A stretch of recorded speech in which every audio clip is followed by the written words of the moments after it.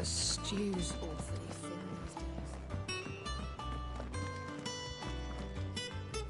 My Lord Marquis, I heard about Eastpool.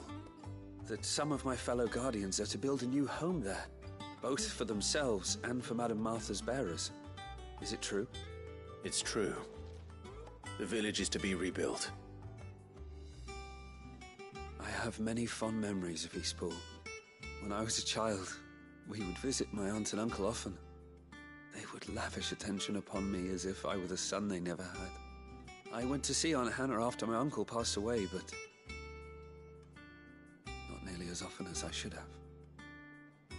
Oscar, I'd like you to assist Sir Wade in the rebuilding efforts. But my lord, my training is not yet complete. I couldn't possibly. I warned you I might not be the easiest of masters, but I'm not as hard-hearted as that. Go. Be with your aunt. Rebuild her home. Is what she would have wanted. Yes, my lord. Thank you, my lord.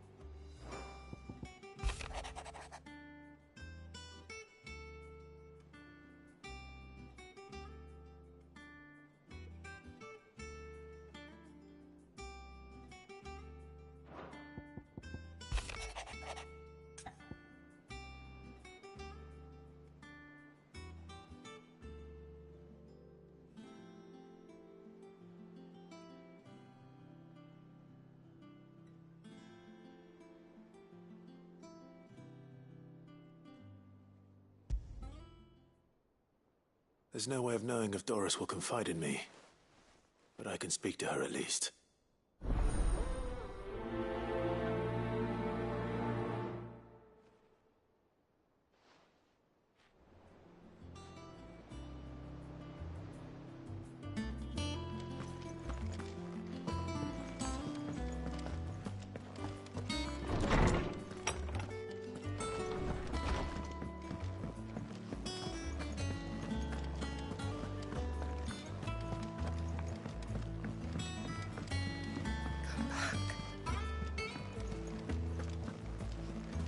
Covered in nicks and lumps, the lot of them.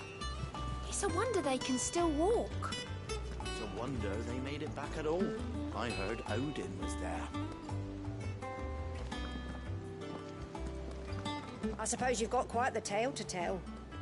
I'll let you get some nice warm stew in you first, before I go bothering you for the details.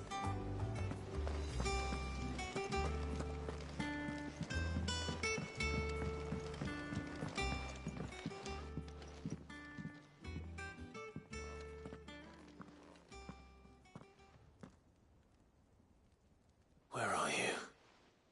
Can I help you, Sid? I'm looking for Doris. Is she here? I'm afraid not. She's at Martha's Rest on a job. My job, actually. When she heard what the mission was, she insisted on going herself. Alone. Did she? What was the mission? Following up on some new information. Once they'd settled in, the bearers you helped liberate in the Dragon's Eyrie were keen to talk about their imprisonment. And about their captor. The slaver Cole's team were tracking when they were attacked by the Beastmen. I'll go and find her. She's at Martha's Rest, you say? If she's not moved on already, yes. I hope everything's all right. Why would Doris insist on going alone? Maybe Cole was right to be worried.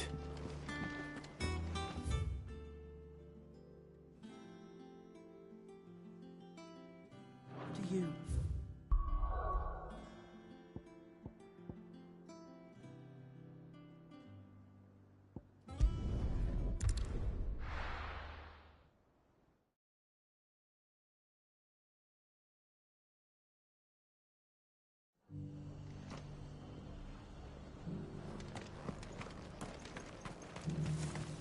Doris should be somewhere nearby.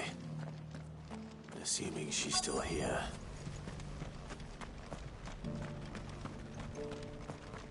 The world seems to be changing so fast lately I can hardly keep up. But what I do know is that there's more bad news than good. You can tell that just by looking at people's faces.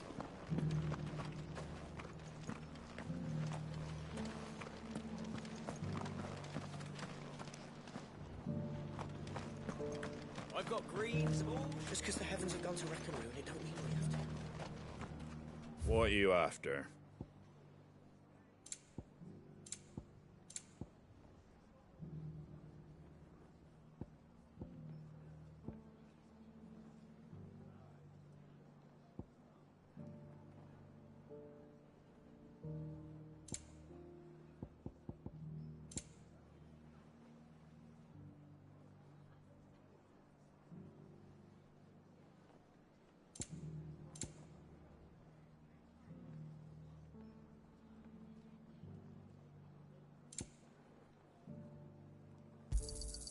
Much obliged.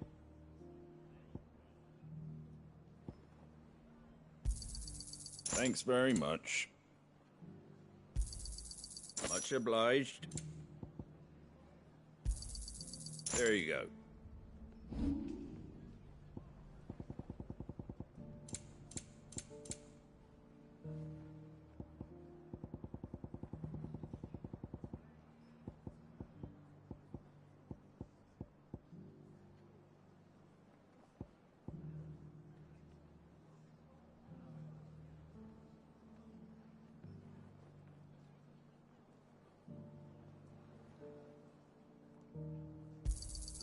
A fair trade.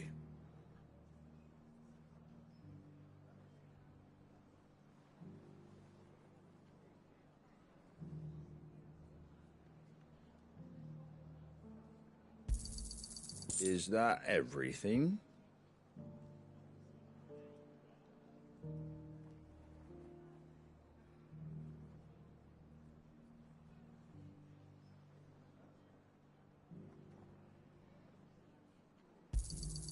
I wanted one of those.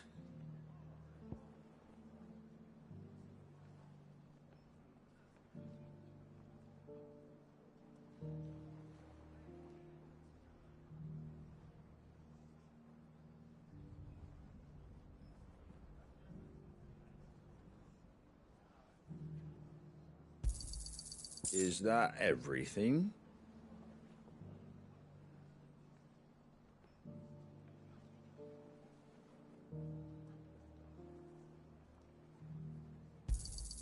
I wanted one of those.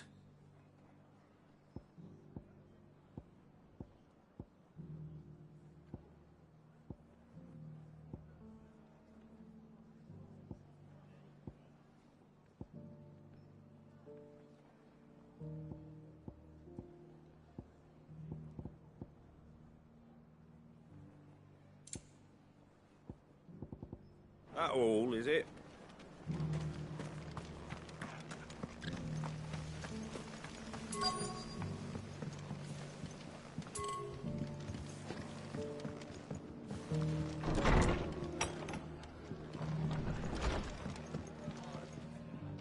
Ah, Clive, I was just about to send for you. I'd like you to take something to Sir Wade up in Eastpool. Seeds for planting. Thought it was about time they started growing their own food. I'll keep providing them with whatever they need in the meantime, of course. But if Eastpool's going to survive, it's got to be able to fend for itself. As have those poor bearers. They've lived their whole lives in servitude, but now they're their own masters. Small wonder they ain't got the foggiest how to provide for themselves. So it's up to us to teach them. And if you're wondering why you, well, the Wagoneers taking supplies up that way have been coming back with more and more reports of Akashic around the village of late. Sir Wade's putting a brave face on it, but I think even he's starting to worry. And if he's likely to share those concerns with anyone, it's you. All right. Thanks. Wouldn't ask if I didn't have to. There. That should be enough to keep him in Gazal Greens for a few years at least. Gazal Greens. Not the most mouth-watering crop, I'll admit. But they're hardy, they grow fast, and they fill a hole. Better that than something that'll wither away at first frost. And chocobos love 'em too, which is no small thing. When I say all of us need to pull together to get Eastpool back on its feet, I mean all of us. They ain't exactly succulent, but cook 'em right, and they're just about bearable. I'll take your word for it. Anyway, Sir Wade'll know what to do with them. And if he don't, well, I'll go up there and show him myself. I'm sure you will.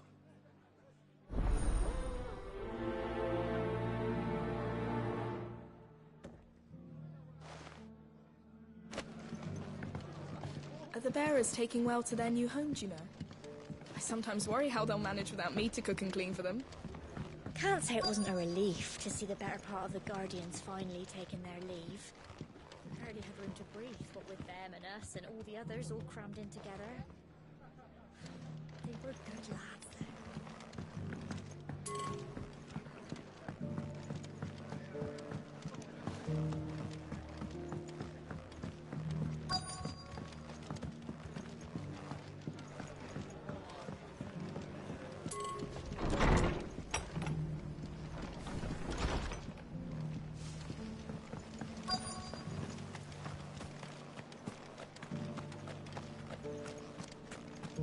It doesn't still hurt, does it? Oh, It's been a pleasure, Doris. Just like old times. I'll give your offer some thought, my lady. How goes the investigation? Sid, what brings you to Martha's Rest? You. I heard you were out here on your own, tracking our slaver. I trust you're being careful. Of course. And it had to be me. The bearers from the Dragon's Eyrie confirmed a long-held suspicion of mine that the slaver we've been tracking is an old acquaintance. She's no fool. If we'd come in force, she would have spotted us straight away, and then vanished without a trace. That was her just now, wasn't it? So, was it a fruitful reunion? I'd say so. She tried to recruit me. Seems her time in Rosaria is coming to an end. She's abducted bearers from across the region and is looking to smuggle them back into Sambrek. After her brush with those beastmen on the road to Northreach, she hired herself an Imperial escort, which she wants me to join. She's dangerous, Sid, but I think I can stop her. Then I'm going with you. I'll take care of the escort. You can see the bearers to safety. Where are they? The Baum Archers, soon to break camp. You go on ahead. I'll follow once I've sent word back to the hideaway.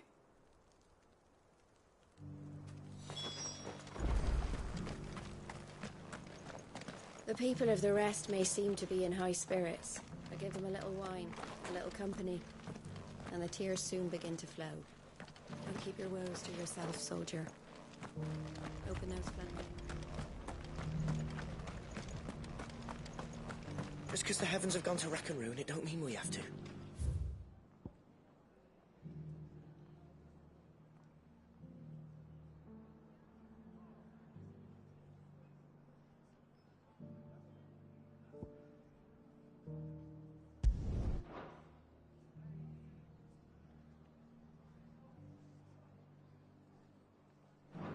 Now, let's get this.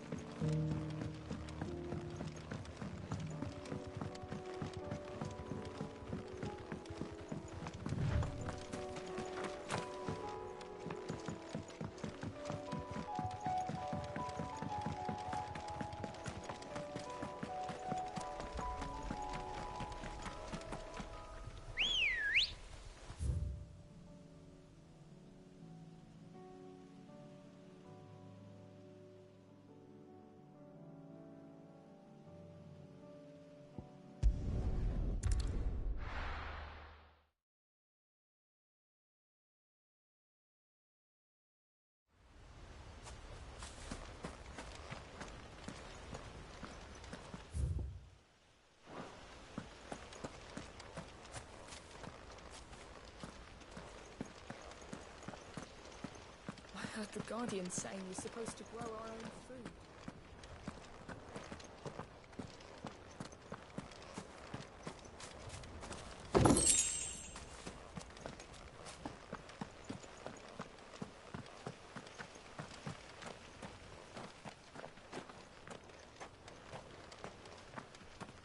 Ah, Lord Rossfield.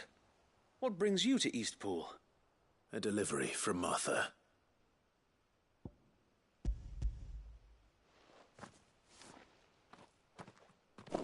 These are Gizal green seeds. Martha's keen to cut the apron strings, then, is she? I jest, of course. You see, I had thought we might be able to revive the old wheat fields, but they'd long since gone to seed, only without the seeds. Martha was hoping he might be able to show the bearers how to plant and tend these, so that they'll be able to fend for themselves. That's not a bad idea. These bearers had only recently escaped their bonds before we brought them here. They know little of freedom, of providing for themselves and their loved ones. Unless we teach them how to live like free men, I fear that all we have achieved in bringing them here is to exchange one master for another. Not that myself and the Guardians have been the best example to them so far, subsisting almost entirely on Martha's charity as we do. It's about time we all started to provide for ourselves, bearers and Guardians alike. Unfortunately, we've been a little too busy of late to focus on much besides bolstering our defenses. There have been alarming reports of... The Horde is closing in. They're coming, so wait, all of them. Time it all. I thought we'd have more time. Gather the men in the square. Send to the rest for reinforcements. Yes, Sir Wade. The Horde. A Kashek, a veritable legion of them. They've been seen prowling around the northern reaches for a while now. We don't have the numbers to hold back a swarm that size. I had hoped to build a perimeter wall so that myself and the Guardians might be able to defend the village, but... Now you're out of time. Precisely.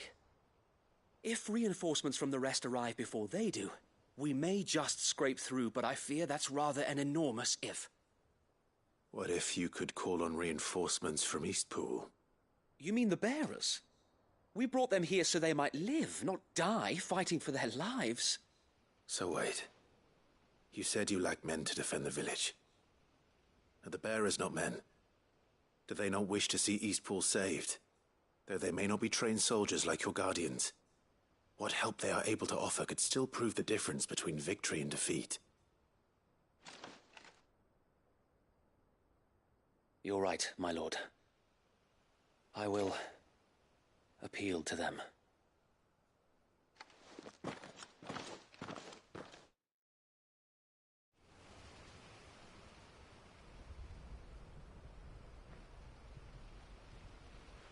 My friends, I humbly beg your aid. We Guardians are few and our enemies many. But I swear we can defeat them with you at our side. You would send us to the slaughter, to serve as bait for those fiends so that you and your men might be spared. And to think we trusted you. Say what you will, a home is not worth dying for. But it is worth fighting for. Sir Wade fights to give you lot a chance. Just like I do. Just like Sid does. We all wanted to give you a home where you could be free. And you got one, didn't you? This place, Eastpool. This is your village. Your home. And if you don't fight to protect what's yours, you'll lose it. You know I'm right. This world wants to take everything from you. Everything. Your homes, your freedom, your very lives. So then, Are you going to stand by and let that happen to you? Are you going to accept fate like good little Bran did and die, having never stood up for yourselves? Or will you fight like free men and women?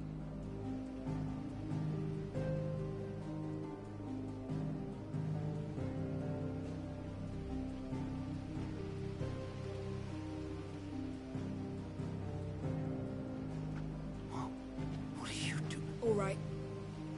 Give me a sword. I never dreamt I'd have a home of my own.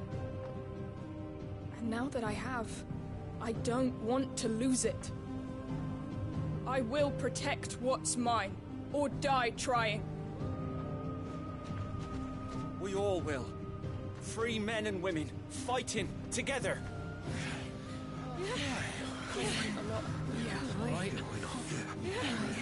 For Eastpool!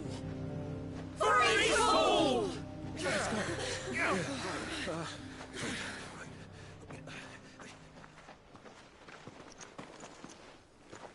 Thank you, Martha.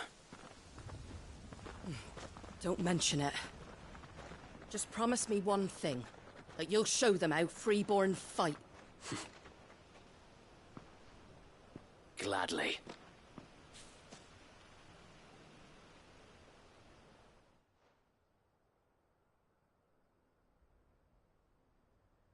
Well, if it was numbers you were lacking, you certainly won't be now.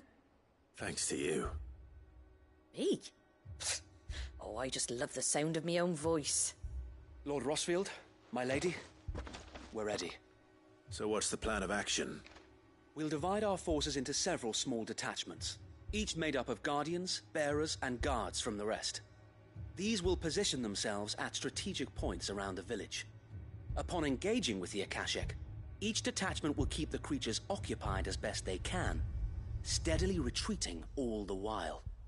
You're going to lure them into the village? I am. We will have neither the time nor the resources to treat the wounded, so injuries must be avoided at all costs.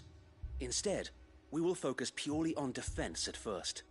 By coordinating our withdrawal through the use of messengers drawn from among the bearers, we will aim to have the swarm converge at a point of our choosing. With luck, that point will be the village square, the perfect place for our most able warriors to surround them and fall upon them, and for you and I to finish them off. A sound plan, but one that'll require a leader with a cool head and strong nerves to coordinate the retreat. I'd say you have both in abundance, Await, but you'll be needed. Please, leave the last of the fighting to me. Ha! And let you have all the glory. Sir Wade! They're here! Then you know what you must do. We work together, everyone playing their part, each shielding the other that no man might fall, that Eastpool might live on. For Rosaria! For Rosaria! We've no time to argue, my lord. I'll do as you ask. And I will do as you ask. Suppose we'd better do our bit too then, eh? Right you are, Martha.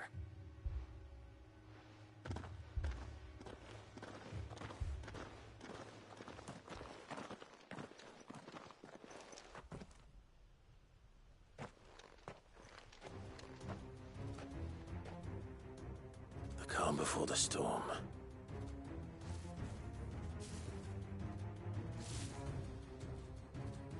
And here it comes. I will not let this village fall.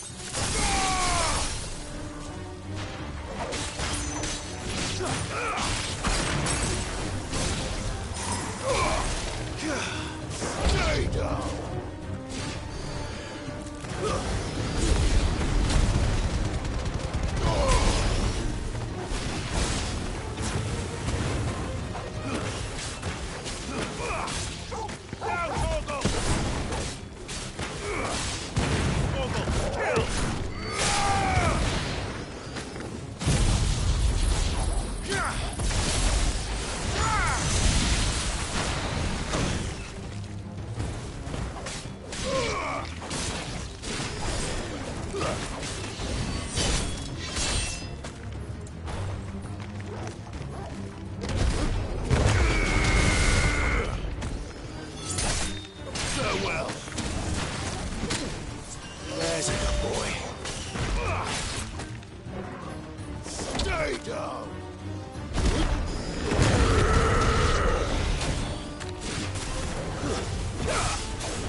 And another.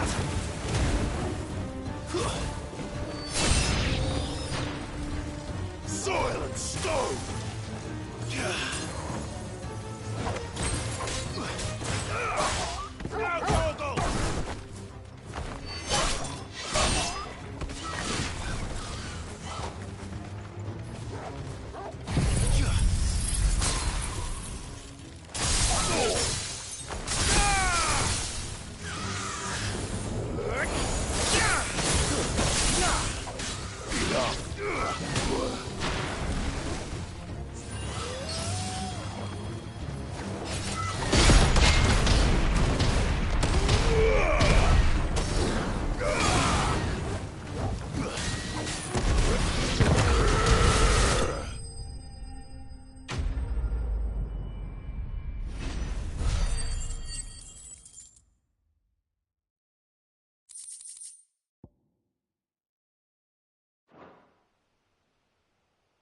Looks like that's the last of them. Lord Rossfield! Change of plan! What is it? Owl from the rest. An Akashic curl's been sighted on Rhiannon's ride and is headed in their direction. Well, the better half of her guard is here. So wait, how many Akashic remain in East Pool? Hard to say. My men are still facing some resistance, but I think the worst is behind us. I could order a detachment or two to fall back and... No. Let them finish the job. You stay here too, Sir Wade. Your men need you. I'll go after the Curl. Join me only when East Pool is won. If you're sure, my lord. May the Founder protect you.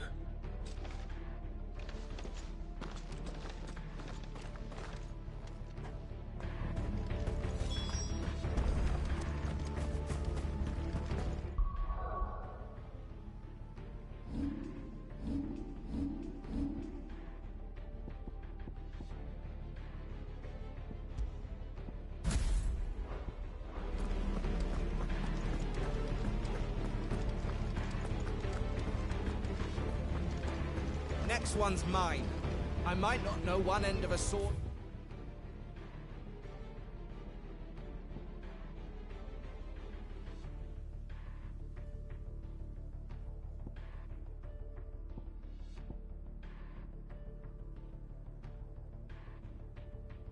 From the other, but I can roast the bastard. The Curl was sighted on Rhiannon's ride back towards Martha's Rest. East Pool will be safe in our hands, my lord.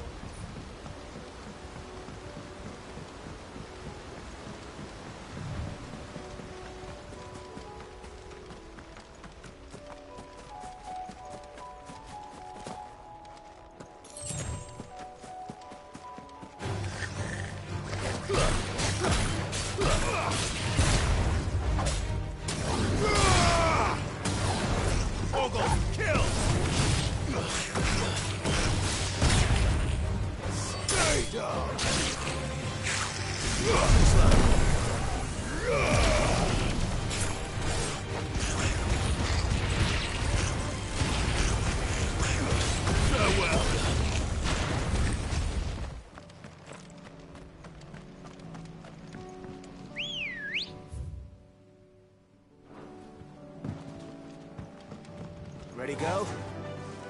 Faster!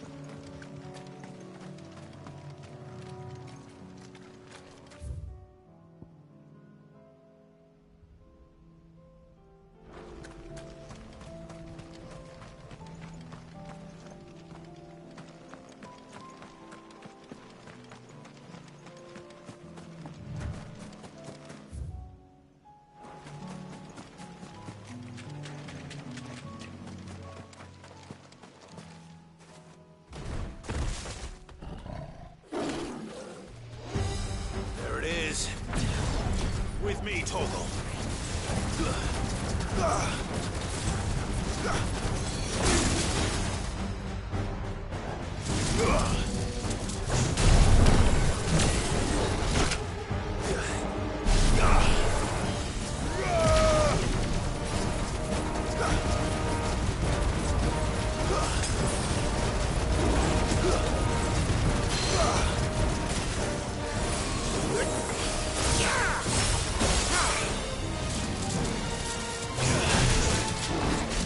Find how.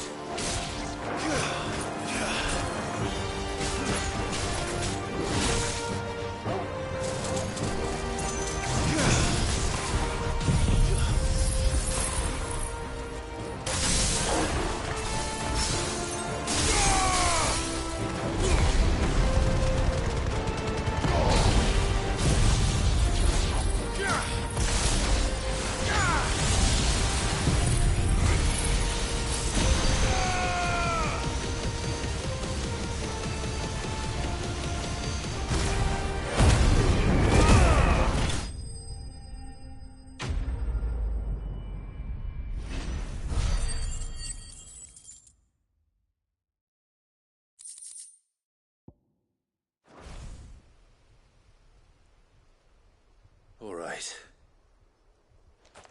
Back to Eastpool.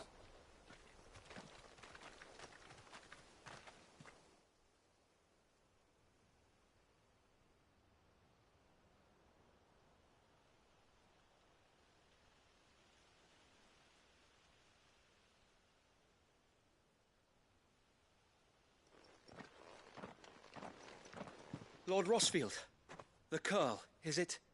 It's dead. Thank the Founder for that.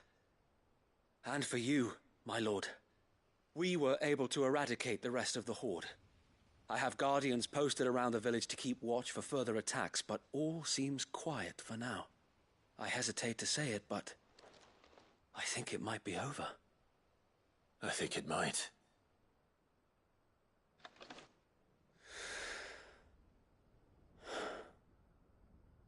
We did it. We saved Eastpool. Thank you, my friends. Thank you. No, Sir Wade.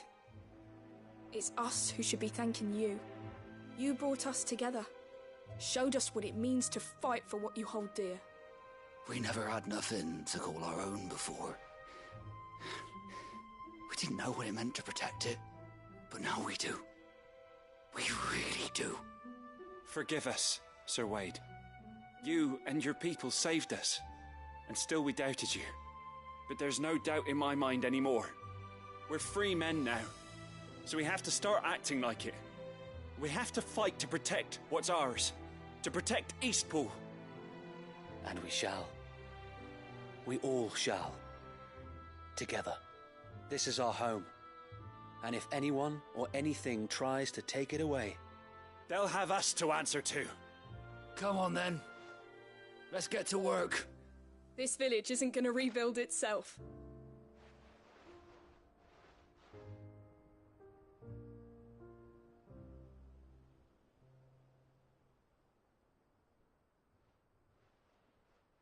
They're not slaves anymore.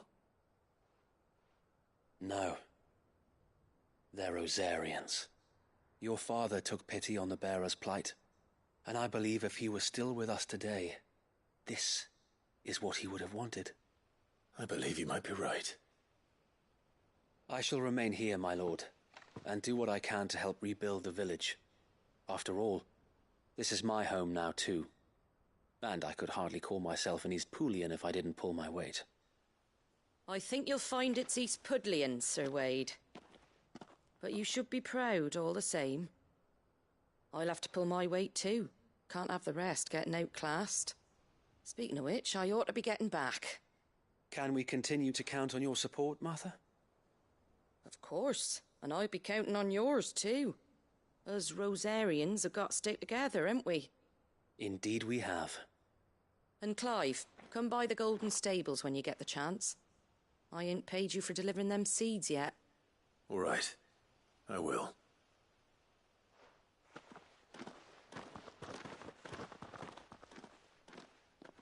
Lord Rossfield, do you remember our very first mission together? Clearing the goblins from the Stillwind marshes? How could I forget?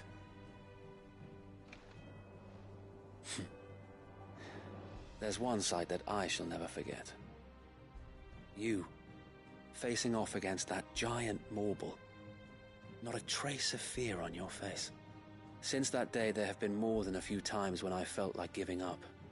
When the odds seemed so stacked in the enemy's favor, I thought I may as well just lay down my sword and surrender. But every time, I would think back to the look in your eyes that day and remember what it means to be a shield. Know that whatever trials Eastpool may face, I shall never lose courage. Thanks to you. So Wade, you have always been a true shield. I know that Eastpool, and indeed all of Rosaria, will be safe in your hands. Thank you, my lord. I know the rest of the world will be safe in yours. I'll do my best.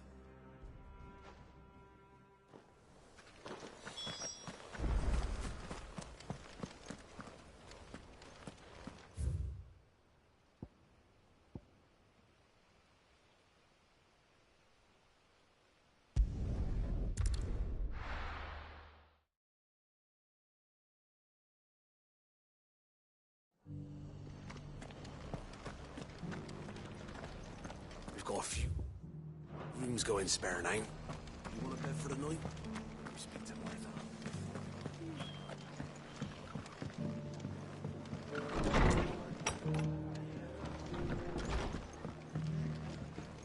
The hero returns. It's lucky you came by when you did, eh?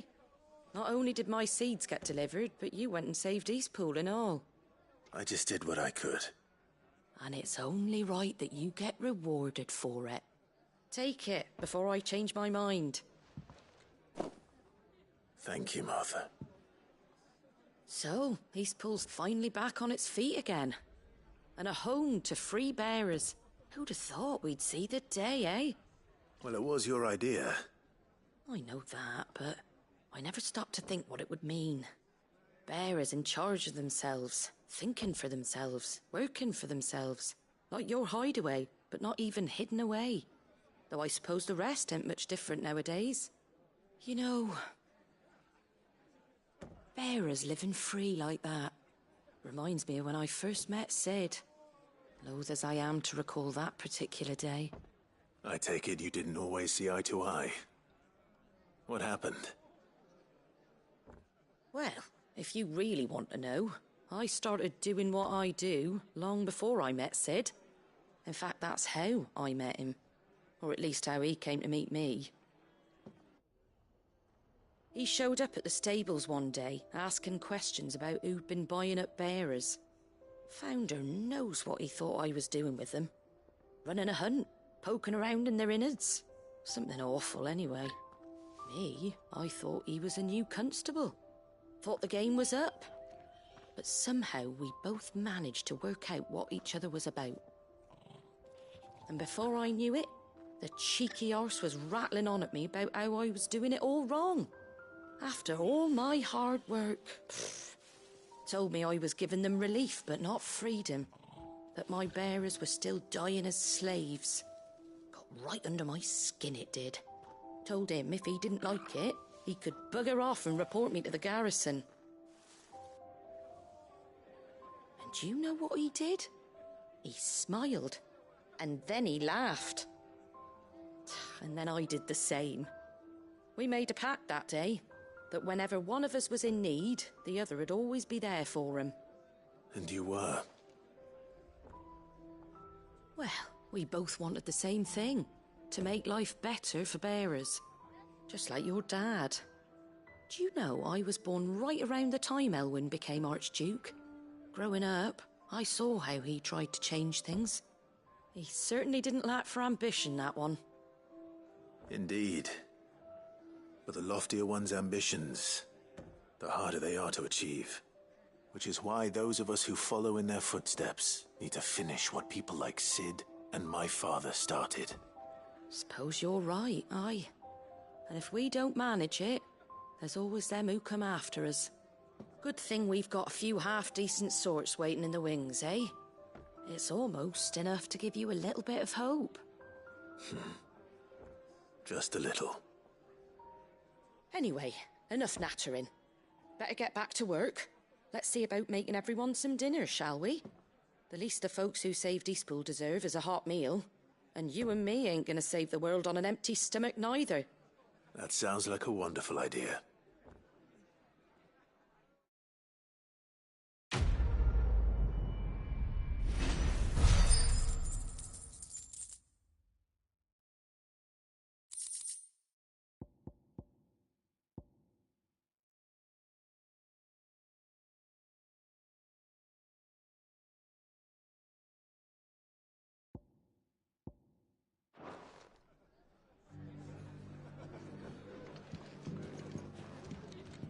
Are the bearers taking well to their new homes, you know?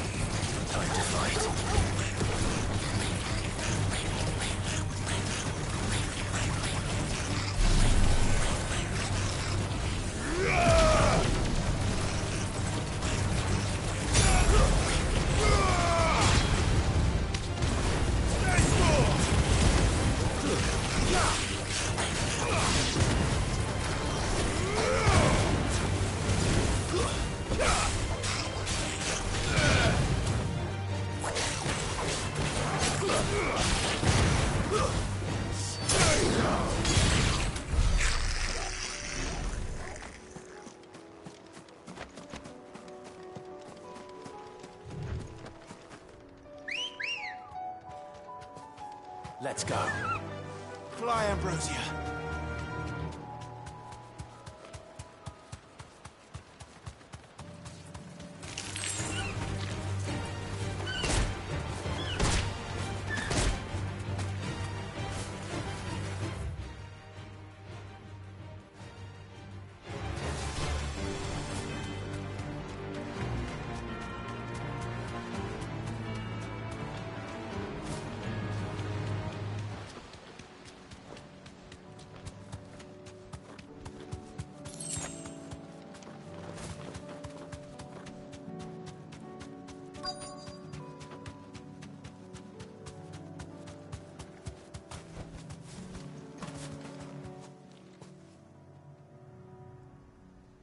Good. They haven't broken camp yet. How did Doris come to know a slaver, I wonder?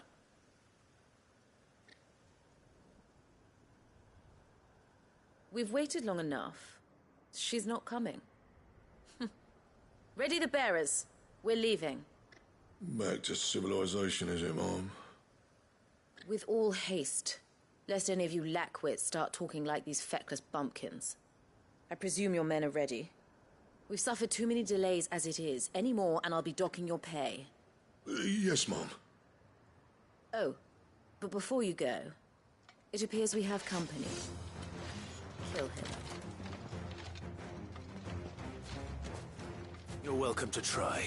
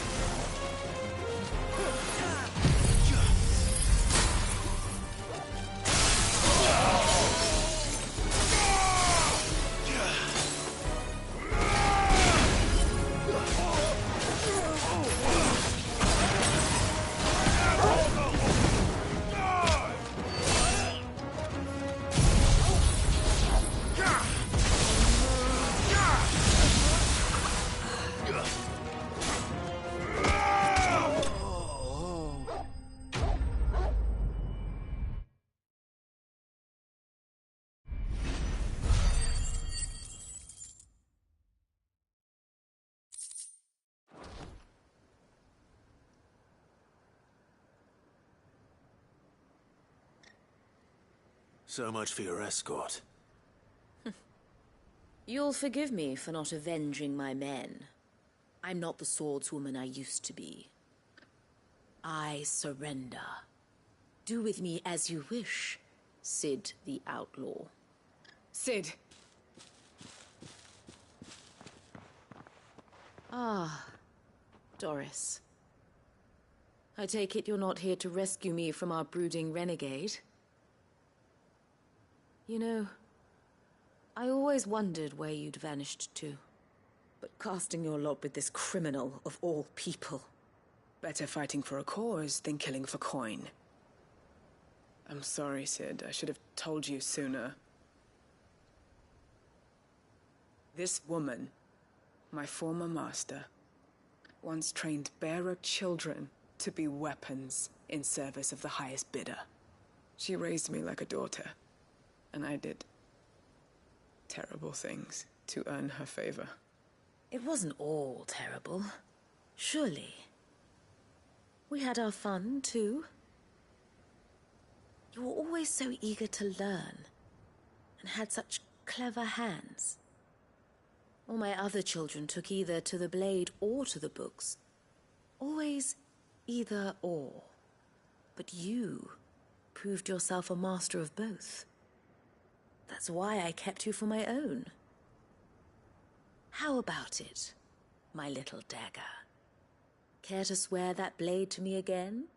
I never swore my blade to you, nor will I ever. I fight for a higher cause, to liberate the bearers of this world. Farewell, Master. Thank you for making me the weapon I am. You always were a righteous child. Perhaps that's the reason I loved you so.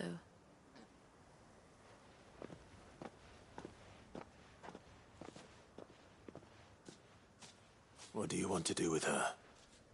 I am not the killer she wanted me to be. Not anymore. And she no longer has friends in high places. The Dame does, though. Her connections at the Imperial Court will see that justice is done. All right.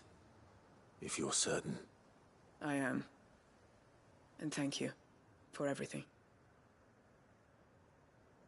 Now, I better let these bearers know that they're safe.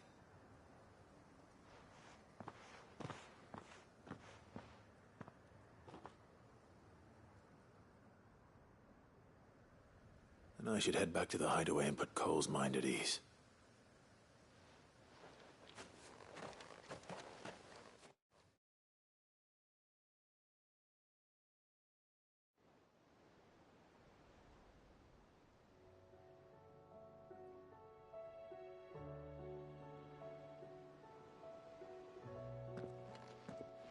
Welcome back, Cid. Doris's message just arrived. I hear you saved more bearers from being smuggled across the border. With any luck, they'll be joining us in the hideaway shortly. Oh, and your letter. You don't need to worry about Doris anymore. I'd been hoping as much. She mentioned one or two things in her report. So the slaver we'd been chasing all these months was her former master. Wish I'd known. She's been arrested, by the way, over in Sanbreak. Went quietly, or so we're told. And she won't be getting off lightly. The Empire may have no love for bearers, but it's none too fond of black market traders either. Can't have been easy for Doris. I'm sure it wasn't. But don't worry. She'll be all right. I hope so. Suppose you should know, eh? You had quite the past yourself before you came here, or so I understand. Anyway, thanks again, Cid. The Cursebreakers would be lost without Doris.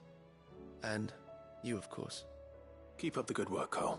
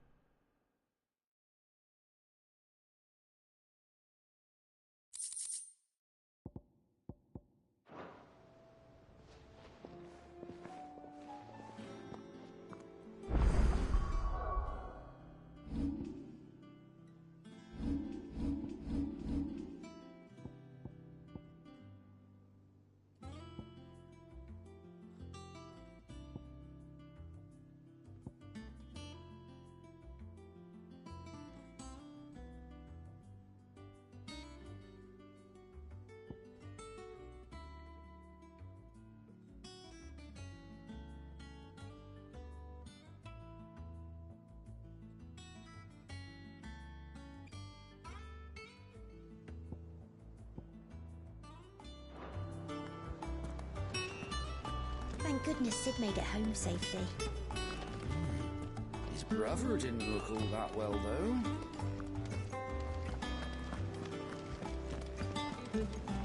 Covered in nicks and lumps.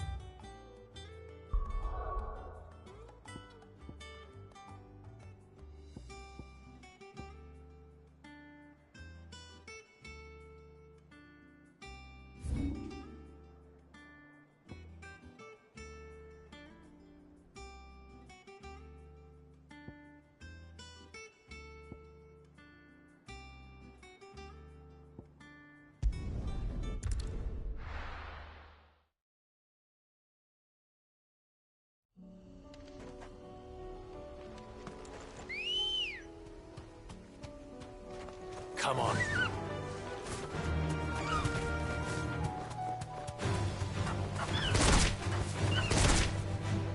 You deserve a rest.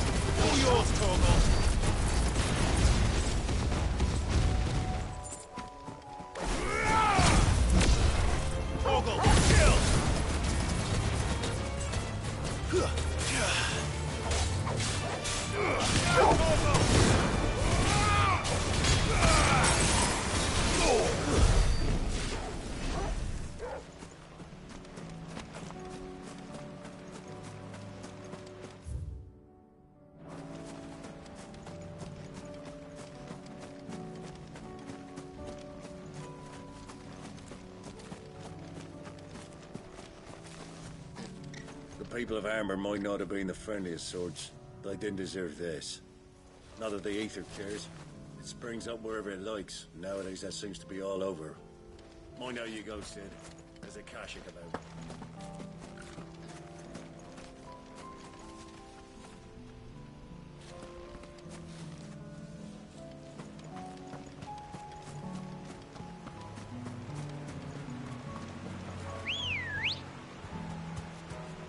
Damn it. The whole village has turned. Yeah! All right.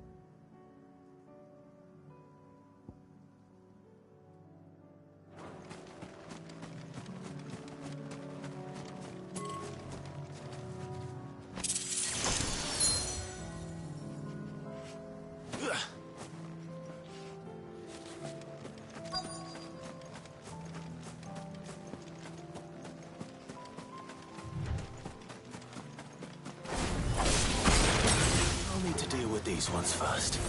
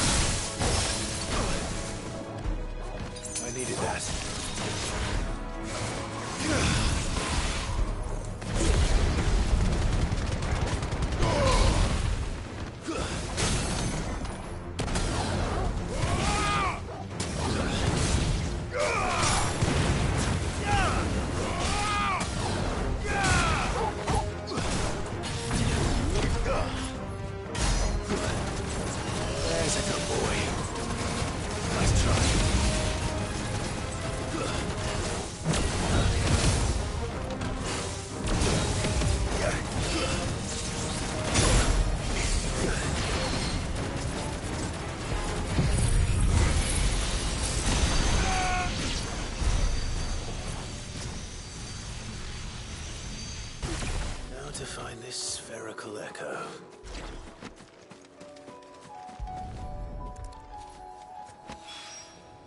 This is it. Right then. Just two more to find.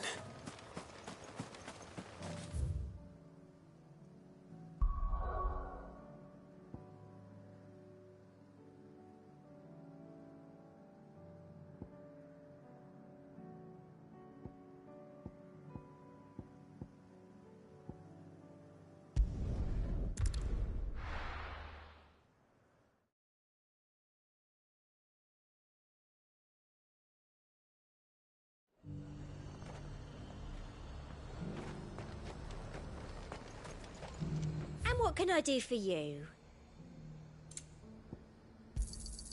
You've a keen eye. Come back again. Nothing like a little unrest to fill the coffers, eh? Let the day be.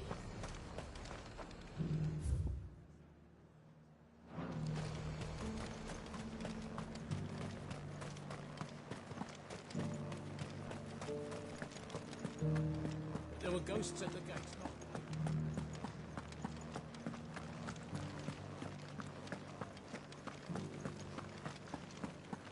Those things I said before.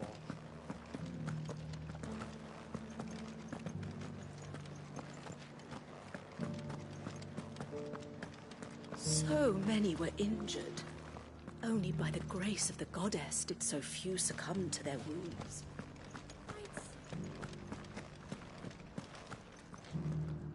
Oh, Clive. What am I to do? My wards and I may soon be without a home. What's happened? The High Cardinal has descended from his lofty throne and taken up residence here in Northreach. The High Cardinal?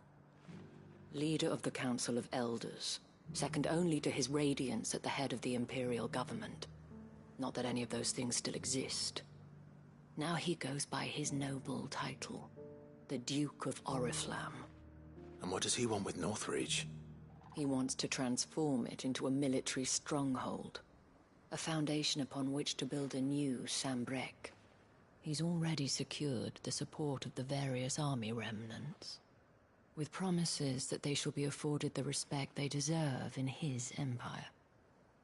One built on the confiscated property of the people. He would rob the populace to pay for it. Believe me, I have used every means of persuasion to discourage him from this folly. But for whatever reason, he will not listen to me. What does Captain Philippe make of this? When the town was under attack, it was him the soldiers rallied around. Couldn't he use that influence again? How? By speaking out against one of the most powerful men in Sambrec. A man whose stated aim is to revive the empire Philippe's comrades swore to serve, and to improve the soldiers' lot within it. The captain can offer them a regular supply of gruel, and an occasional trip to the Vale to help them forget the terrors they face each day. The Duke offers them a vision of strength and safety. No. Any attempt to incite mutiny would cost Philippe the support of his men, if it did not cost him his life. But given the mood around town, mutiny may yet be unavoidable. The people have little appetite for further deprivation, least of all when it serves only to elevate others. And who could blame them? Clive, would you appeal to the Duke on my behalf? For your services to Northreach, you have the respect of the soldiers, and they will take you to His Eminence if you ask them. And unlike Philippe, no bonds of loyalty prevent you from speaking your mind to the man. Well, will you try? You could hardly fare any worse than I did. I'll see what I can do. Thank you, Clive. Tell me then, where will I find this Duke of Oriflamme? In the garrison? Overseeing the troops, yes. All right. Wish me luck.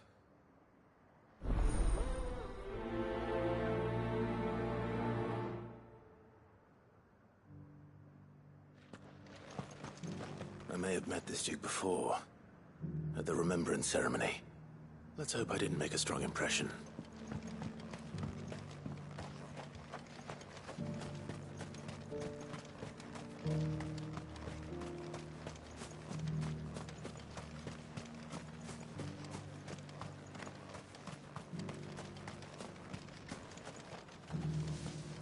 If it's the captain you're after, he's on patrol. Though there's not been much to see out there since you took care of those devils up in Moor.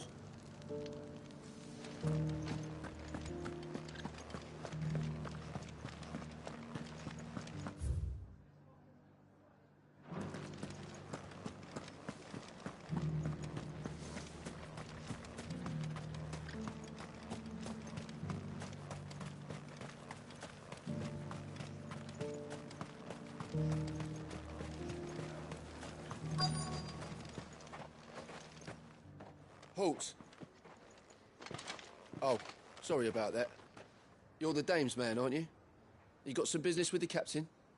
No, actually. With the Duke. I was hoping I might be able to speak with him. We're under orders not to let any civilians pass. But you should be all right. His Eminence has heard all about you and your heroics. Wait here. I'll go and ask.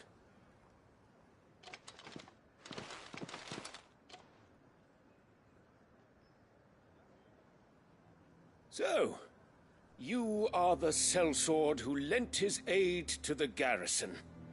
The Empire owes you a debt, and I shall see it repaid. But tell me, is it wealth that you seek, or favor? Neither, Your Eminence.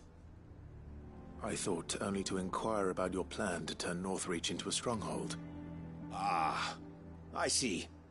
You are worried the expanded garrison will render your services redundant. Yet you needn't be. A proud fighting man like yourself shall always have a place here. Pride of place, in fact.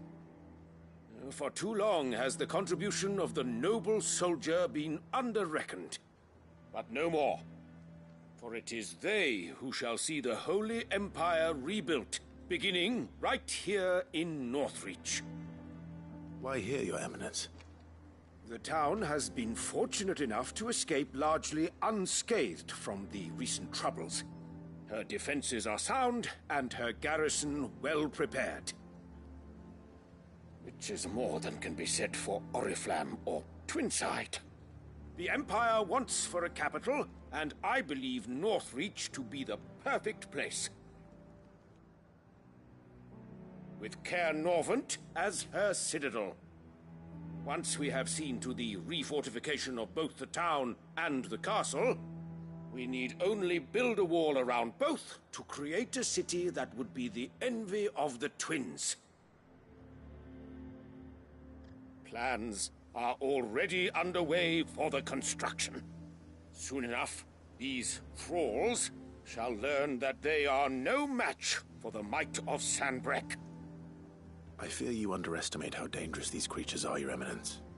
Should they return in force, you will need all the people of Northreach to come together in defense of the town. Something they may be loath to do if they've been deprived of their worldly goods. The people will do as their leaders command. If Sanbreque is to be rebuilt, she will require a functioning government.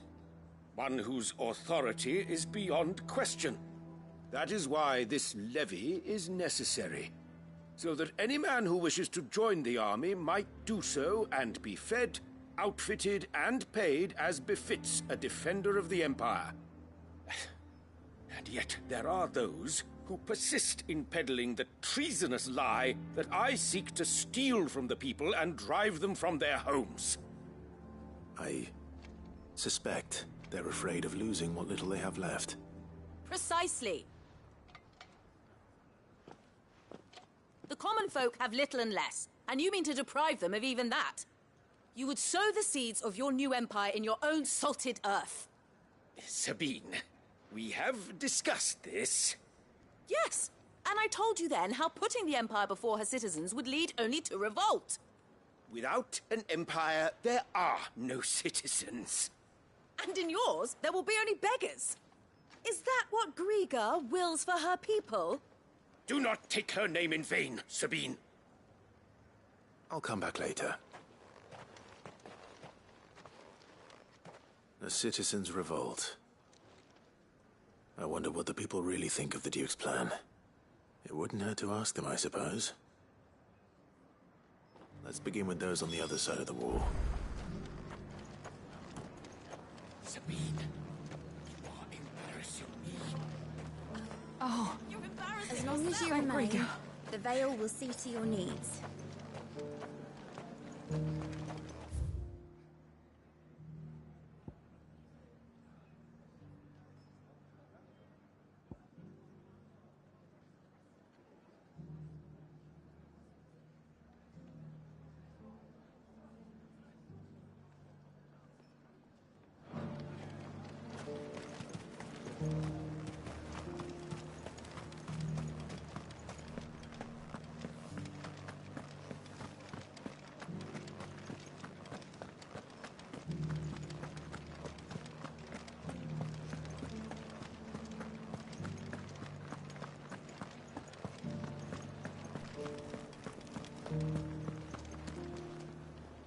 Quiet there.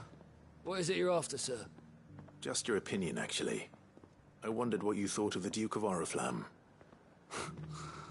Oh, him. Not much. None of us traders do. It's thanks to nobles like him that we had to set up shop this side of the wall in the first place. Couldn't have the rabble getting any closer to the holy capital, could they? And now he's trying to drive us out completely, threatening to take everything we got from us if we don't clear off. If the dame said she wanted him run out of town, I'd be straight through that checkpoint, tar bucket in hand.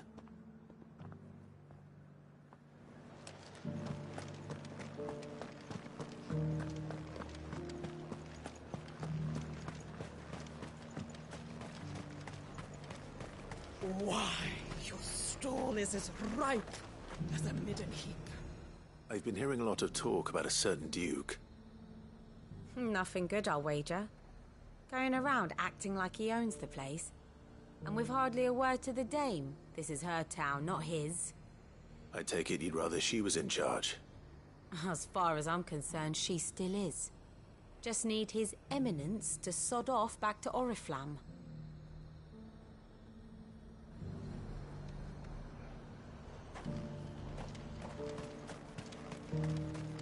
I got peppers to numb your tongue. I put fire in you.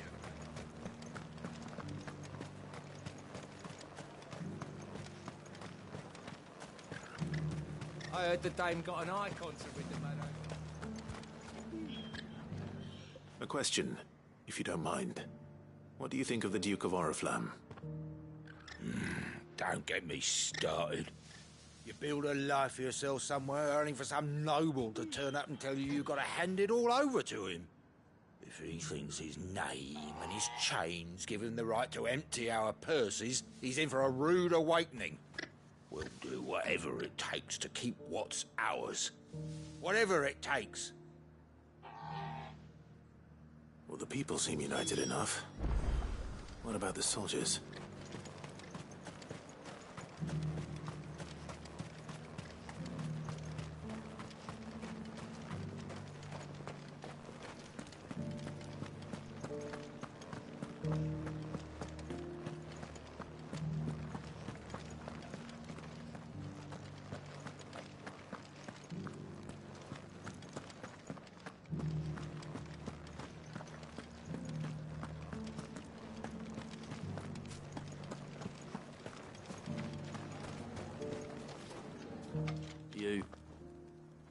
You're the one who was talking to His Eminence. On the dame's behalf, yes. I was trying to persuade him not to take the people's goodwill for granted, but it seems my words fell on deaf ears. What do you think of his plans? I'm a soldier, mate. He tells me what to do, not the other way round. Listen, I've got nothing but respect for the dame, but I've got a family to look after. That's where my loyalties lie, not with the town or the Empire, but with my wife and children. If the Duke can get us the men and the equipment we need to fight off those blue-skinned bastards, I don't care how he does it.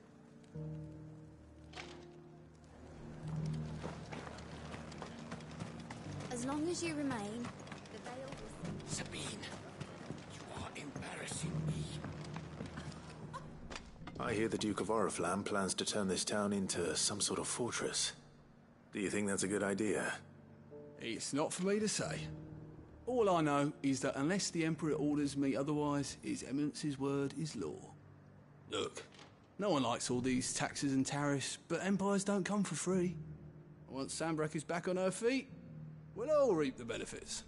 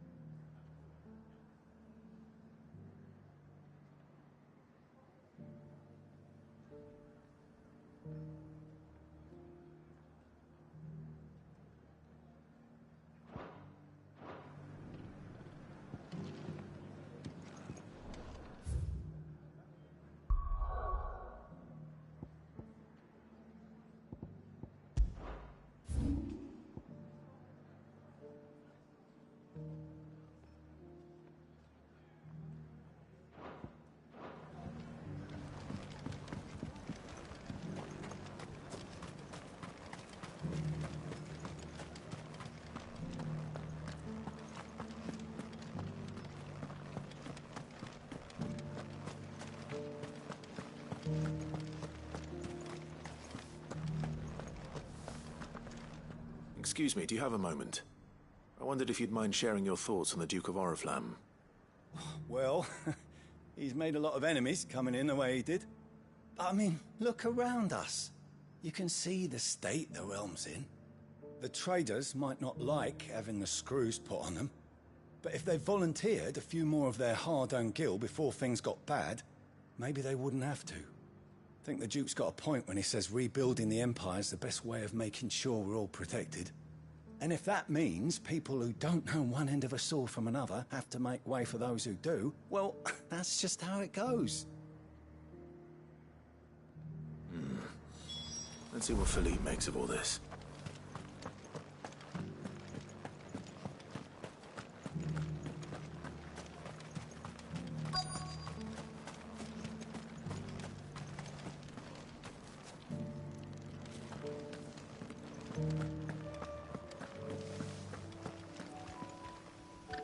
Captain, do you have a moment?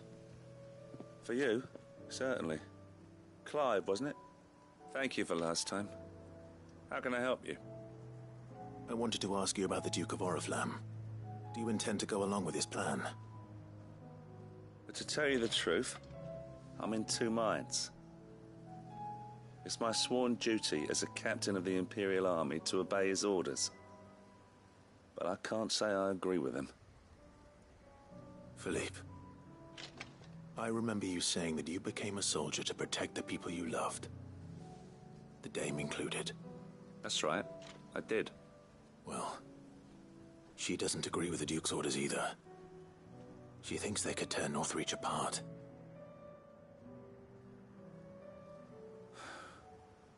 And she's probably right.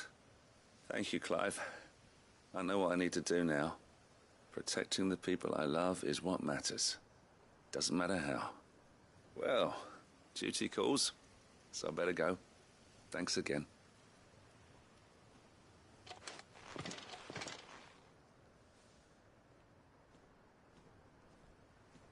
It seems Philippe wants to do the right thing at least. I expect Isabel will be pleased to hear that, if nothing else.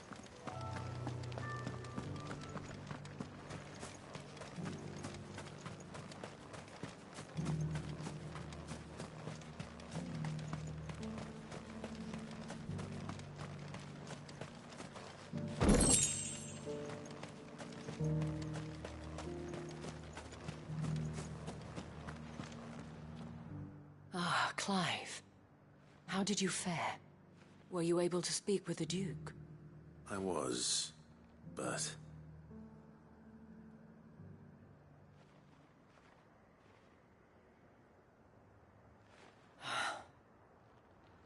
So Northreach is to be a fortress after all. Well, it will certainly help to hold back the thralls. There's no denying that. Though I doubt it will come as much consolation to the townspeople whose worldly goods are confiscated to pay for it. They deserve to be heard, Clive. To have a say in this new empire the Duke means to build. Sadly, His Eminence values their obedience more than their opinions, and hopes to reassert the authority of the state. I fear he sees the people as mere pawns on his chessboard to be sacrificed for the greater good. Needless to say, they themselves are of a different opinion, and would rather their destinies were in your hands. The soldiers, meanwhile, are content to follow their orders. And not just because of the Duke's rank, but because of his vision. I thought as much. Had I sworn to protect Sambrek, I dare say I too would want nothing more than to see it rise from the ashes. Thank you for trying. But the battle is lost. I don't know about that. What happened to your uniform? I handed it in, along with my resignation. Told the lads I wished them well, but that I owe it to those I love to call it a day. But why? Because I realize what really matters to me. Not following some nobleman's orders for the sake of it, but protecting what I care about. Protecting Northreach. I honestly don't know when those monsters will return, but I'm certain they're not finished with us yet. And when they do come back, we need to be ready for them. We need to stand together, all of us. And with you to lead us, milady, I reckon we can do it. It was you who finally convinced me, Clive. There's no point following orders if they go against everything you believe. Indeed. All of us, standing together. That has always been Northreach's best hope, and one which still lies within our grasp. We have only to turn our attentions to the true enemy. Thank you, Philippe, for showing me what I must do. Anything for you, milady. Speaking of standing together, would you mind if I borrowed a few of the lads from the Vale to help keep watch around the town? I fear His Eminence has loftier tasks in mind for the guard. Not at all. Be my guest. Wouldn't be the first time.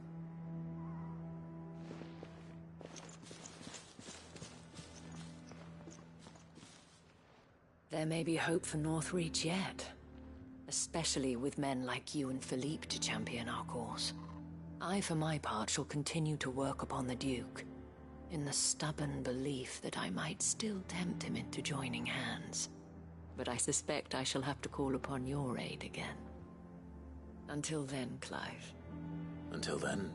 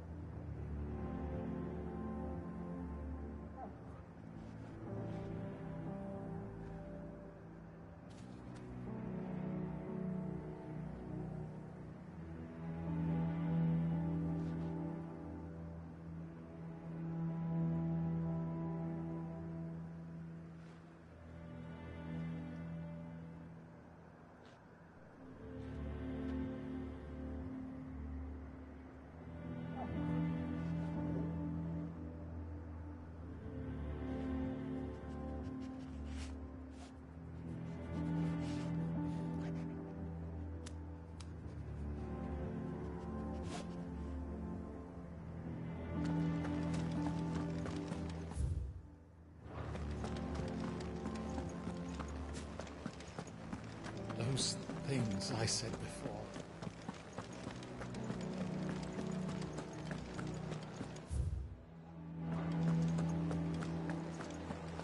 There were ghosts at the gates not days ago.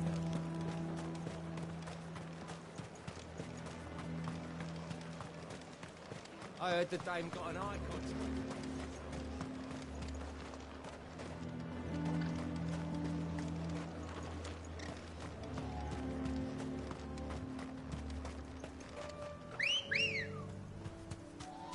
Good girl.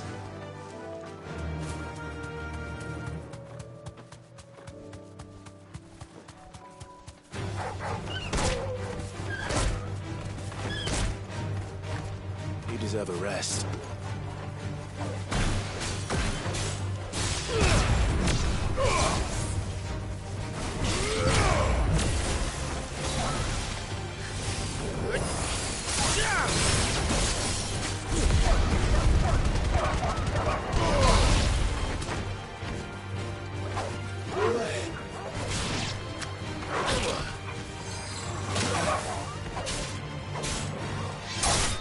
Farewell.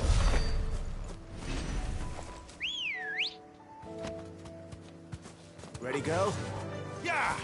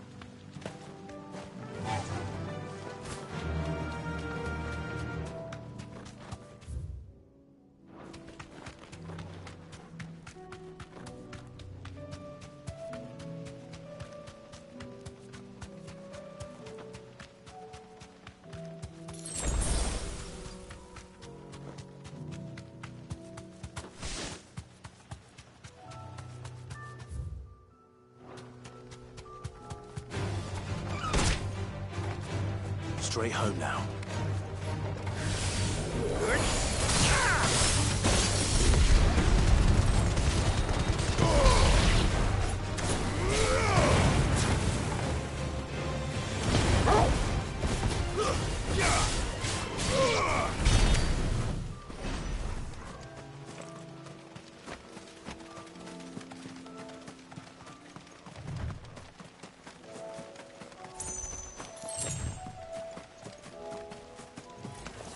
Enough of you, are there? Get him!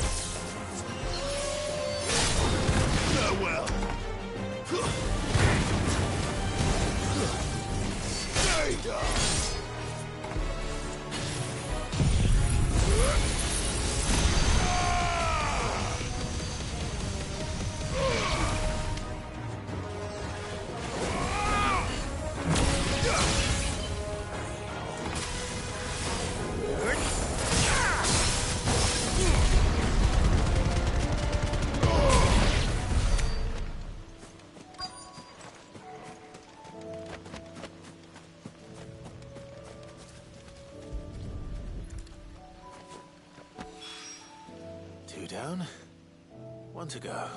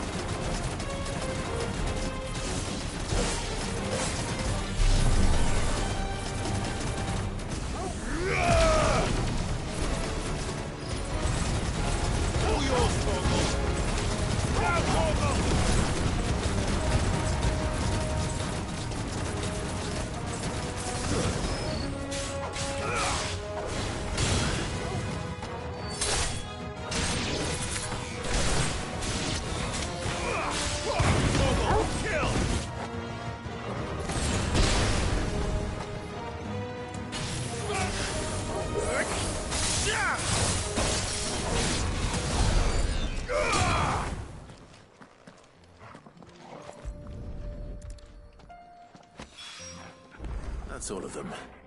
Owen can uncross his toes now.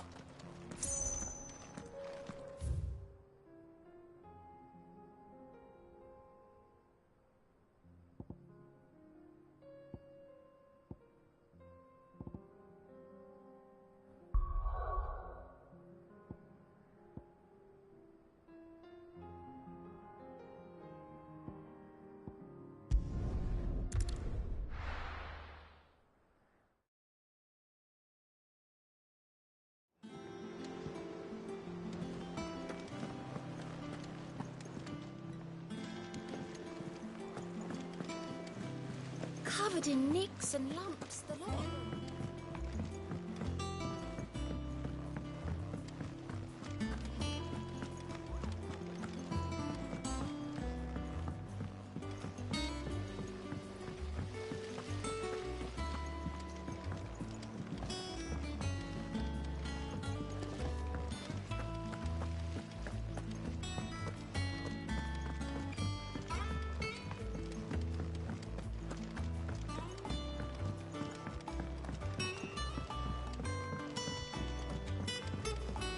How was she?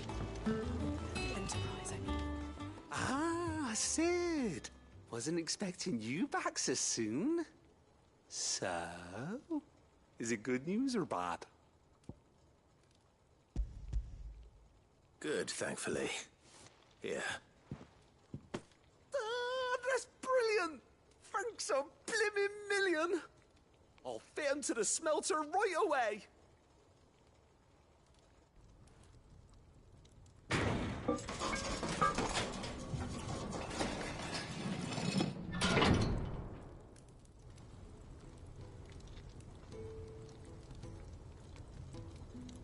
May I present to you the Telemon Furnace? Ain't bad, is she? She's a beauty. You saved my bacon again, Sid, and I ain't about to let your good deed go unrewarded. It's fine, really. My bag's flexible enough already. Oh, don't say that. I'm sure I can make a few improvements to it yet. You could just buy me a bigger... How about that clasp? Looks a bit stiff. Reckon you could loosen it up and make some more room? And I reckon I know how. With a new alloy we've been working on. The Telemon Furnace was just what we needed to perfect it. It's a metal, see? So it's lovely and strong, but it's also, well, stretchy, if you can believe it. Stretchy metal. Well, if you insist. That is the spirit. You'll love it, I promise.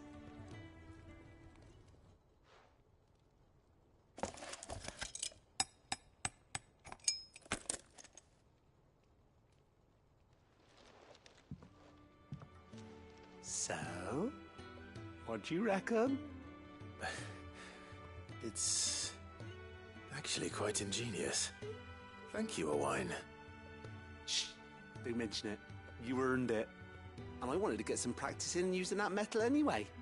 Reckon we'll have all kinds of uses for it around the hideaway. Can't think of any right now, but that's our job, innit? Dreaming up new ways to make life easier around here. Maybe even out there, too. One day, the whole world's gonna know about the inventions you've helped us put together. That bag of yours will be the first of many. You mark my words. They'll hardly believe their eyes, I'm sure.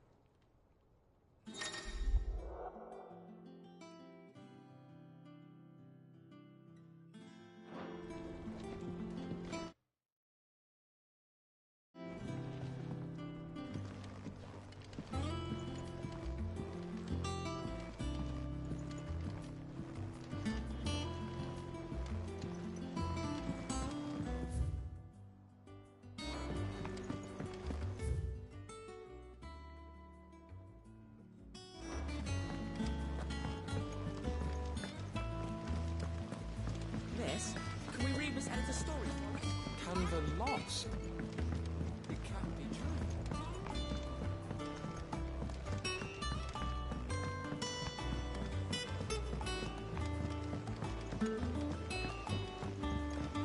Have you tried Molly's lemon tarts?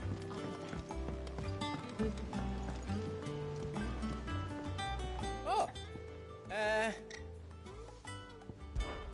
there's no one like our Nan.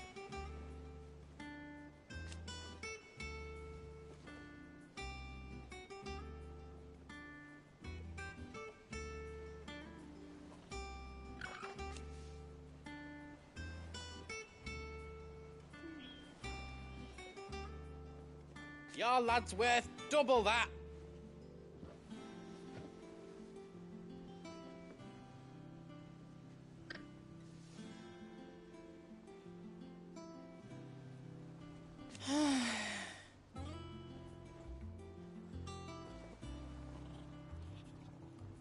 And I've never looked back.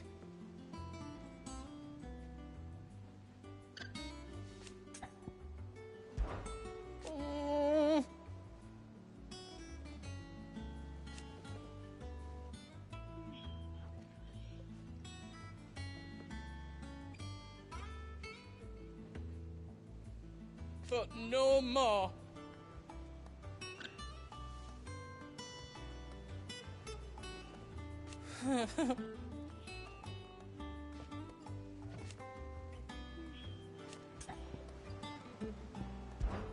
Be seeing ya.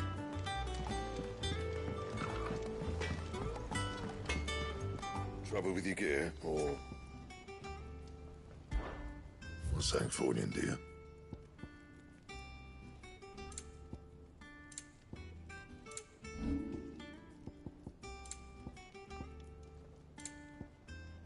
That it? Fine.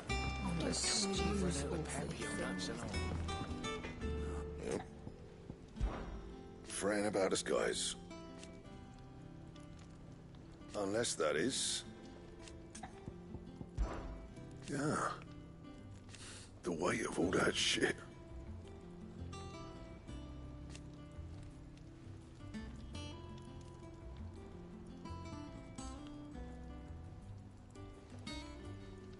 Clever girl, that one.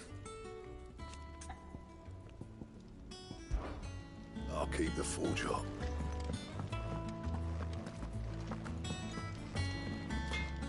So what do I owe the honor? What do you want?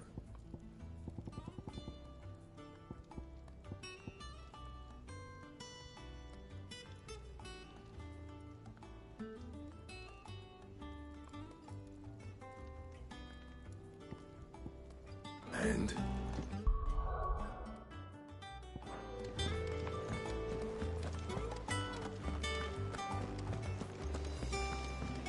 what do you recommend?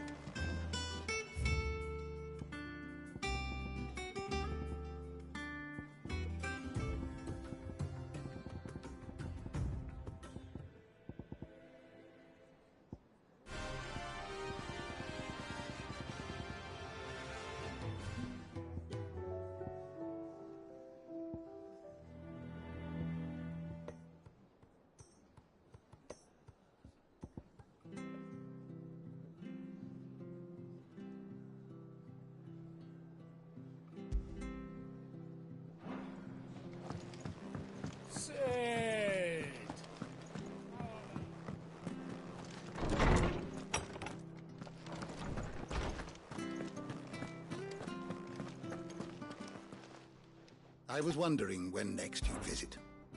I have compiled some new entries, if you would like to see them.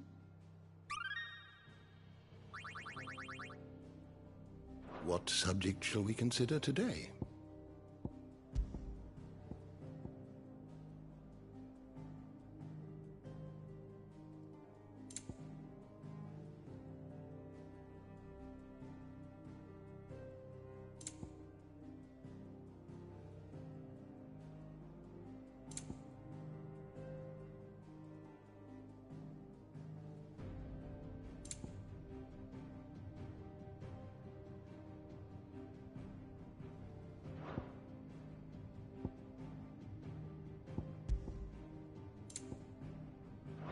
You are always welcome, Clive. Mid said I could ride the Enterprise next. No, she didn't. She said I could.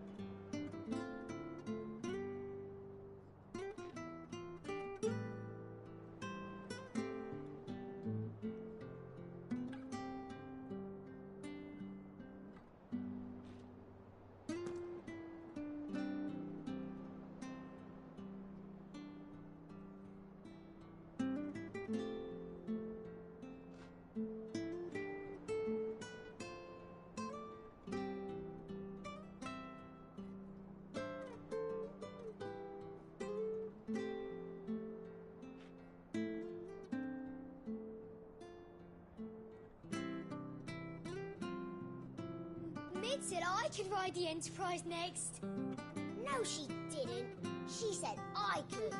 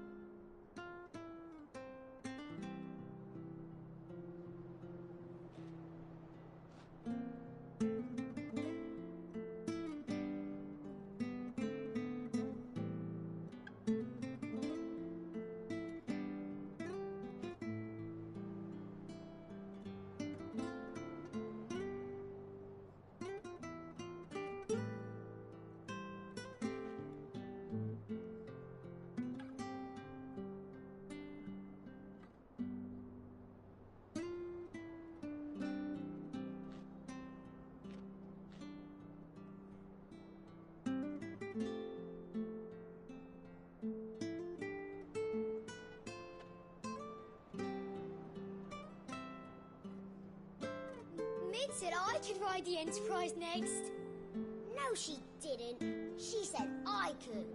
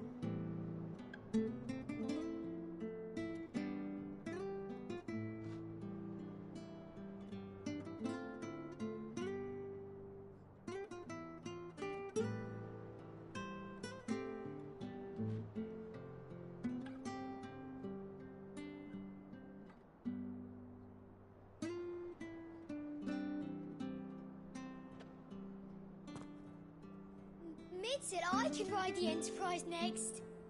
No, she didn't. She said I could.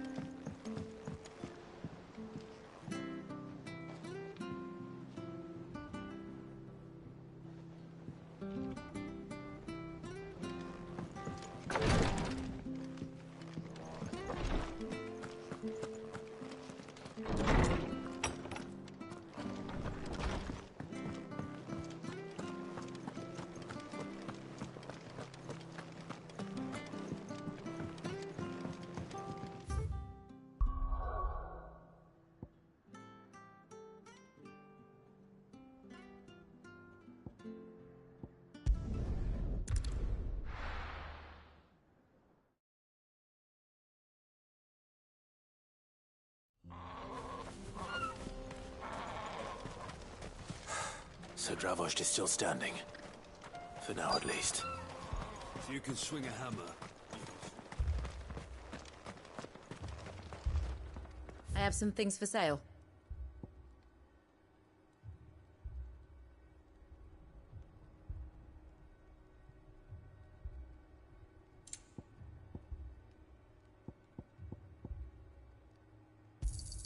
Certainly.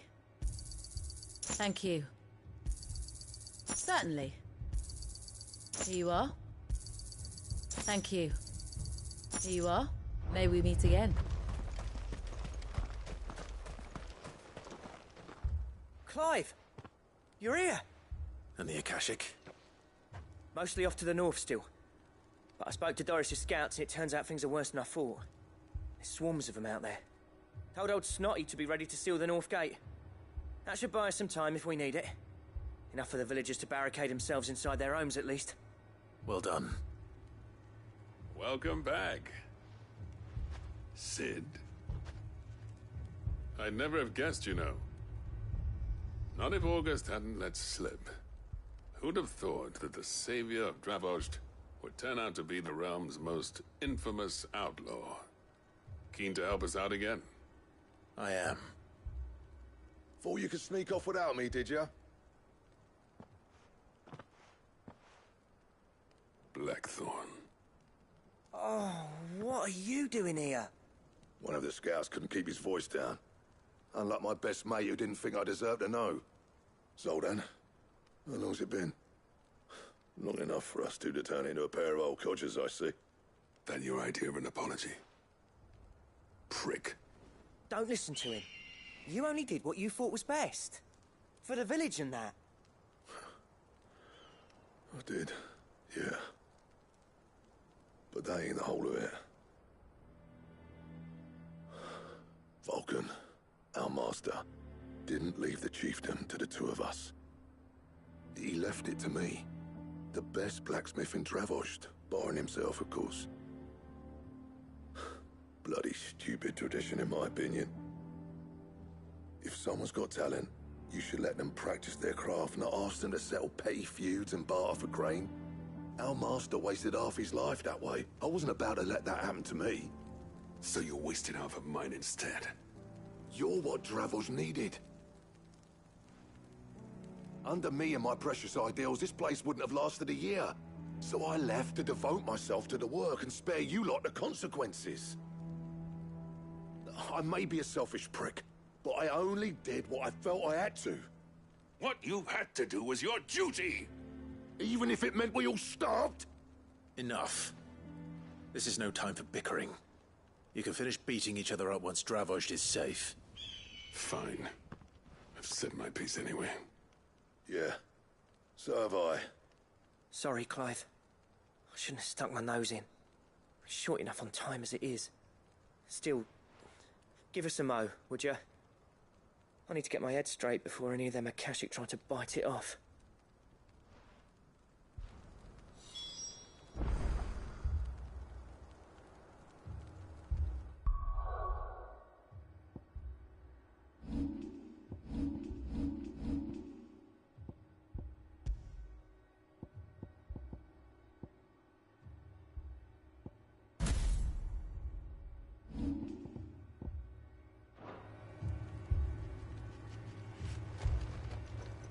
You, ready for the off, then? We can't afford to waste any more time. Right you are. Might be worth having one last word with the scouts, though. Don't want any nasty surprises, do we? Oh, and Blackford, you and Zoltan might be better off staying inside the... Akashic on the move. How close are they? Within sight of the walls, and there are more coming up from the mines. What was I saying about nasty surprises? They'll wash right over us if we stay out in the open. We're pulling back behind the gates. Good idea. Get yourselves inside, but keep your weapons handy. Understood.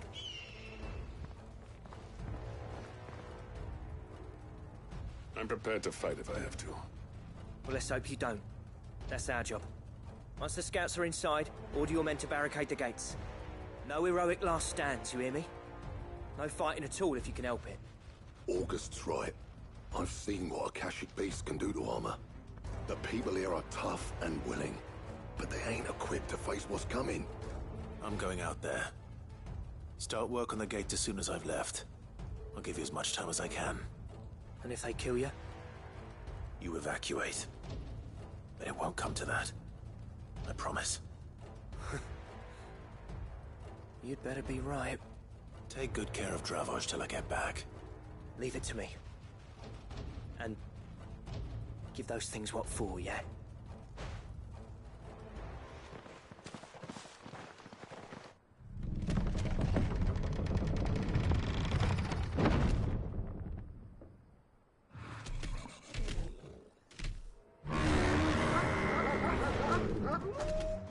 All right.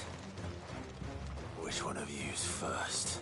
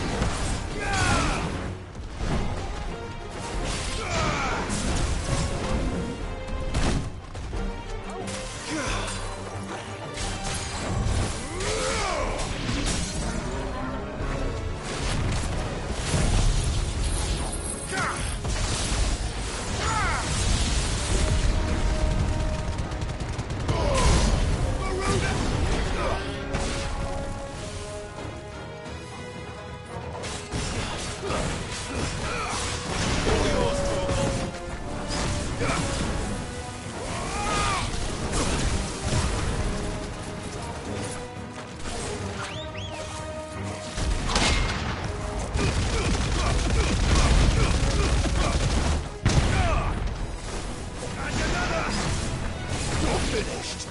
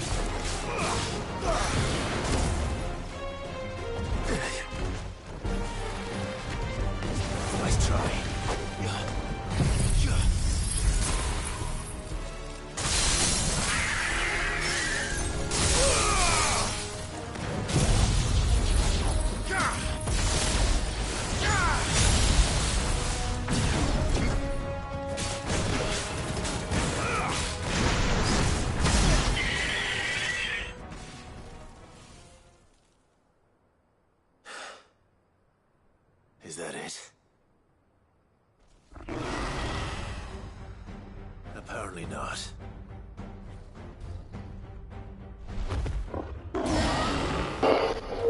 What in the world is that? Not getting past me.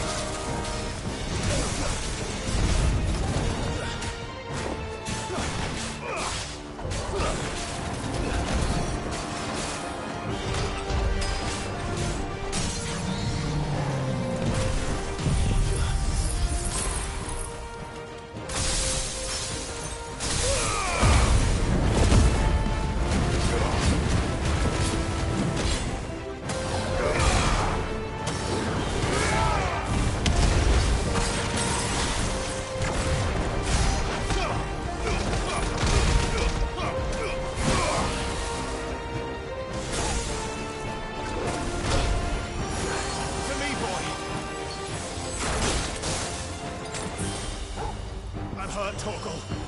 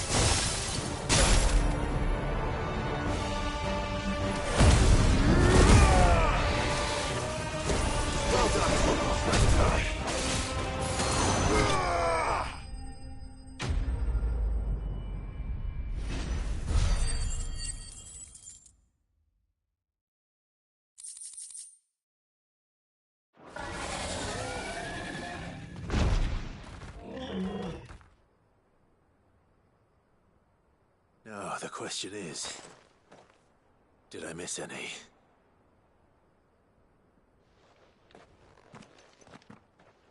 Man alive! You still in one piece! I slew as many as I could. As many as I could, he says. The old bleeding lot, more like it. Well, almost. Only almost. Yeah, one or two did try to sneak over the wall. But we got the bastards, don't you worry. Good. Though you do know, more will come in time. In time, yeah. But we can think about them later. Let's get you back inside.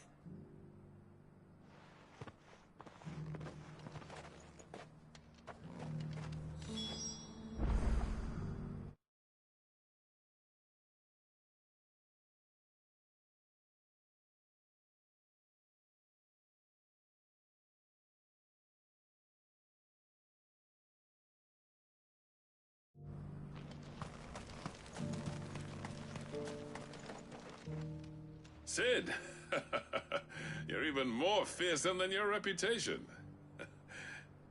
Enough to give those Akashic monsters nightmares. I almost felt sorry for the wretched things.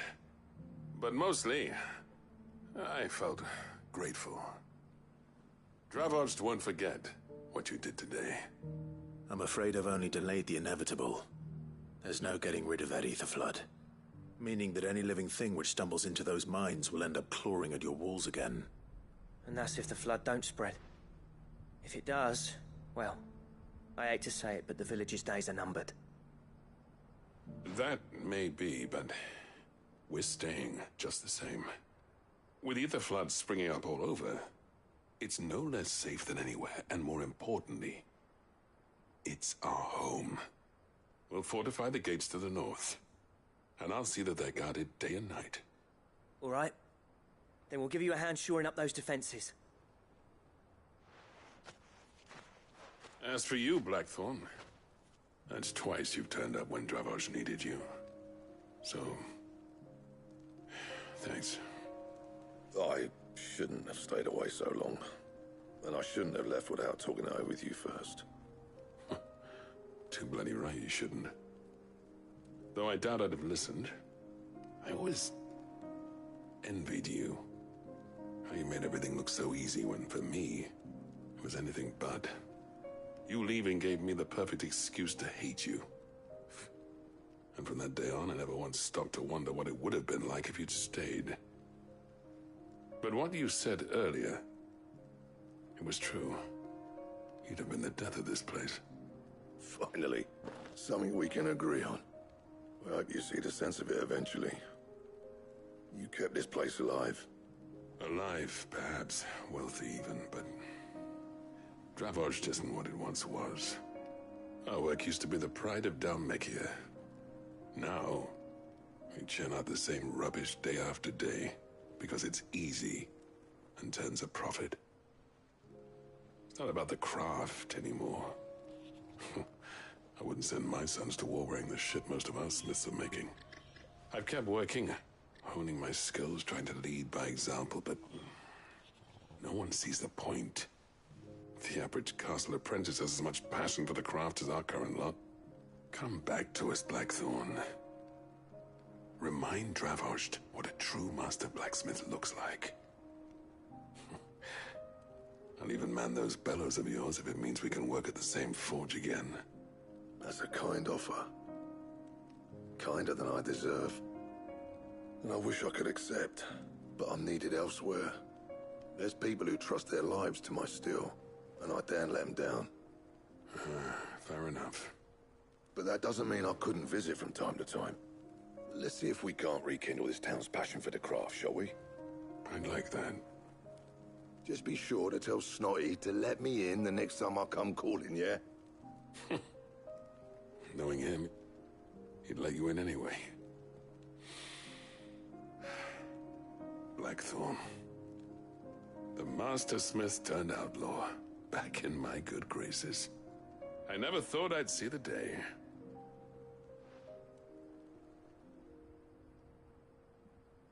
I'd say that went pretty well, wouldn't you? Even better than I'd hoped.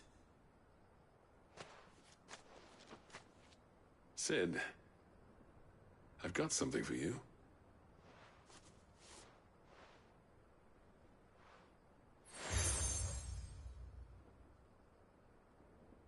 And this is? A token of our lasting gratitude. But I'm of a mind to make you a far grander gift. Designs for a certain sword have been passed down from chief to chief for generations. Now hold on, Zoltan. There's a reason no one's made that blade in centuries.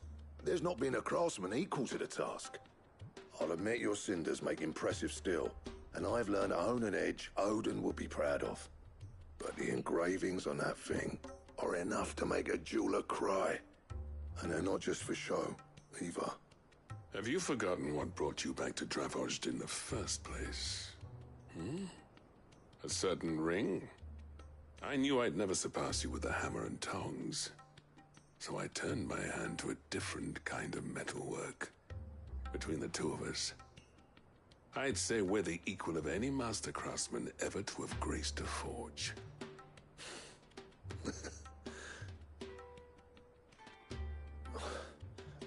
You know what? I think you might be right. Clive, you wouldn't mind if Zoltan came back to the Hideaway, would you? He's more than welcome. As long as he can keep our secret. Right. Zoltan, get your tools. We've got a legend to forge. I'll get him back to the Hideaway. Don't you worry about that. I'll tell you what, Clive. If we pull this off, it will ruin every other sword you've ever held. With a little help from Blackthorn, I don't see why we can't restore Dravozd to its former glory. Barring ether floods, that is.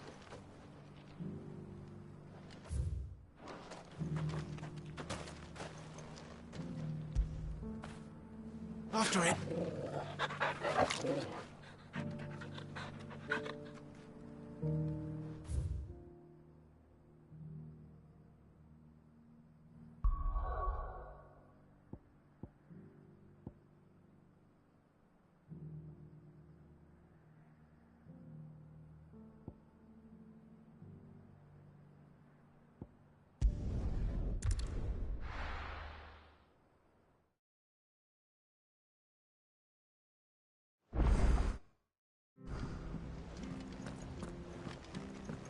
Come back.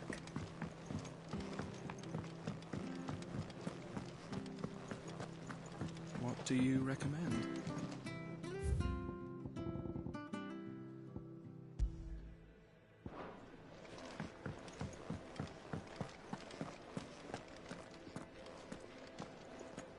Oh, don't tell me we've run out of Papio nuts and all.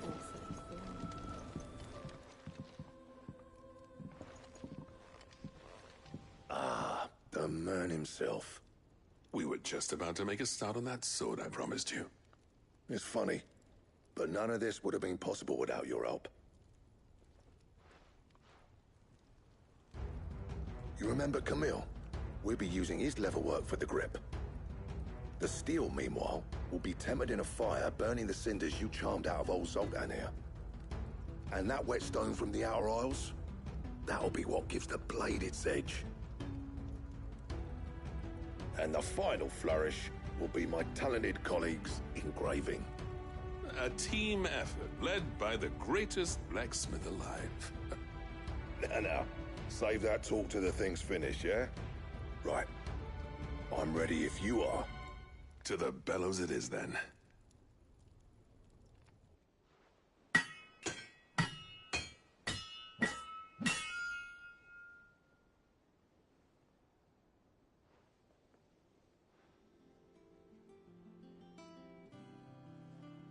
Well, bugger me. We actually did it.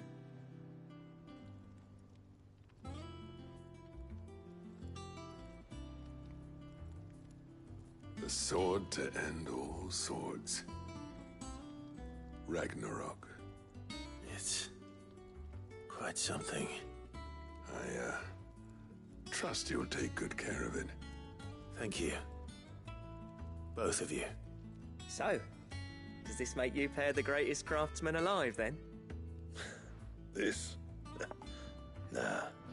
This was just following the footsteps So we're fighting of the against greats of old. Odin, and our sword's It'll going to be take more than Ragnarok. that to earn us our place in Interesting. history. But we're up for the challenge. Here. A list of materials. Zoltan and I got talking on the long road back from Dravost. We reckon with those items there, we could craft something even better than the Ragnarok. Something worthy of a legendary outlaw like yourself. That's a weapon I'd like to see. You leave this list with me. I was hoping you'd say that. One legend at a time, eh, lads? Before you start on the next, who fancies raising a cup to friendship reforged? Good idea. No more drinking to forget my past. It's about time I had something to celebrate. Then tap the kegs! Vulcan's boys are on their way!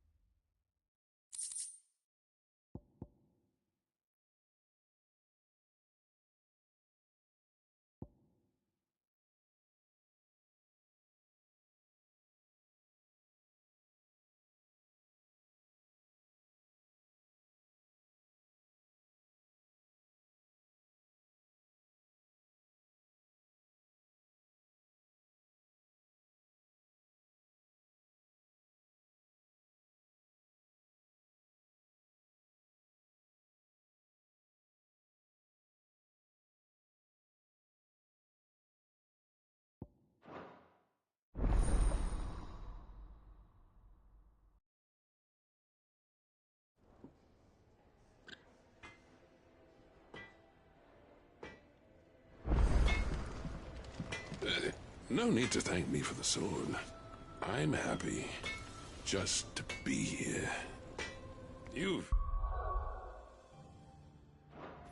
built a fine home for yourselves, and I can see why Blackthorn's so taken with it. Look after the old bastard for me, will you? I'll be off soon. But next time you're in Dalmacia, be sure to pay me a visit. Snotty'll let you in. No need to thank. Do you reckon we finally got to the bottom of Blackthorn's troubles, then? That'd be something, eh? Now, he wouldn't be Blackthorn if he didn't give us the odd scale.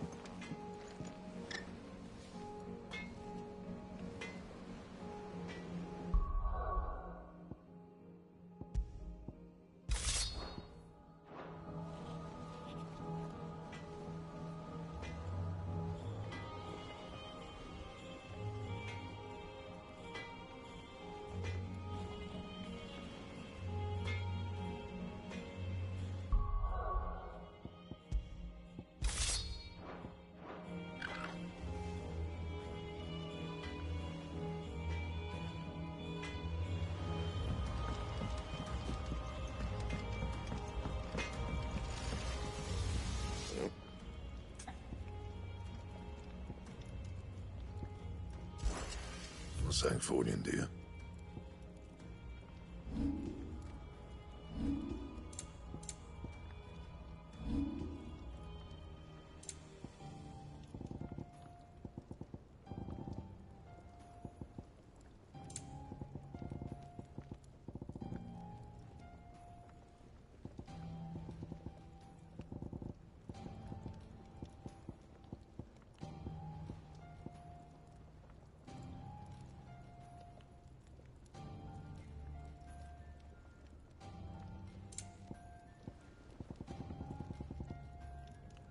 Anything else? Trouble with your gear, or... I never thought me and Zoltan would ever speak again, let alone work together. And if it hadn't been for you, we wouldn't. You've been a good friend to me, Clive. The best. I'll keep the forge on. The stew's awful.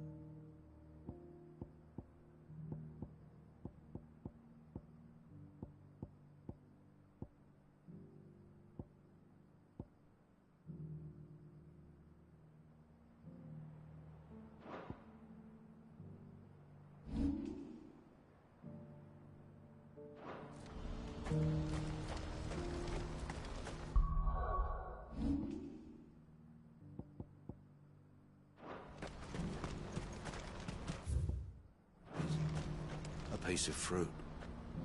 A crust of bread. Anything.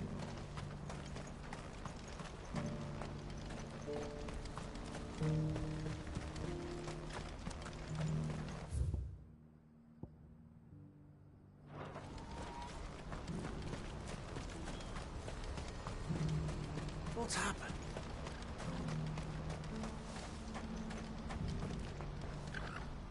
Ah, Clive. You'll be pleased to know that the negotiations are progressing well. That is good news. Yes. Our comrade in Randala has just sent word that the contract should be signed very soon. But I still have much and more to prepare. It's a huge undertaking moving this many bearers at once. You couldn't do me a quick favor, could you?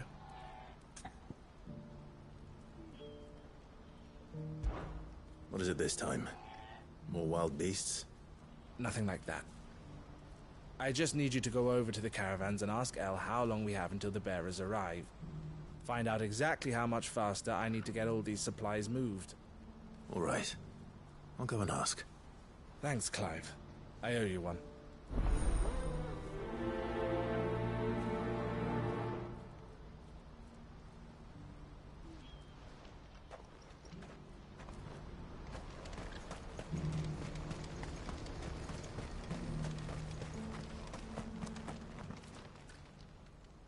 Don't blame yourself, El.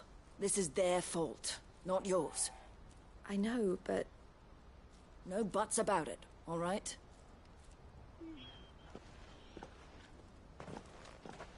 Is something wrong?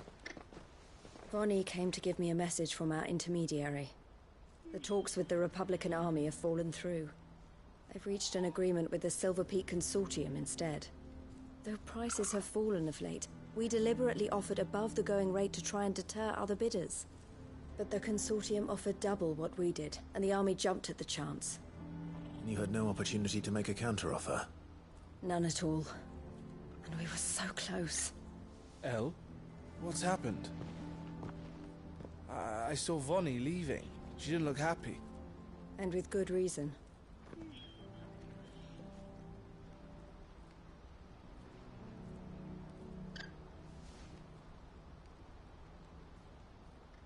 But I thought we were the only ones the Fist were speaking to about the bearers. How did the Consortium even find out about this? It's not so surprising.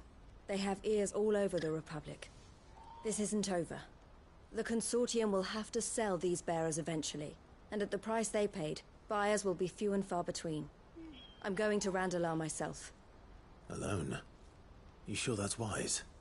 Are you offering to be my bodyguard? How kind. Meet me at the checkpoint near the capital gates. I'll send an owl ahead and request a meeting. You go to Cashlock, Theo, and get everything ready. We've waited far too long as it is. Even if I fail to free these bearers, there will be others. Someone needs to prepare the place and keep any prowling beasts at bay. Oh, and that's me, is it? Well, it looks like I'm following orders till she gets back from meeting the Silver Peak Consortium, who've been doing their best to undermine our scheme. She'll never join them after this, surely. No, she said it herself. She still has plans for Cashlock, even if this one falls through. She means to stay with us, then. I can't say I'm not happy to hear it, but... is this what she really wants? You have to trust her. You're right. It's what she wants now. And if Elle's off fighting for the cause, I should do my part too. So I bid you farewell and safe travels, my friend. I'll gather my men and leave for Cashlock. We'll make sure the place is well stocked and defended. You go to Randalar and see if you can stop my sister biting the Consortium's heads off. If she won't consider her prospects, someone has to. I'll do my best.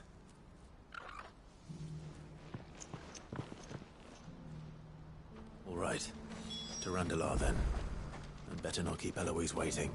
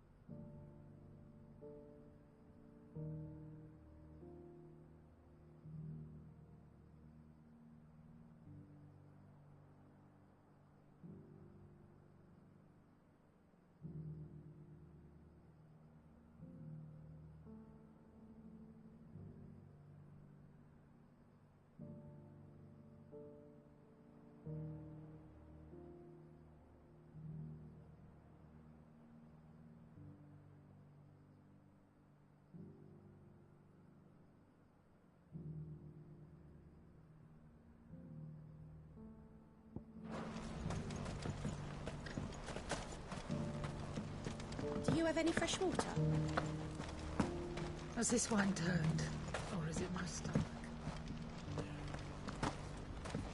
Did you see the fallen ruin on your way into town, traveller? The scholars say that wreck once soared through the skies like some tremendous whale. An entire city of men... I hear the brothers found another victim. Can you believe it? What's that? The third this month?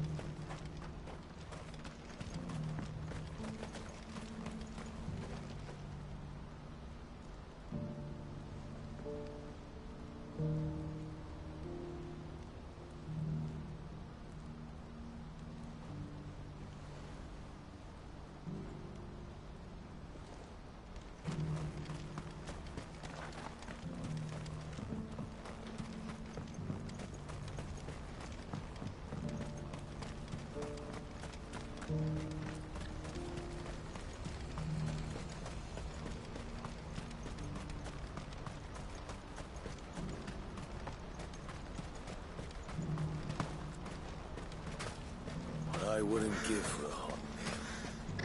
Looks like this is the end of the roads. When are they gonna let us through?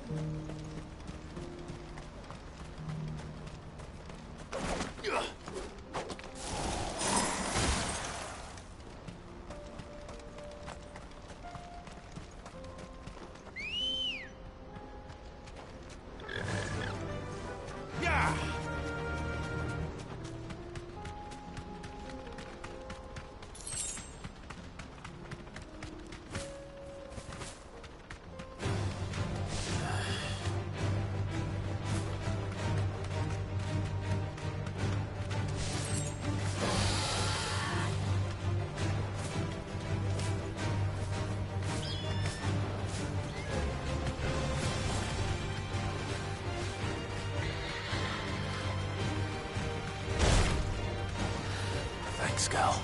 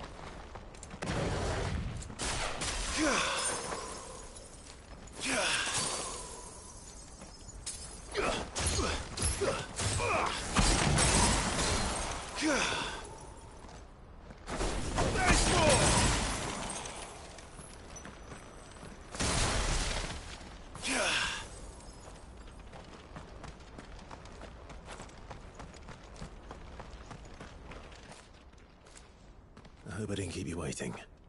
Did you arrange to speak with the consortium? Here they are now. You wish to consult with me? I did. It's about the bearers you recently purchased from the Fist. We had all but finished making arrangements to buy them ourselves, and then you stepped into the fray. You misunderstand. The consortium had an interest in purchasing them from the very first. It was only our regard for you that kept us from bidding. But your hesitancy in accepting our offer to you suggested that the regard was not mutual. And so we resumed our business. I did not hesitate. I am simply not inclined to make such decisions without first giving them due consideration. But what is done is done. Come then.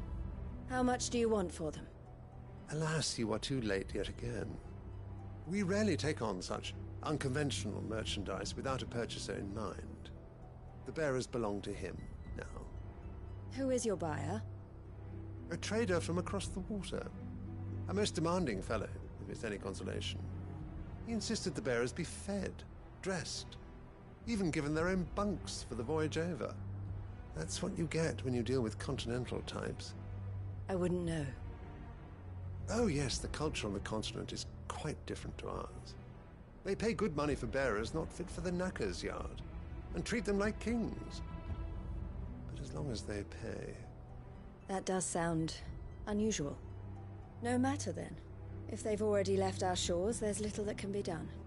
Allow me to withdraw my interest. And with it, my interest in joining your organization. My associates will be sorry to hear that.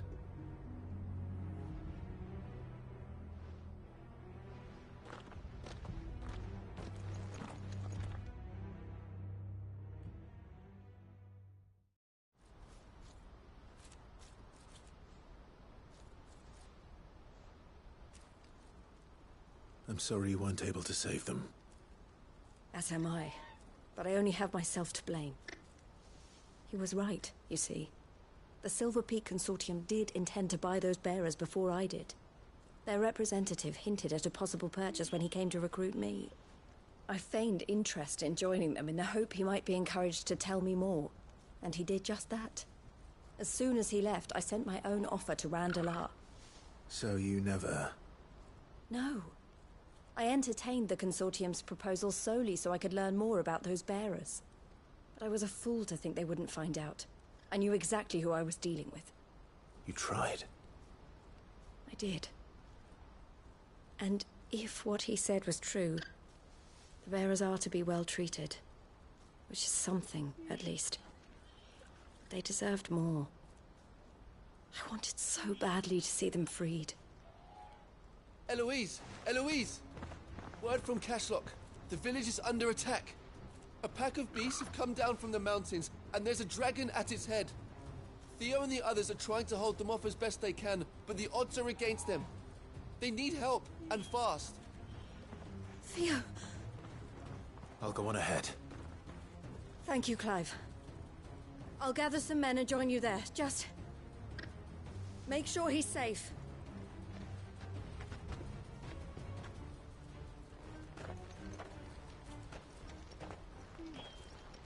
Hold on, Theo.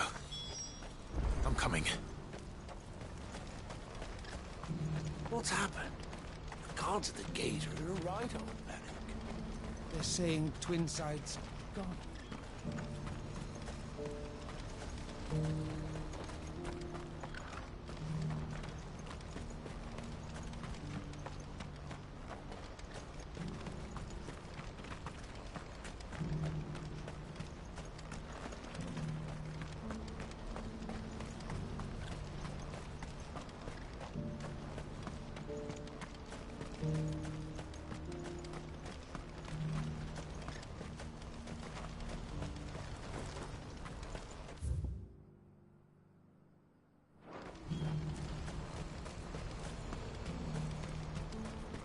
Ambrosia won't help me here. This is no time to ride. What I wouldn't give for a hot meal. Looks like this is the end of the road. When are they gonna let us through?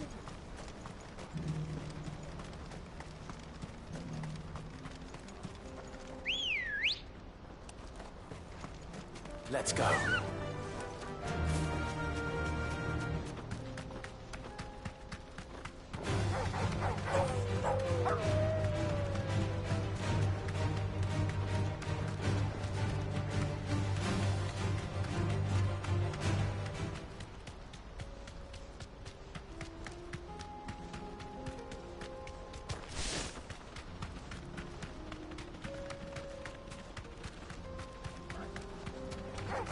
Time to fight.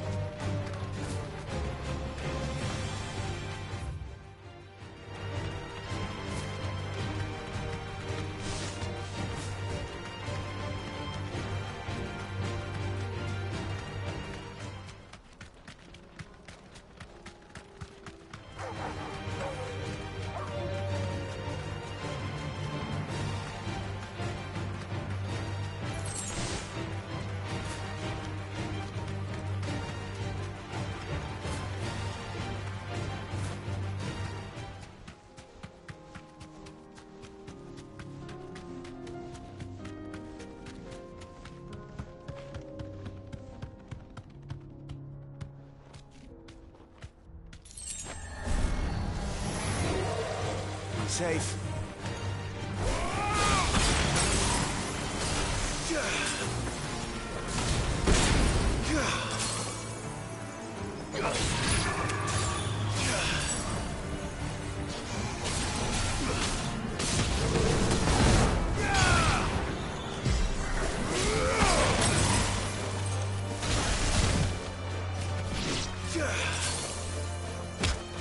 You're finished.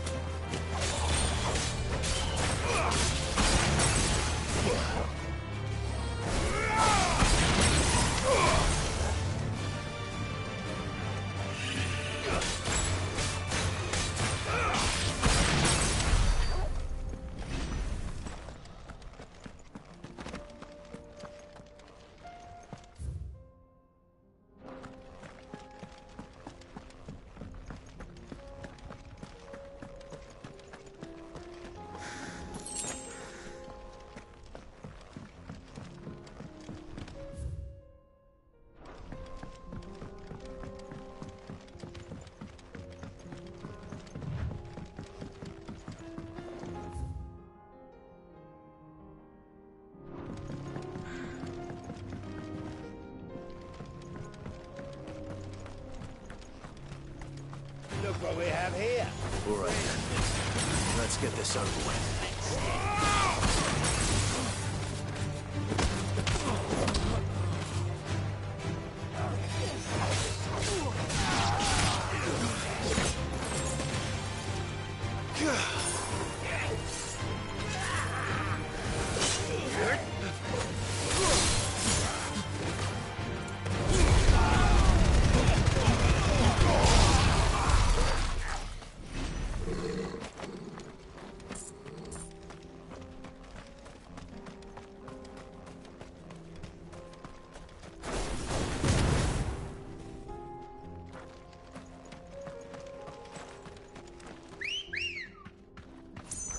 Good girl.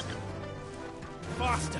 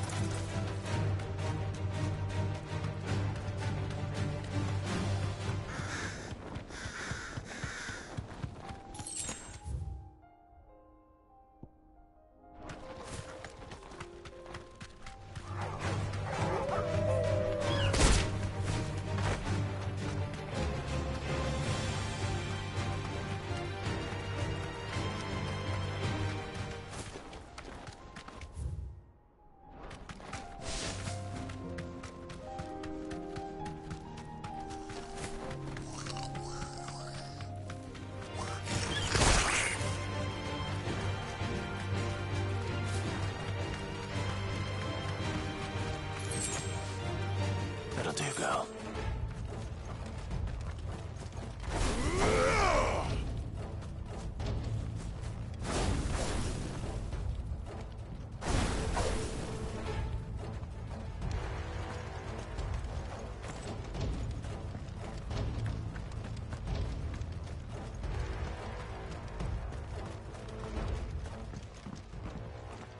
Where's Theodore? Upriver! He led the dragon that way to keep it from the village, but the whole area's flooded with ether. We just have to pray he makes it out in one piece. I can do better than that. Torgal, with me.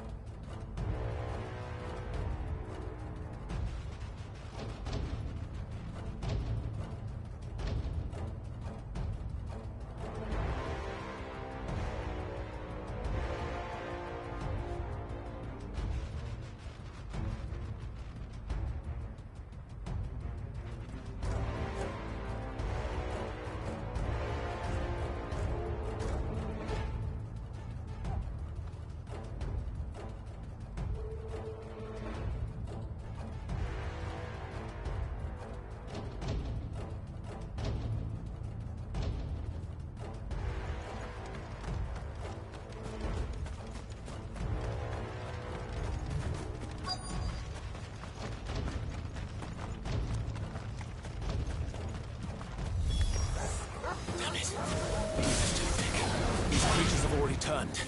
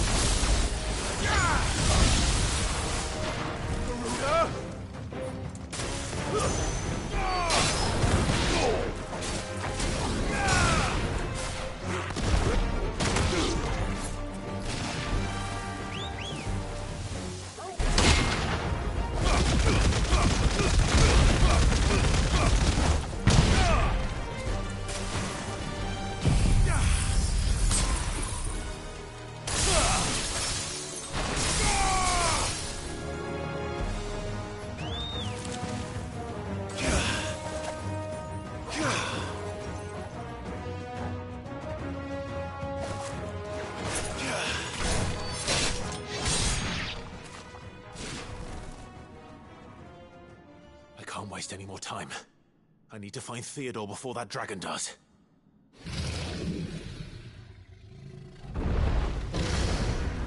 Looks like it's found me. This thing's turned as well. This isn't going to be easy. That's better. Too slow.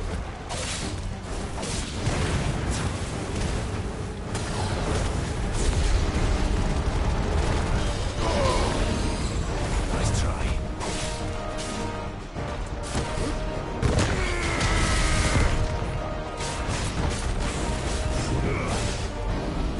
Too slow.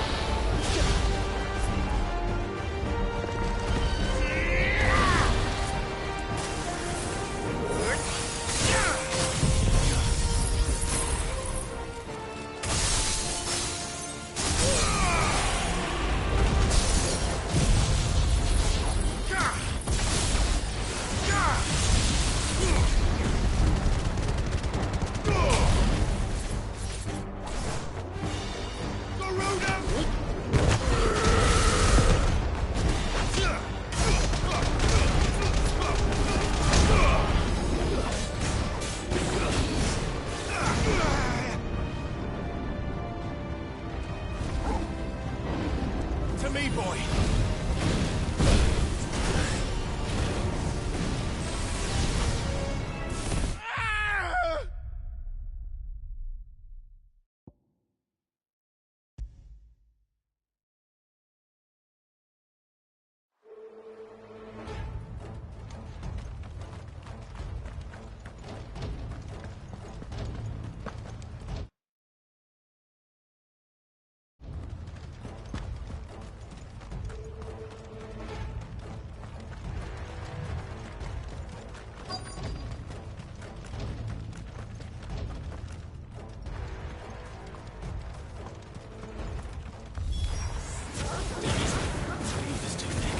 These creatures have already turned.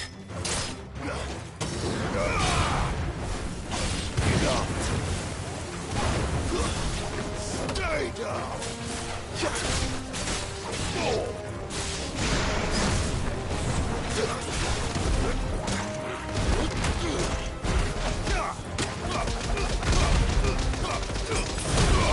To me, boy! Well done, Tom.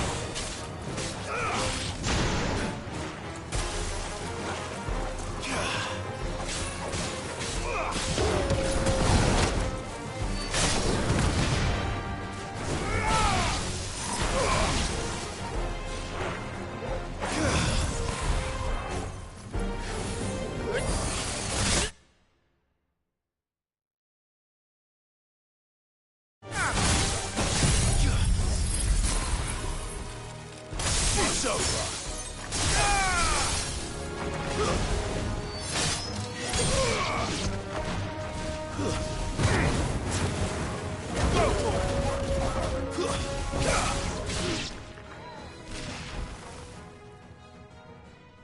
I can't waste any more time. I need to find Theodore before that dragon does.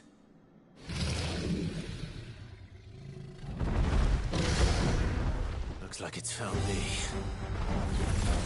This thing's turned as well. This isn't going to be easy.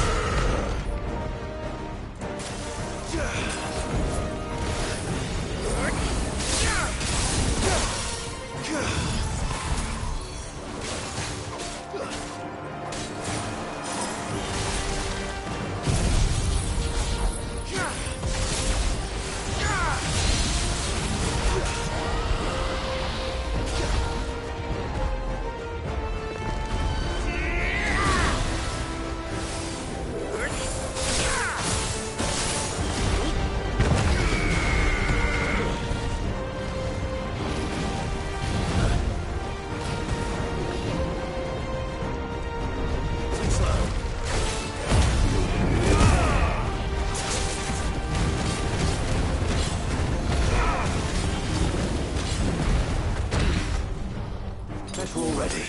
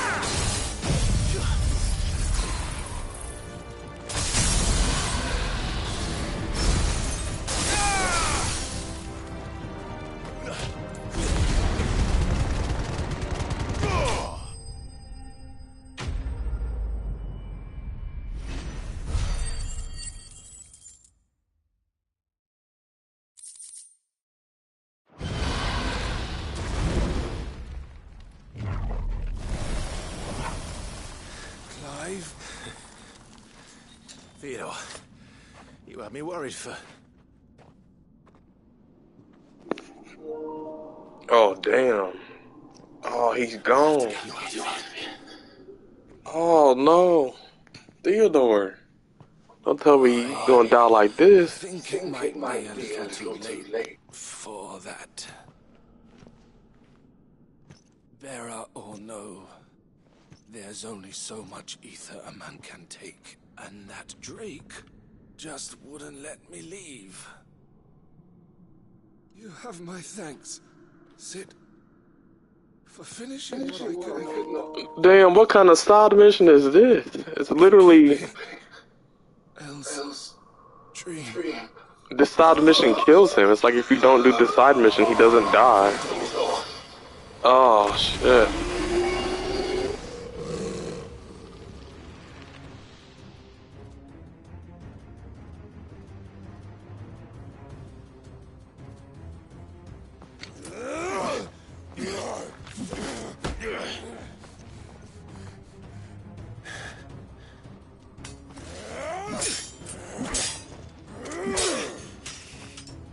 Don't make me do this.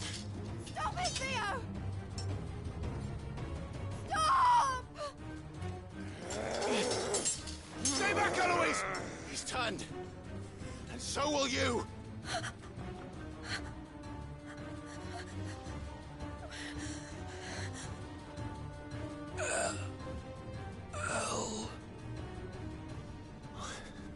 Theodore.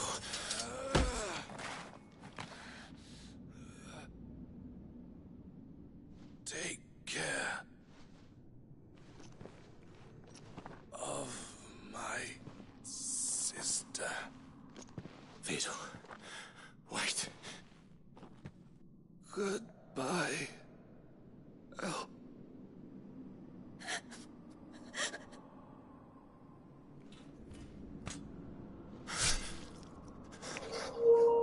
Oh my goodness, this is fucking sad. Oh shoot, this is dark.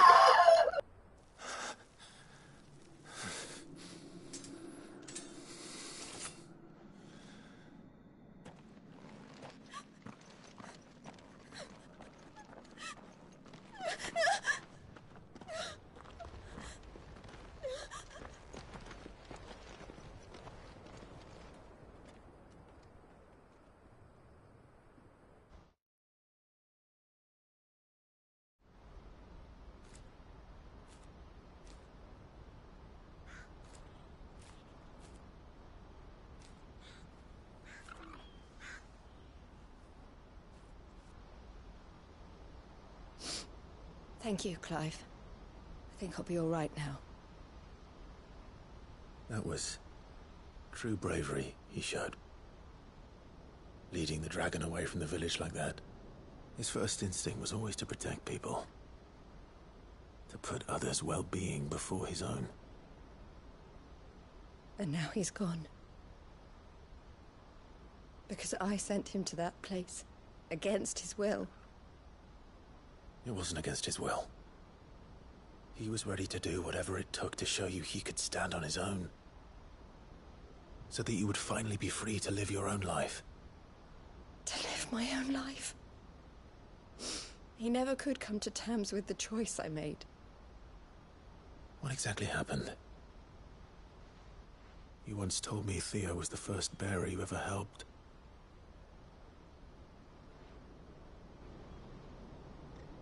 We grew up in Canva. We were born to one of the great trading houses. And I was chosen to inherit the family business. I had my father's head for figures, you see. Theo did not.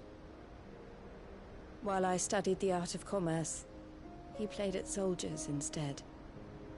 A late bloomer. In more ways than one. For unlike most bearers, it wasn't until his 15th summer that his powers awakened. My parents tried to drive him out of the house and into the care of the constables. But before they could, I took him into mine. Theo told me something else. He clearly admired your devotion to the cause of freeing others like him from slavery. But he said you deserved a better life than this. He wanted to free you from what he called your bonds, just as you freed him from his. I would be lying if I said I had not wondered from time to time how much easier my life might have been if I had allowed Theo to be taken and devoted myself to the family business instead.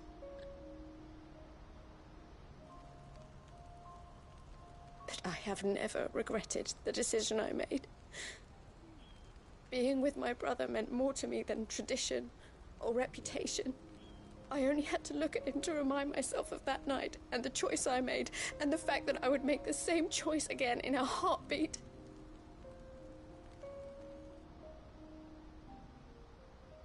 He was never a burden. How could he even think that? If anything, I was the one who weighed him down. You weren't, Eloise. He said it himself, that he had always been grateful to you for saving him, and that he wanted to repay you by letting you live the life you were denied. Neither you nor Theo weighed each other down. You loved one another. You did whatever was necessary to continue living your lives together, and you always would have. You're right. All I ever wanted, all I ever did, it was so we could be together. Oh, Theo, why did you have to...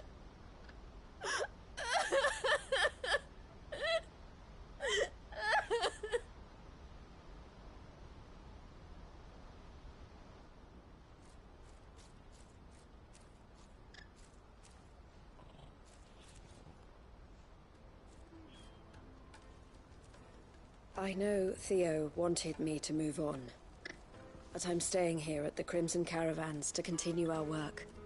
We can make a difference here. We can help people, save them. I need nothing more from life than that. So I'll carry on doing what we do, ensuring that goods, people, bearers get where they need to be, bringing smiles to people's faces just like we always have, and to Theo's. Wherever he is. This is the life I have chosen. The life I will always choose. I've made a choice of my own, to continue helping you however I can. Whenever you need it. Thank you, Clive. Let's go on together then. For Theodore.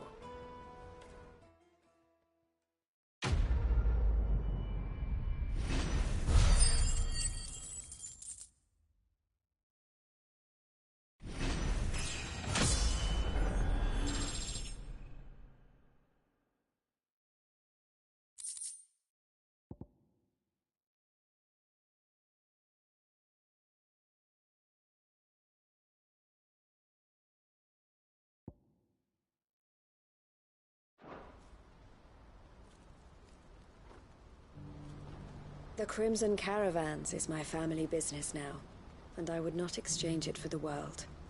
I brought Theo here to be safe, and I have never looked back since.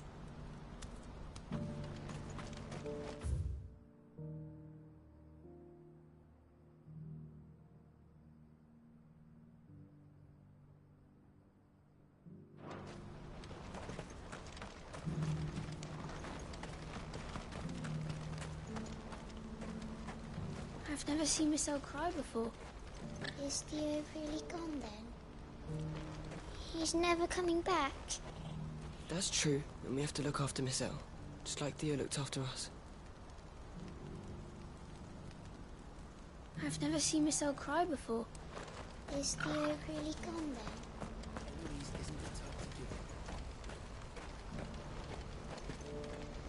You won't find a finer array this side of the strait. Many thanks. You've a discerning eye.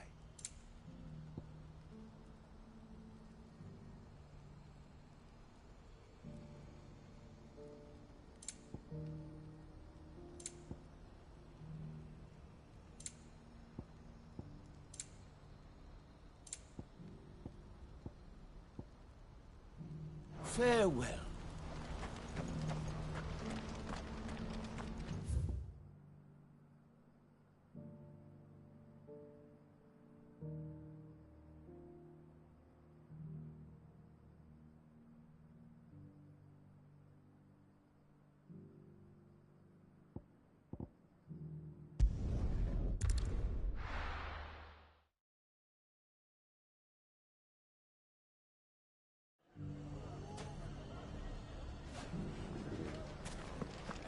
back the way it was. I don't know how. Take that, you naughty thing! Clive! To what do I owe the pleasure? I just wanted to see how the town's been faring since you brought everyone together. Since we brought everyone together, all is absolutely wonderful. Conrad and Natalie's hands remain safely away from each other's throats and firmly at the helm. Our stores are full, and the bandits still too disorganized to raid them. Just as the good Lady Jane and Lord Underhill intended. Are you a lord? Lubor's going to be one too. They're going to make him the Lord of Dalimil, because of how he stopped all the grown-ups from fighting. It's the mayor of Dalimil, dear child, and the vote hasn't taken place just yet. But if the people wish me to lead them, I shall. And my first act will be to build a school so that menaces like you two learn not to interrupt your elders. Speaking of menaces, there may be a rather worrying one just over the horizon. May there indeed. I'm afraid the example Conrad and Natalie set in putting aside their differences and presenting a united front might have caught the bandits' attention. And they might have elected to take a similar approach. They have formed what one could call a League of Outlaws, and they grow more organized by the day. But we'll fight them all off just like last time, no matter how many of them there are. Won't we, Lubor? Of course we will.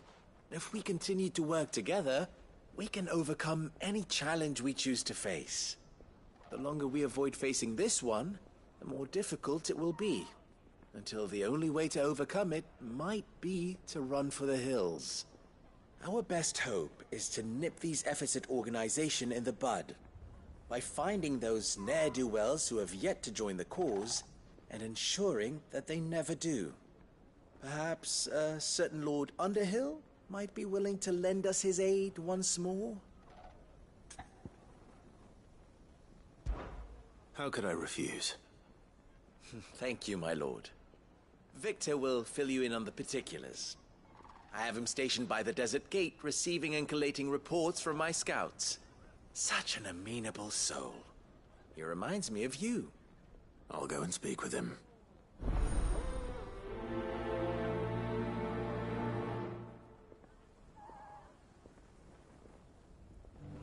What's the difference between a lord and a mayor?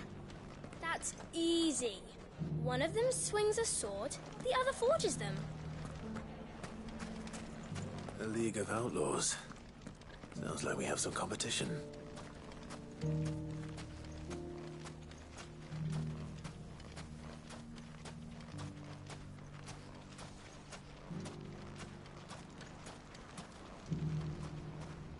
Still in Dalimil, Victor? Ah, Sid. I thought you'd have returned to Cosnes by now. I did. Then I came back. I've developed something of a fondness for the place. And having worked so hard to see it saved from one fate, it would seem remiss to abandon it to another. A sentiment Master Lubor certainly isn't shy about exploiting. Hence my doing his bidding yet again. You're not the only one. What does he want you to do? He asked for my aid in putting down the bandits. And he said that you might be able to help me find them. Then you've come at just the right time. I was on my way to speak with Conrad about how to organize our forces. There are more camps in the vicinity than we can safely strike at once. But we must strike together, and we must strike soon at as many camps as we can. We can't give this league of theirs time to rally its forces. All right. Which camp shall I take? There's one upriver. Just out there, across the dunes. Leave it with me.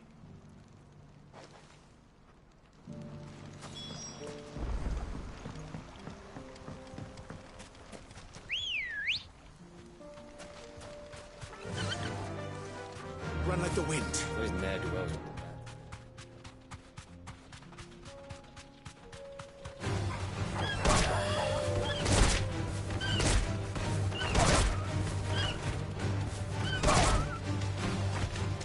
Safe.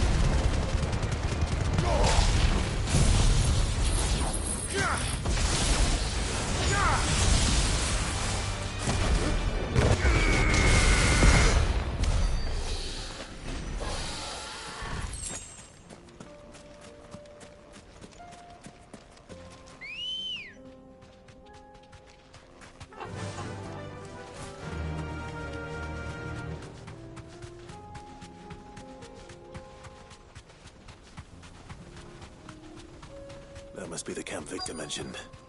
Come on then, Toggle.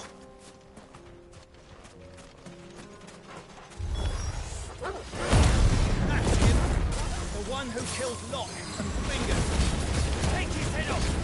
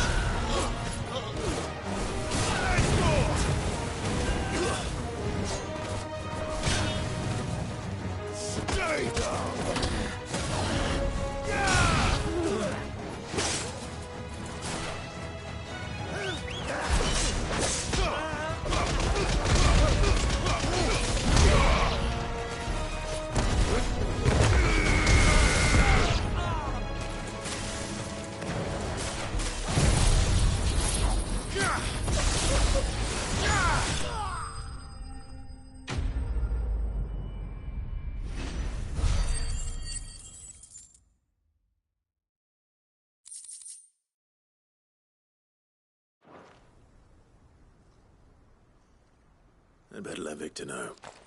Sid, where are you? Ah, I see the bandits didn't pose you any trouble. No, but that's not why you're here, is it? No. Something's happened. We need you back in Dalimil. What is it? The whole town's in uproar. They're saying that Lubor is a bearer. What? Seems that one of our parties wasn't as thorough as they should have been. They let one of the bandits escape, and his escape route took him right through Dalimil. Some of the children spotted him, and he was about to silence them. And when Lubor felled him with a bolt of magic, and without a crystal. But that's not possible. It is, if he's a bearer and has been hiding it all these years, which is what people are saying. If he has, well, I wouldn't blame him. No man is branded by choice. Still, all those people see is a man who's lied to them all his life. One who was made a leader of himself when the world believed he should have been a slave. Fuck. I don't know where we go from here, but I know one thing. Lubor needs all the friends he can get right now. You're right.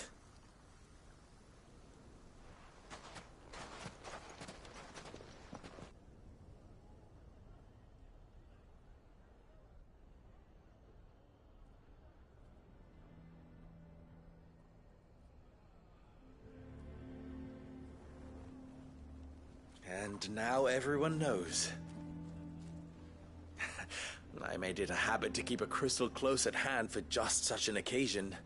And when that occasion arose, I forgot to reach for it. Well, it was bound to come out sooner or later. We're sorry, Lubor. We tried to keep running. But we just couldn't anymore. There's nothing to be sorry for. I rather enjoyed playing the hero for once. All that matters to me is that you two are safe. Look at him talking to his betters like it's nothing. All lies, I'll wager. Just like the ones he fed us all these years. Once people make up their minds, it's hard to change them. We need to do something, and quickly. Convince the people not to let their prejudices blind them. Convince them that nothing has changed. That their enemy lies outside these walls, not within them. You're right. We should speak to everyone. I'm glad you agree. I'll handle the townsfolk. I'm a Dalmec born and bred. They listen to me. You head to the tavern. Make Conrad and Natalie remember who Lubor really is. They know that Lubor and I are friends. I might not make for the most impartial of interlocutors. Lord Underhill of Randalar's League of Merchants, however, is a trusted and impartial mediator of note. I'll do what I can.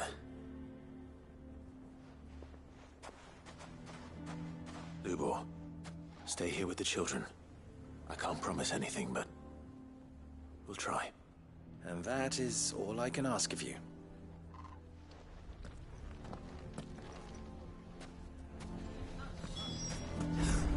Why are you taking the bearer's side, Victor?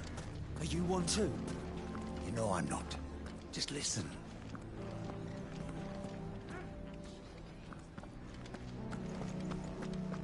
Why do they always have to make such a fuss outside? It's driving away our customers. He knew all along that he was playing us for fools. And we fell for it. We followed him. A bearer.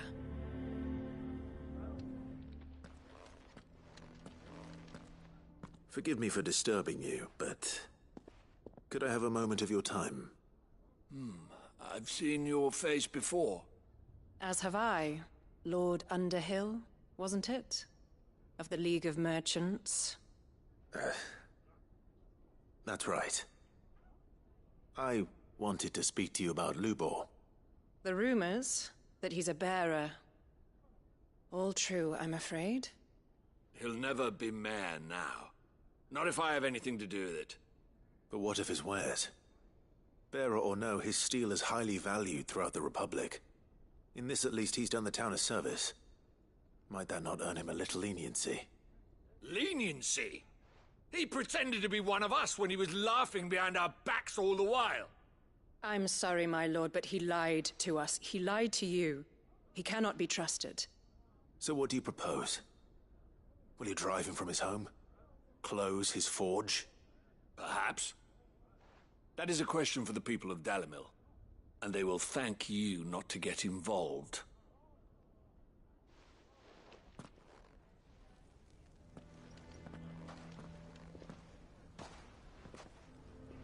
The townsfolk have made their minds up. There was nothing I could do. Nor I. Conrad and Natalie refused to consider anything but their own wounded pride. You never know. Once their anger is cooled, they might see things differently. For now, we should report back to Lubor. All right.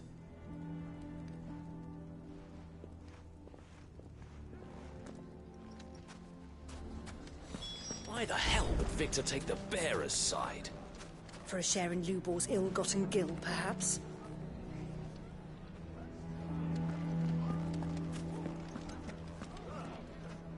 I assume the situation is hopeless? There's still hope.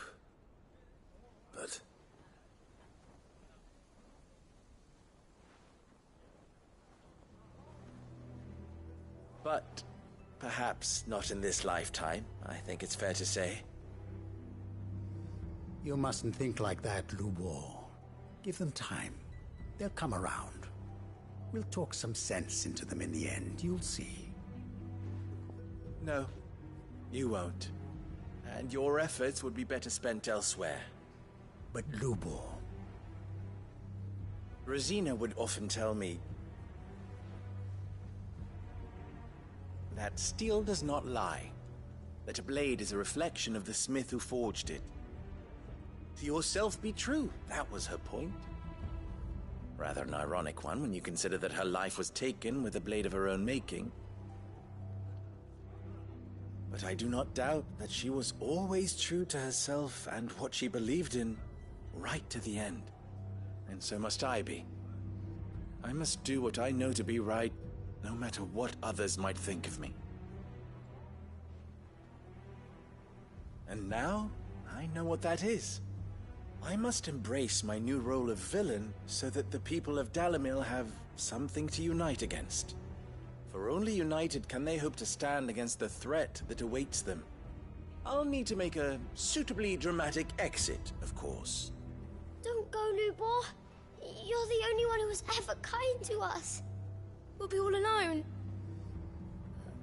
Again. Trust me, little ones. It is for the best that I go.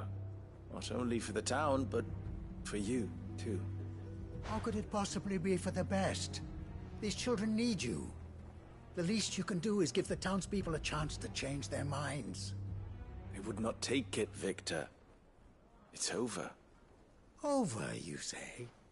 And so just like that, you're going to throw this town and these children to the wolves? I thought you were better than this. But it seems you had me fooled as well.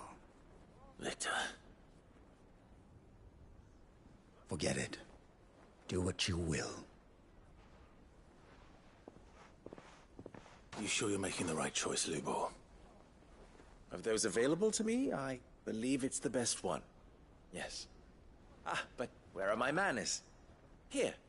A reward for clearing out that bandit camp. Right then. I have packing to do. Anything. I'll bear it in mind. Thank you.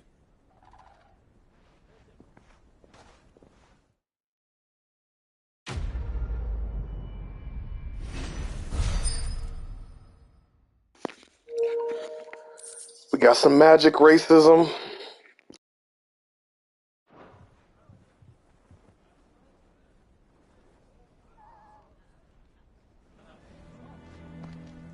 I'm going to go with him.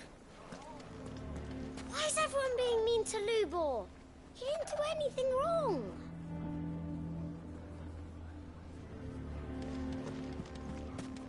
If you're going to try and convince me to stay, save your breath. I will not put those children at risk.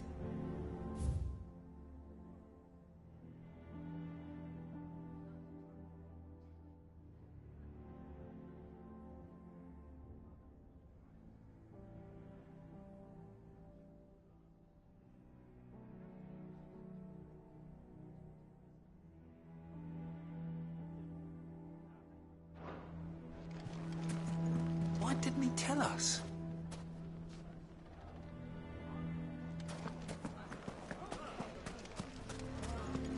What do you mean? Jump to conclusions. He cast a spell without a crystal. What other conclusion is there?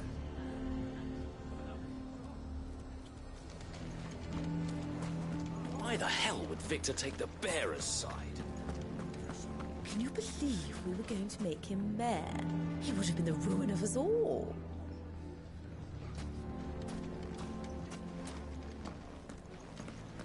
I think we'd better shut up shop for today.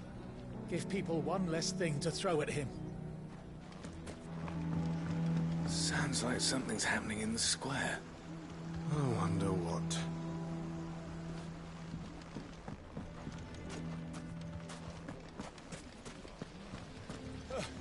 Those damned blackguards took all my best pieces.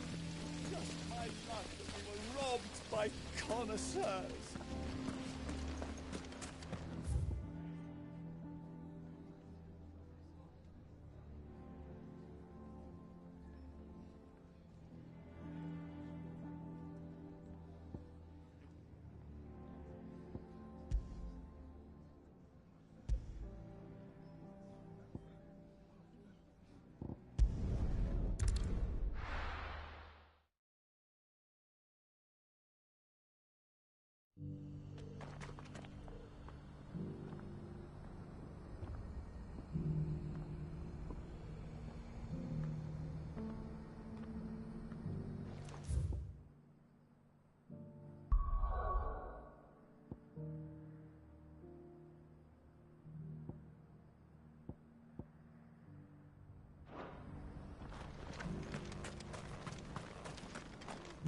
Here, take a look at my wares.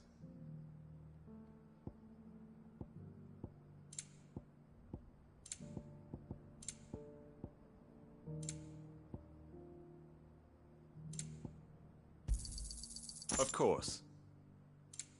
Go safely.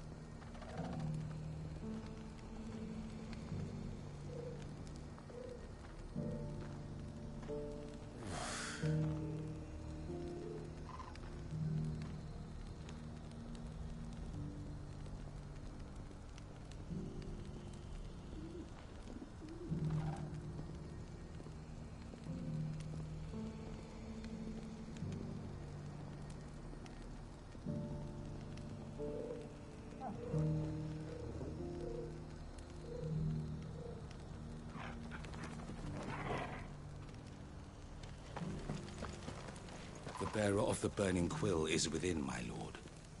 Prithee enter.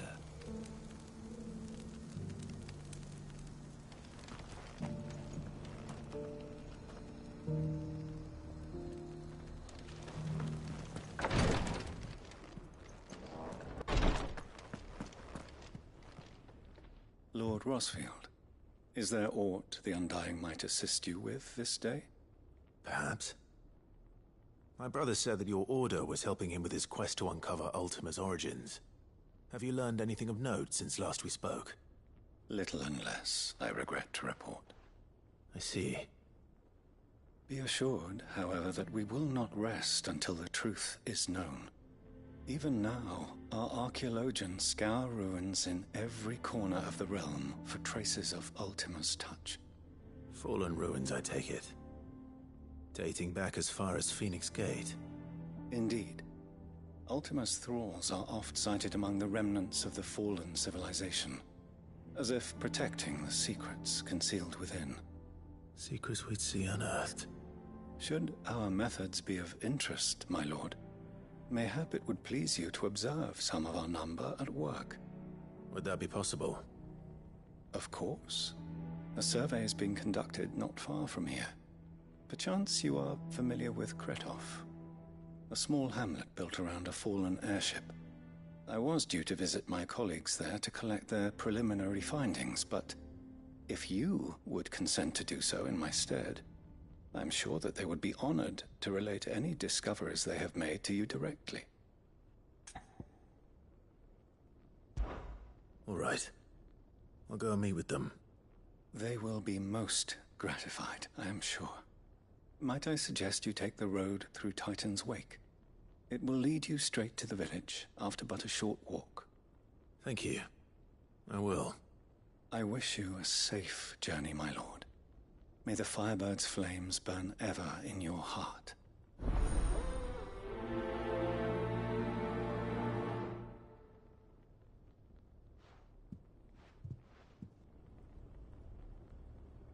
My colleagues await you in Kretov, my lord.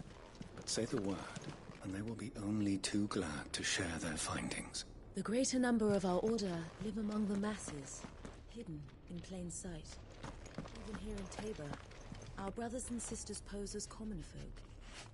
If any should reveal themselves to you, I beg you keep their true identity secret.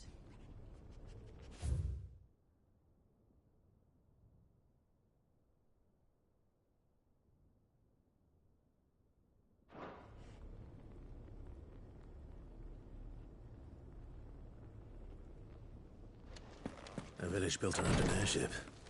Sounds like another lost wing. I hope the inhabitants are just as friendly.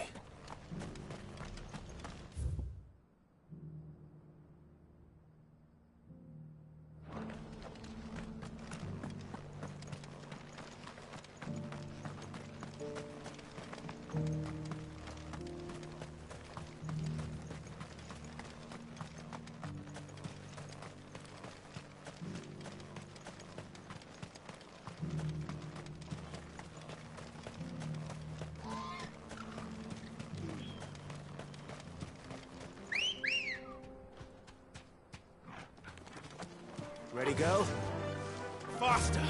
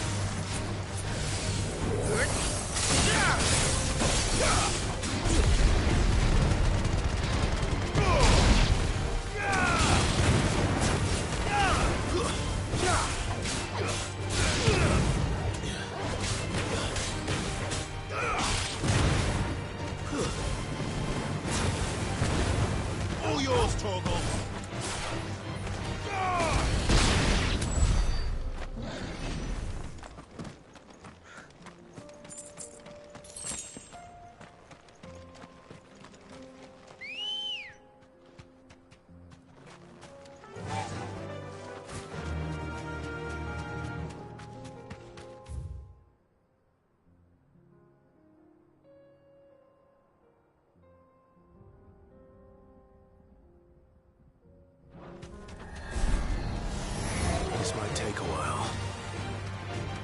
Thanks, Cal.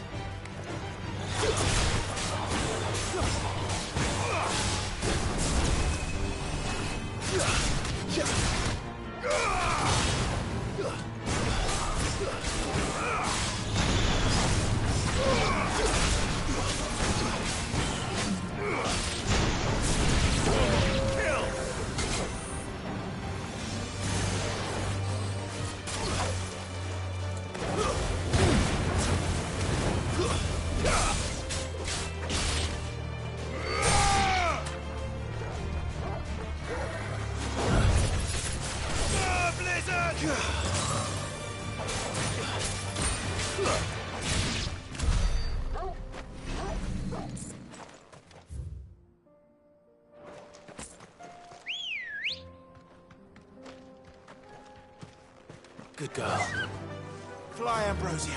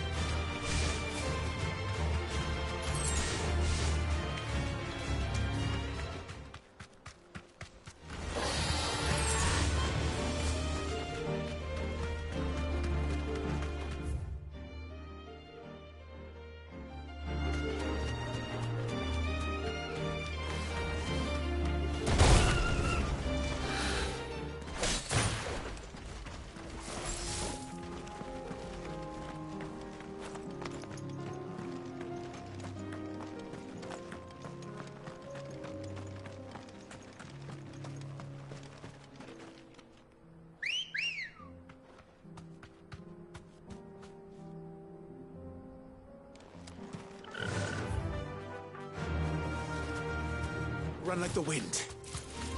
Don't get surrounded.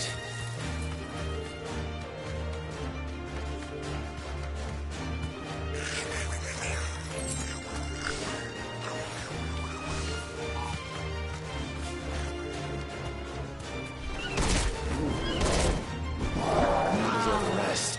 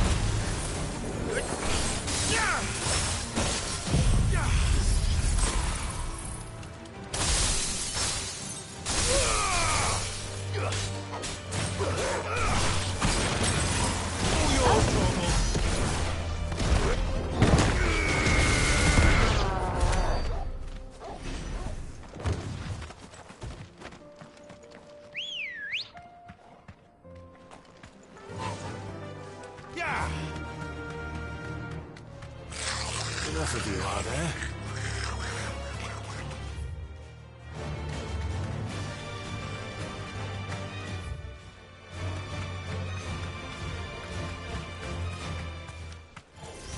Don't get surrounded.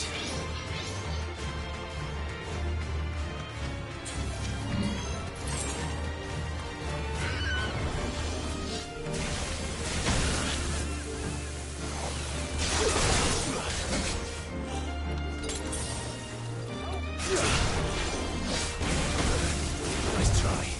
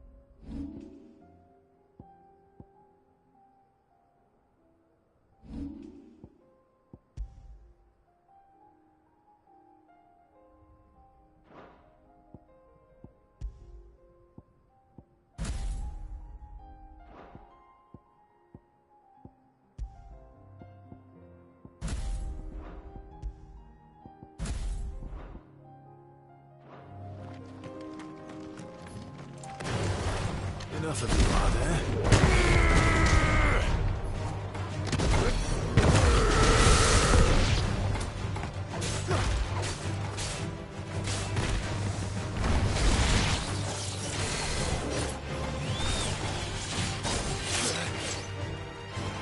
Guess we're all ready.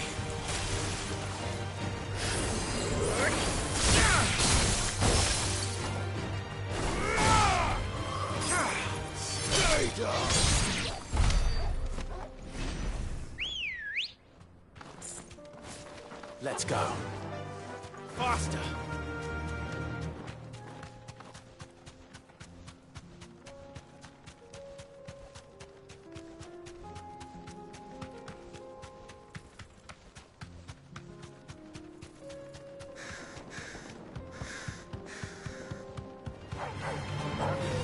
Be safe.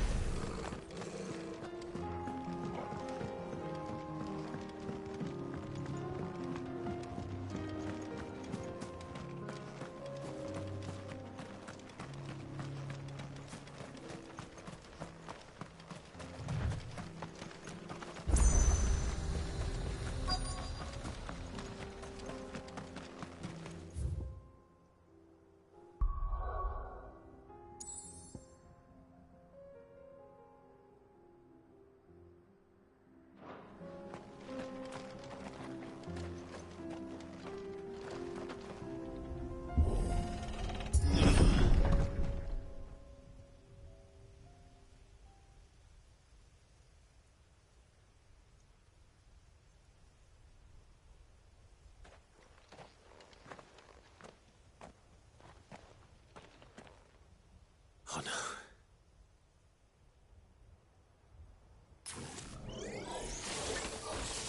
You'll pay for this. There may still be survivors.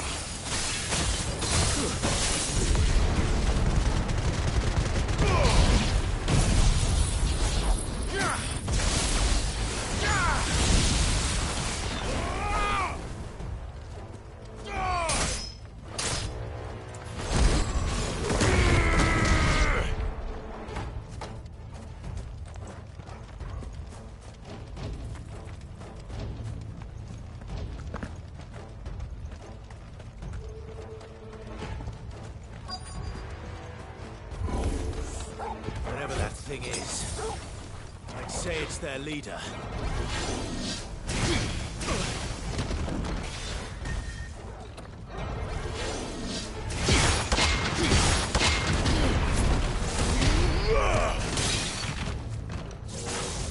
Nice try.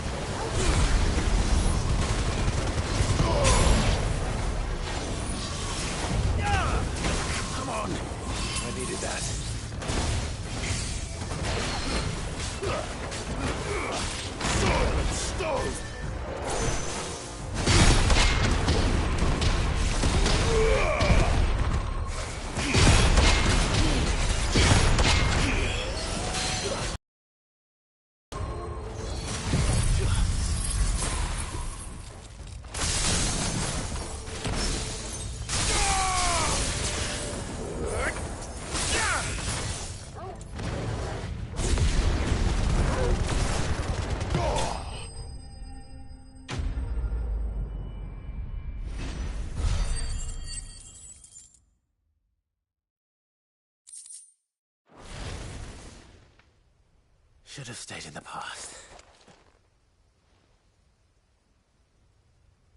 These must be Cyril's colleagues. You have our thanks, stranger. Who are you? Ah, forgive me, my lord.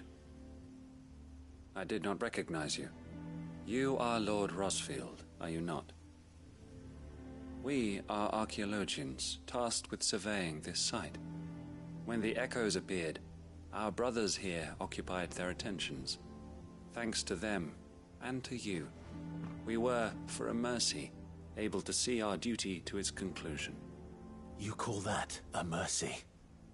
Your brothers might still be alive if you put their safety before your duty. Surely this survey wasn't worth dying for. We are charged with uncovering Ultima's origins. A duty of the highest import, as I'm sure you will agree. And you think your dead brothers would agree with you too? I know they would. They gave their lives for the cause, an honor to which all undying aspire.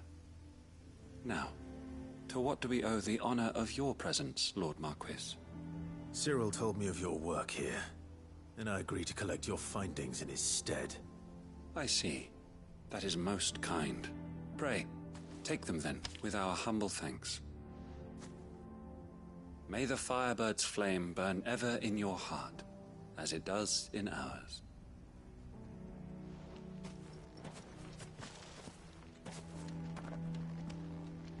It's one thing to lay down your life for another, but for a survey... I suppose I'd better get this back to Cyril.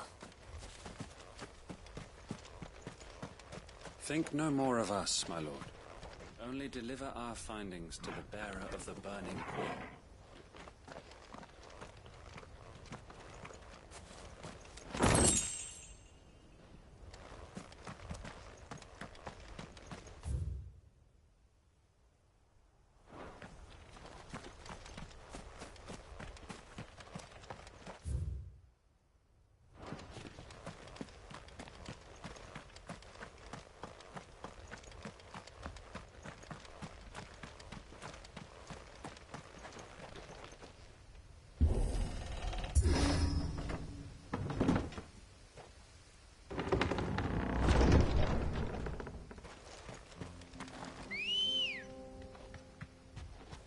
Ready, go? Run like the wind.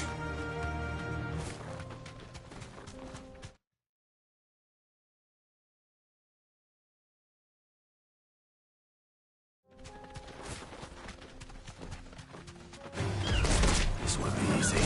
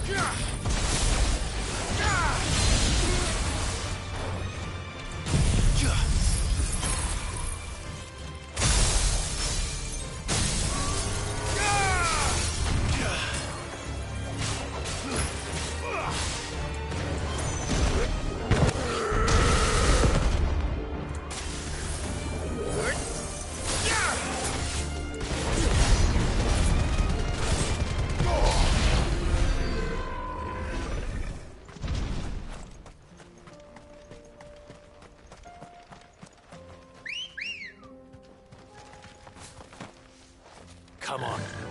Yeah!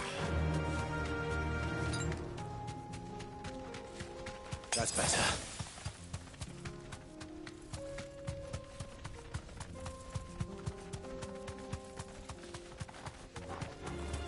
No mistakes.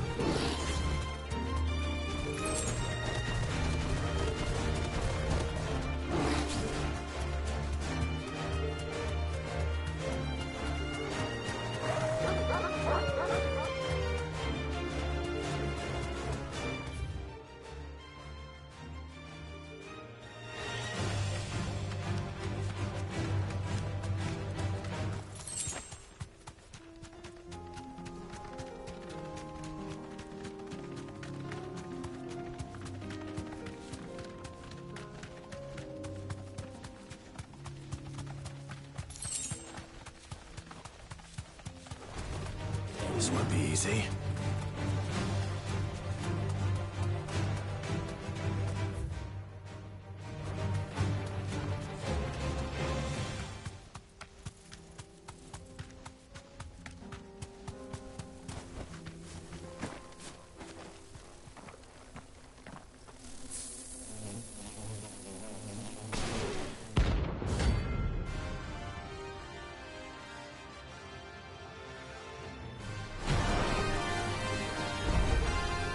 They don't look happy.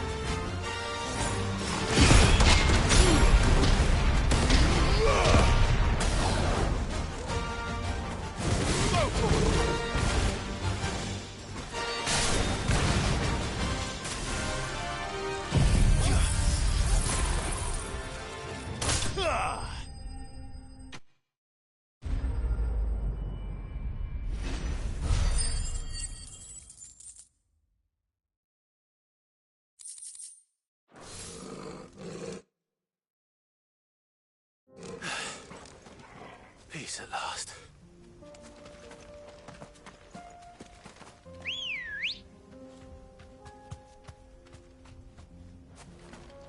Ready, go? Fly, Ambrosia.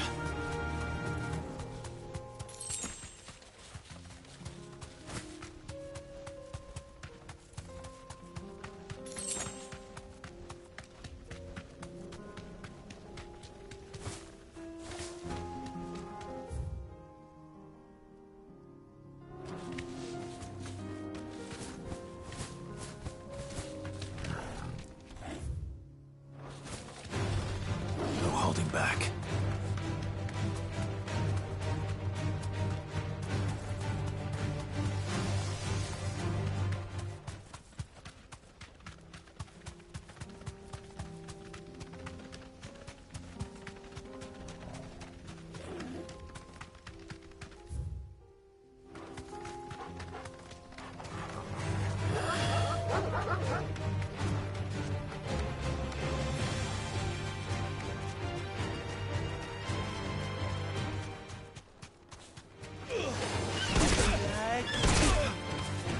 safe.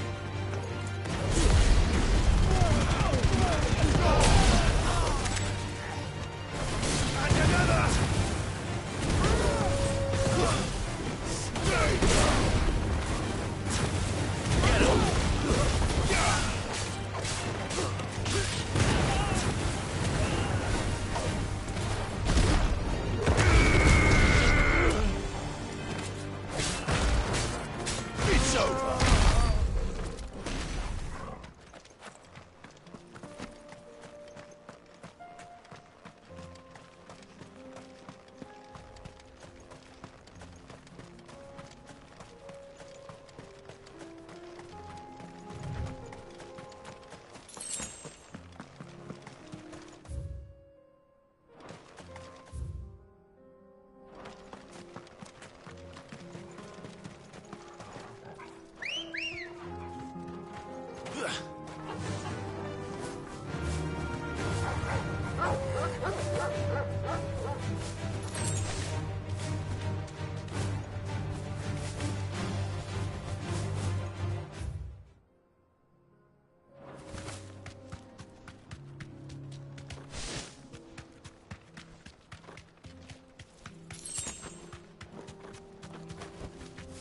Thanks, Cal.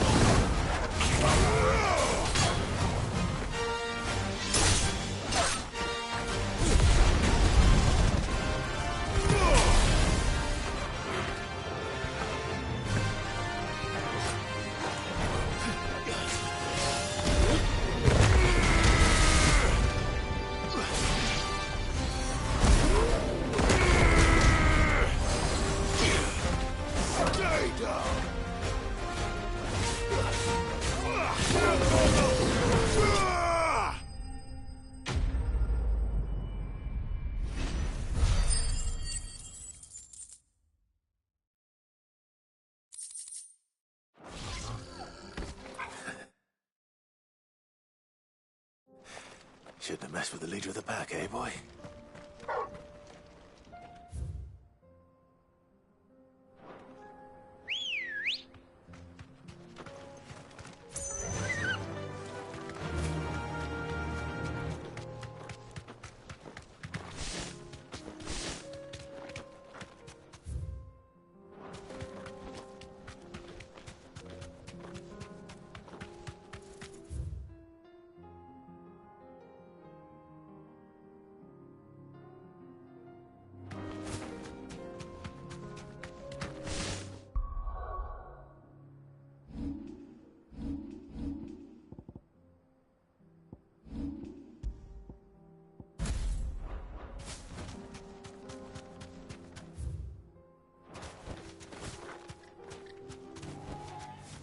can walk from here.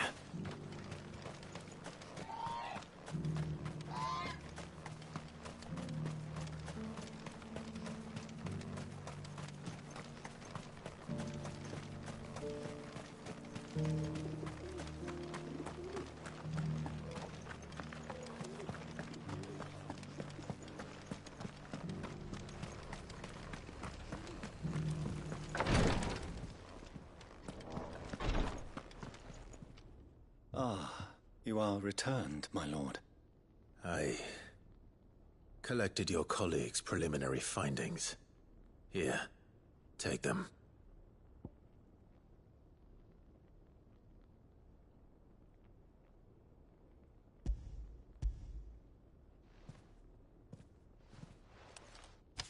My thanks.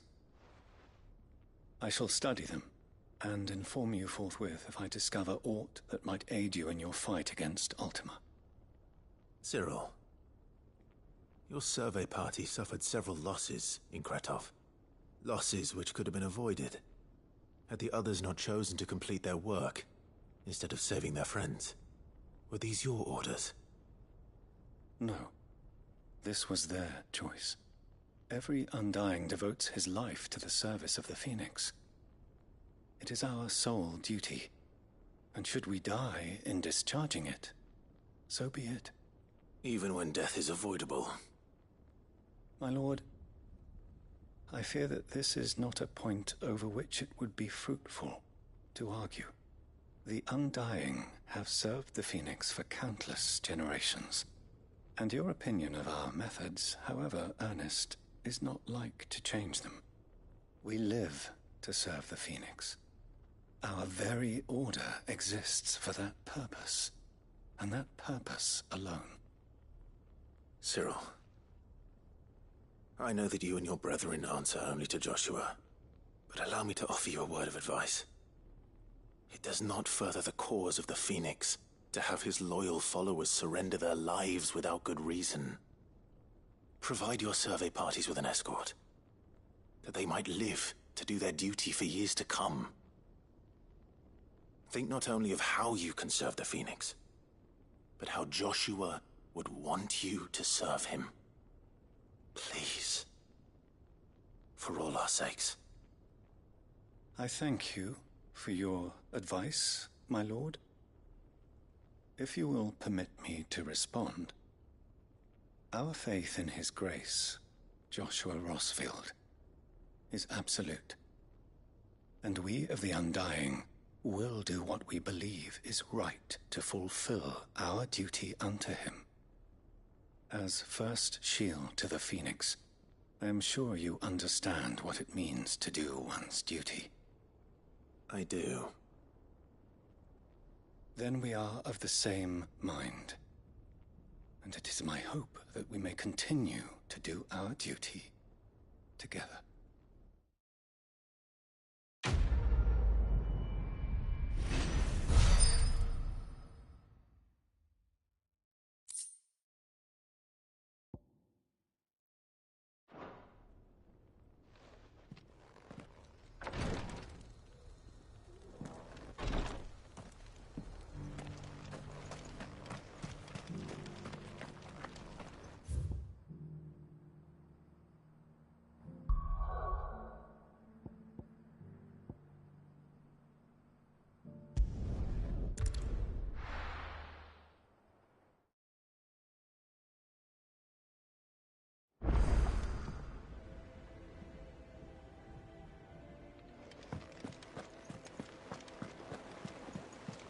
Covered in nicks and lumps, the lot of them.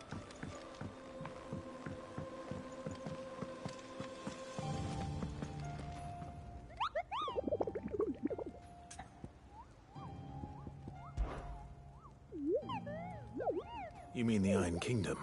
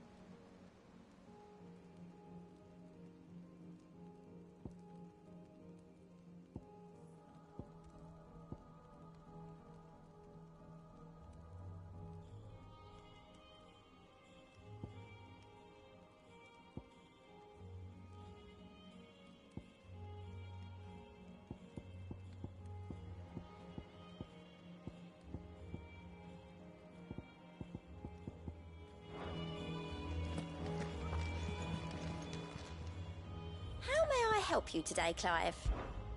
Your benefactors are a generous lot.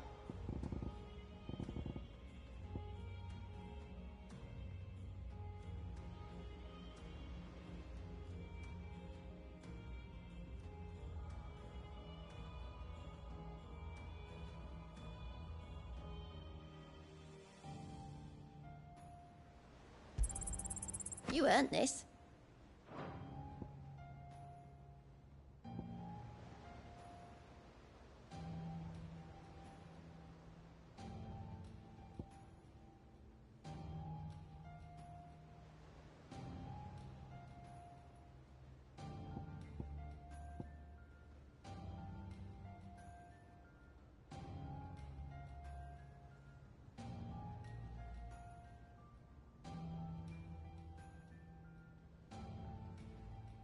All done?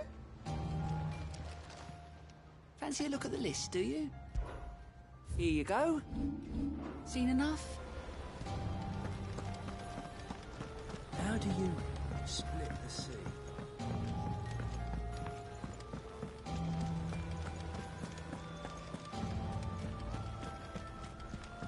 Come back.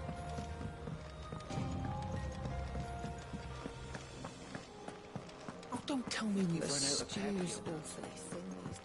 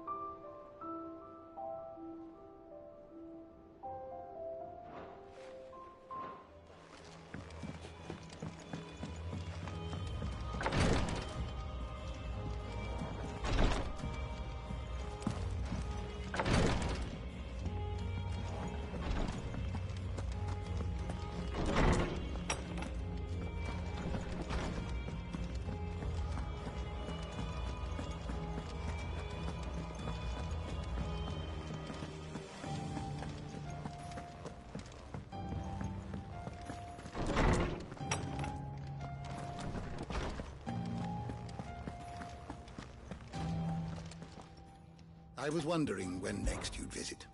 I have compiled some new entries, if you would like to see them.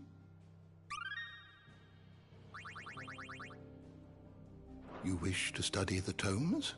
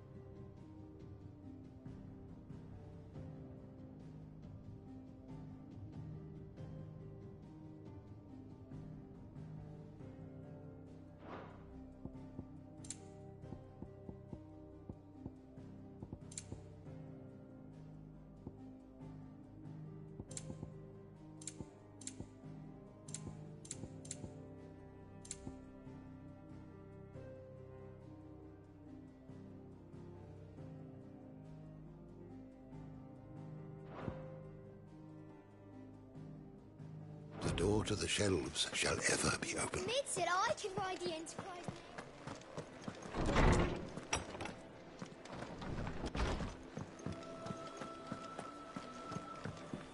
What do you recommend?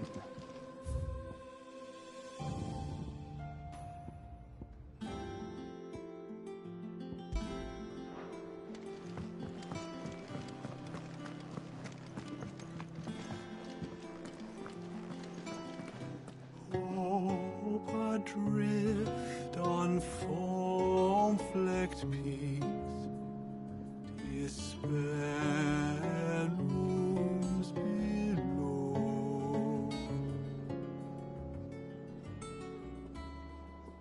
Yet in the dark, a flame is sparked that warms us in its glow.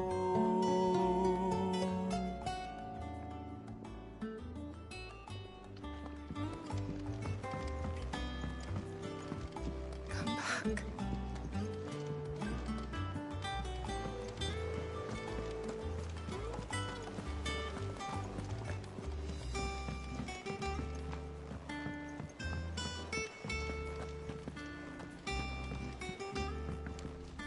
What will it be today? I cannot claim.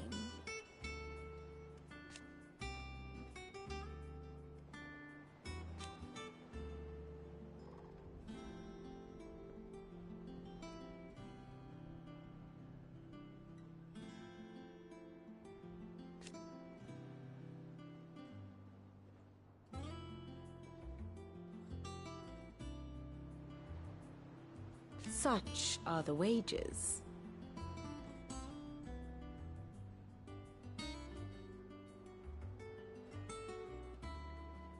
Ironic, then.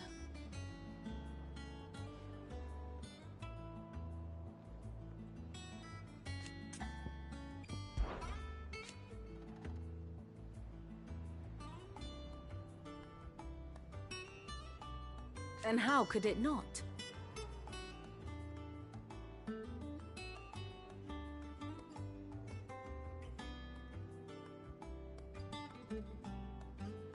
But are we any better?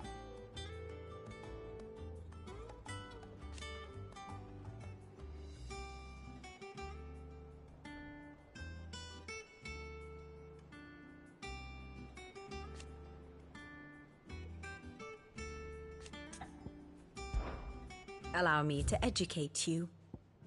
I have the details here.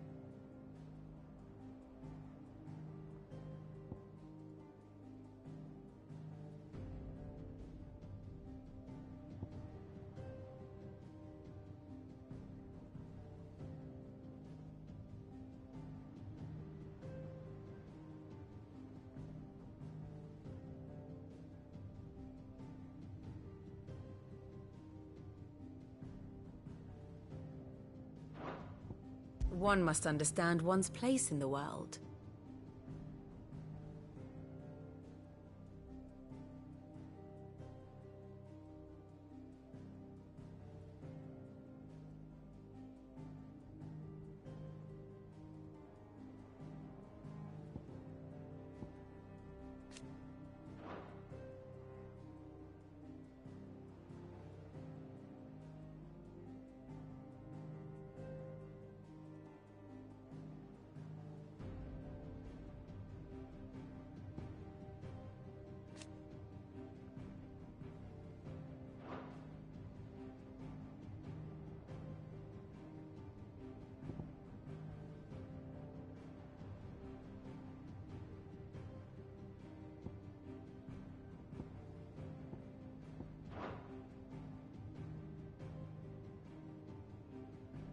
Very good.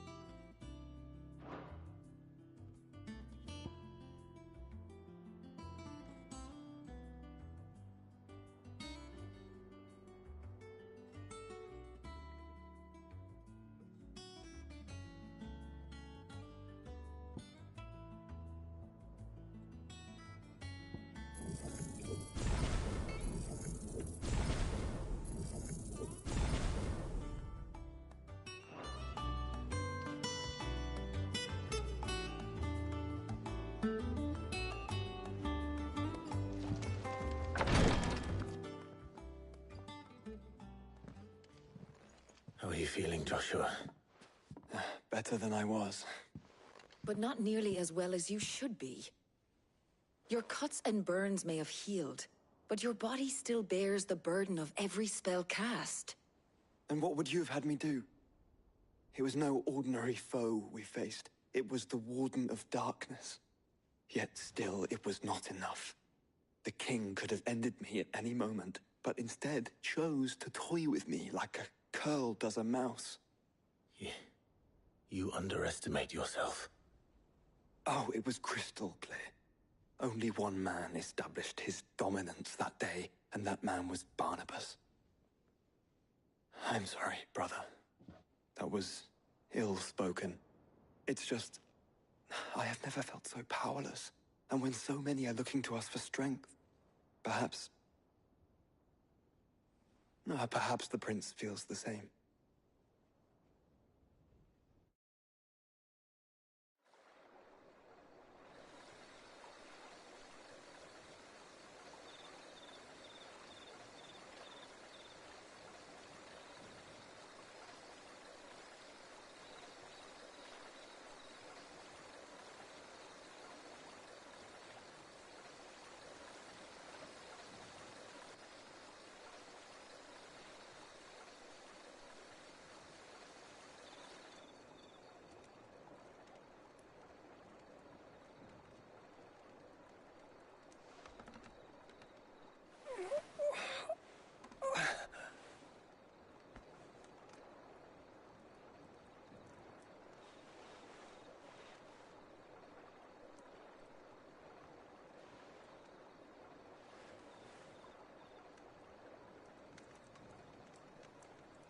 What is this place?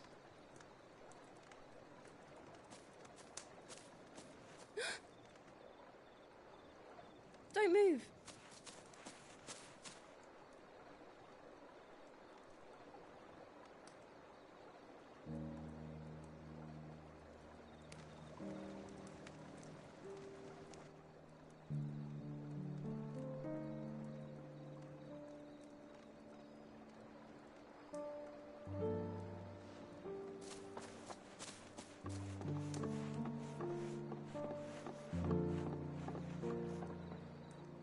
Here, it's fresh from the well.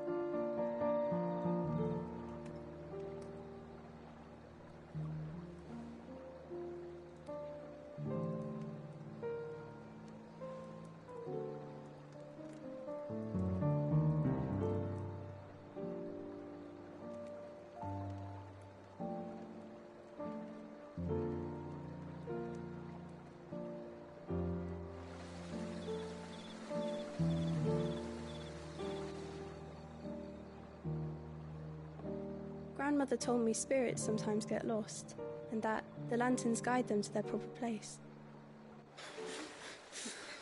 I set one on the river for her when she passed away.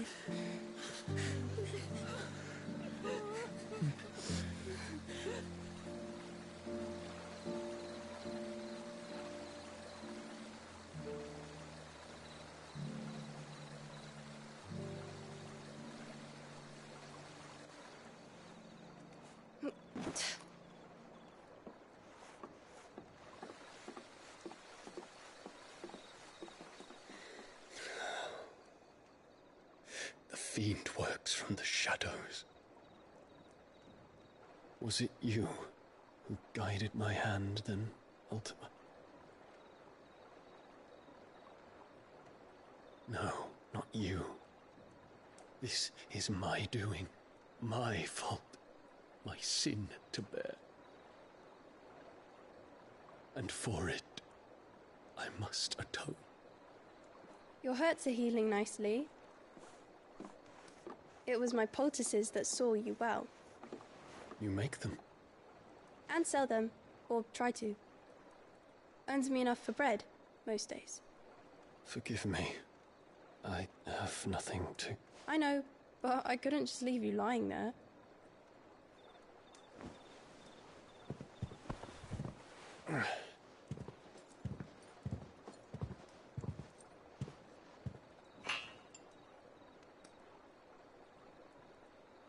You're going then? Of course. I'm healed. Thanks to you and your poultices. Will you promise to come back and visit?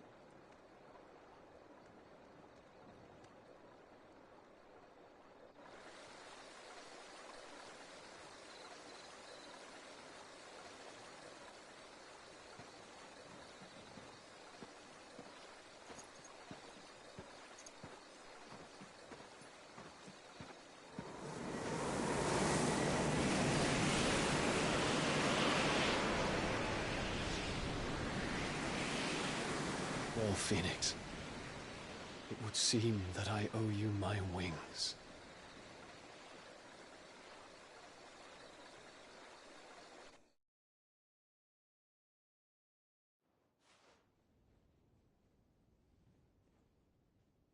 Perhaps he can find an answer.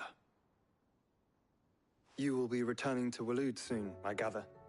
I see no reason to wait. Then neither do I. I can think of a few, but I doubt they'll stop you. You will take your medicine.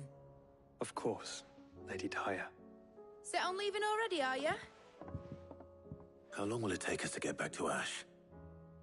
Dunno, about the same amount of time it took us to get here. Maybe less, if your uncle can find someone trustworthy to patch up the Enterprise. All depends on where we're putting into port, mind. Yes. It's not as if we can put ashore wherever we choose. We have to assume that the whole of Ash is hostile, and that we'll be attacked on sight. Then we must find a place they won't think to look. And I have an idea who might know of one. The Professor! I'll go and tell you come in. While you're plotting our course, I'll be in the shelves with your lawsman. I wish to pick his brains about Ultima. Then I'll talk to Karen about supplies for the journey. They may not be easy to come by in Ash.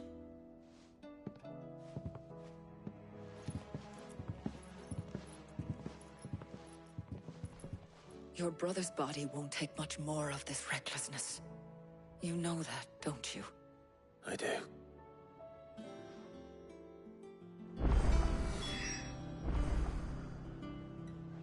You've seen more of the world these past 5 years than most do in a lifetime. It's a shame you never had a moment to enjoy it. You've seen more of the world these past 5 years than most do in a lifetime.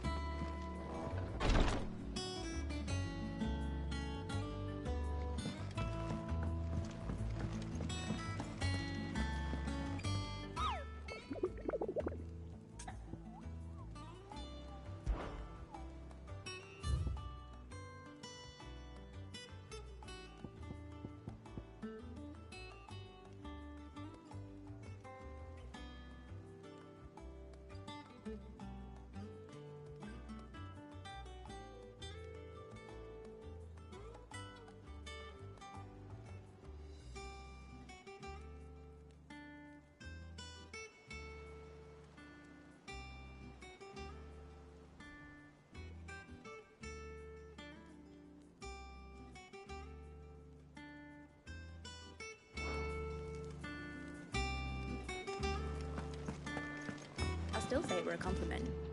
Say it all you like. It doesn't make it true. Ah, Clive.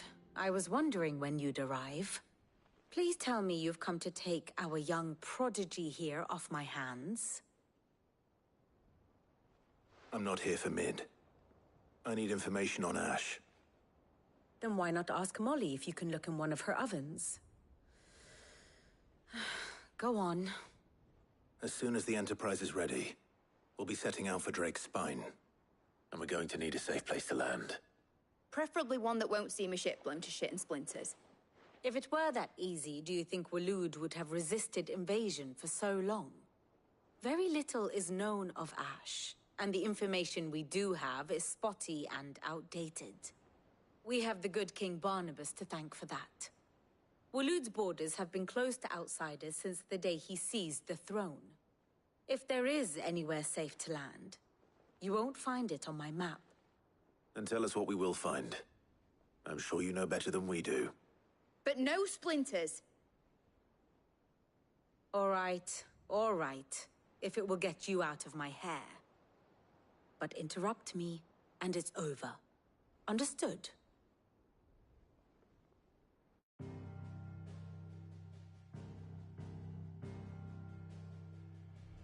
Barnabas Tharm, the one they call the Last King. Understand him, and you will understand the kingdom of Waloed. Barnabas was only a boy when he arrived from beyond the southern seas, and barely a man before he united the ragged tribes of Ash. And having unleashed them upon the formidable Veldamark, he set his throne upon the ancient kingdom's ruins. The victory sent shockwaves around Valisthea, tales of Odin's might spreading through every court, parlor, and drinking hole in the realm. Note that this was in the year 843, and that the king still sits upon his throne some 40 years later, quite untouched by time. Waloed's recent inaction left many wondering if Odin had lost his appetite for war. And yet here we are. The Einherjar was committed to the fray, a bold declaration of intent. Orcs swarm around Drake's Fang, and throngs of Akashic haunt Canva's streets. Though how precisely the havoc they wreak serves Waloed remains unclear. Regardless, if the order to attack truly came from King Barnabas, then one thing is certain. Waloed has achieved the impossible, and made bedfellows of beastmen and the ether-addled alike. All of which is a roundabout way of saying that you will be in unknown territory when you set foot on Ash.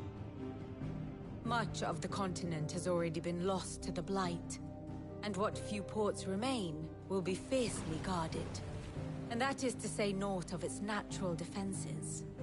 Offshore currents will cast an ill-equipped ship out to sea one moment, and dash it against the rocks the next. But then the Enterprise is anything but ill-equipped, and Mid has made land there before. Now, if only there were someone with an intimate knowledge of the Shadow Coast, and where a daring gentleman might put ashore.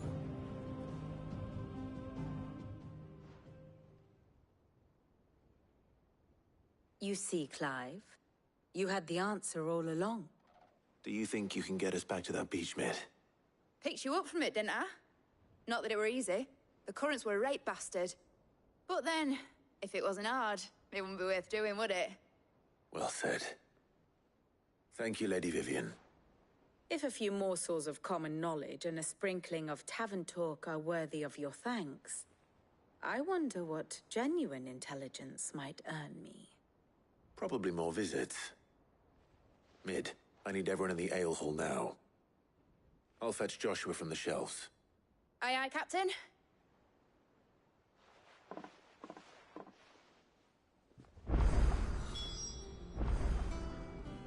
Clive, how may I help you today? One must understand one's place in the world.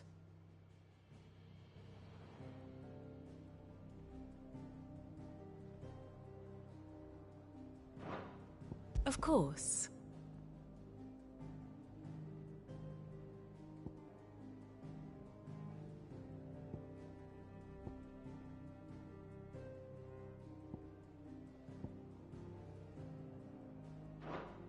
The state of the realm is ever-changing, Clive.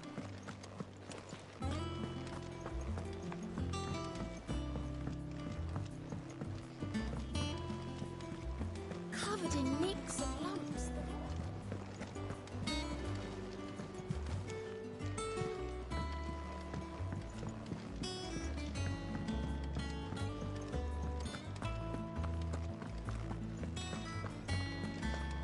Don't tell me we've run out of peppy and nuts and all. To what do I owe the honor? The sound of ringing still.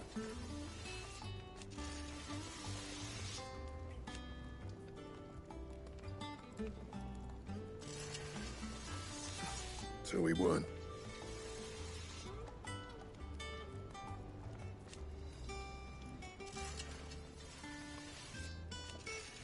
Who knows?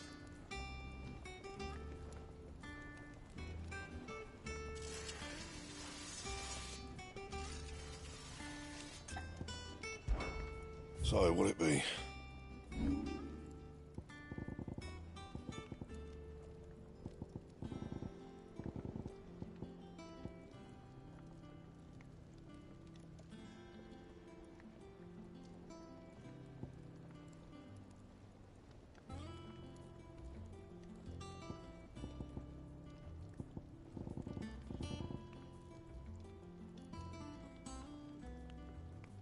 Anything else?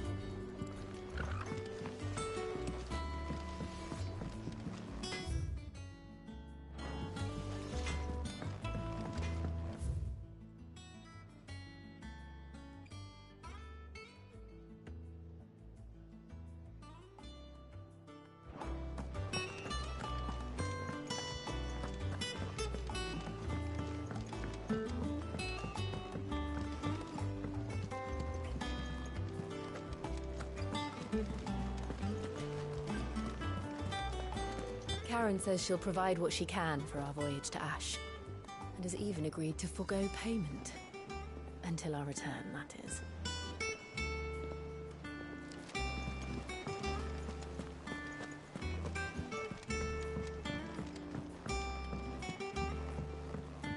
How do you split the sea?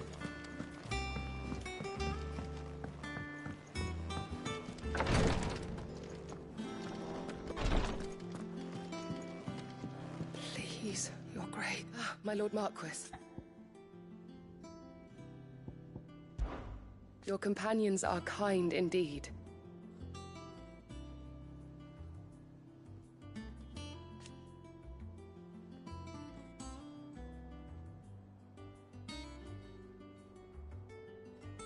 I must admit,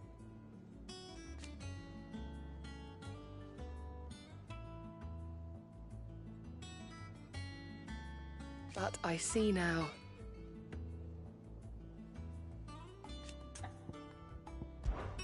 It was the greatest honor of my life.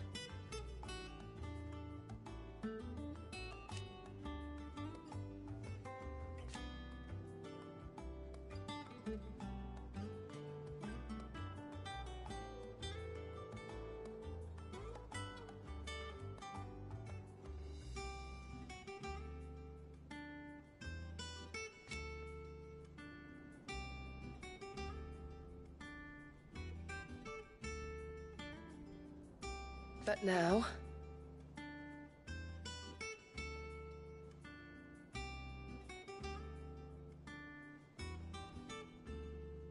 so I bid you.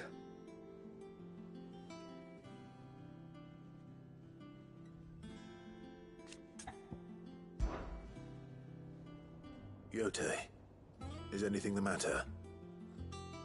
You seem troubled. Perhaps I might be able to help. My lord. Yes. Perhaps you might. It's your brother. His condition continues to worsen, though he does his best to hide it. The lesion on his chest pains him more with each passing day. I had feared as much. There are certain elixirs which can ease the suffering of those afflicted by the curse, but... But His Grace's case is severe. The drafts I have been able to prepare for him thus far have ceased to have any real effect. So I consulted with Talia and certain of my comrades among the Undying about the possibility of finding something stronger. And thankfully, a recipe was found. The only problem being that the critical ingredient is exceptionally hard to come by, and our supplies are almost Your brother's anguish will likely become unbearable. My lord, I know that I have no right to make demands of you. But would you help? For Joshua's sake. For Joshua? Anything. Thank you, my lord. So, What is this critical ingredient? A rare herb by the name of stonerwort. It grows only where the ether is densest. The vigor it stores in its stems helps to counteract the curse. We discovered a patch near the aqueduct in Rosaria. But alas, yet more ether has erupted from the earth there recently, leaving the whole area flooded. The search continues for a new source. One that we might reach without being turned. So it's only that you can't reach it. The stonerwort itself is unharmed by the flood. Well, yes, but... Then I shall go in your stead. Oh, but, my lord... You've yet to find another source, correct? So for now, the aqueduct is our best hope. Besides, I'm a dominant. The ether can't hurt me. Well, if you're sure, my lord.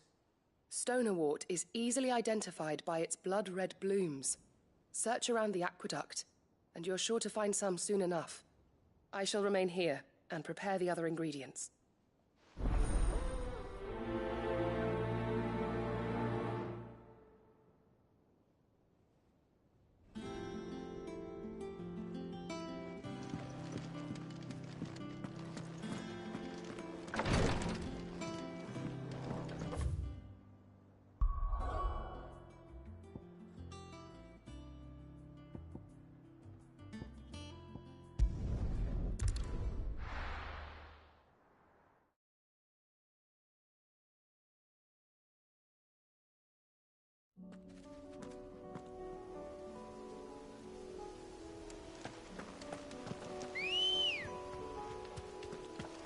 Ready, go?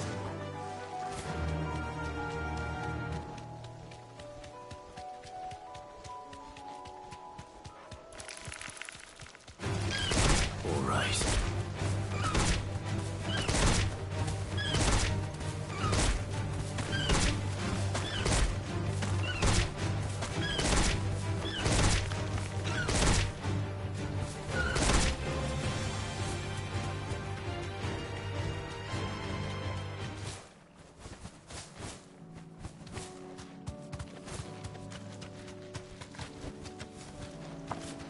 Here's the aqueduct. Now to find our stonewort. Yote mentioned blood-red petals.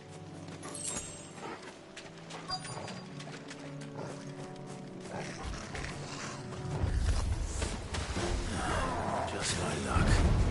I won't be picking anything till they're gone. There's only one thing for it.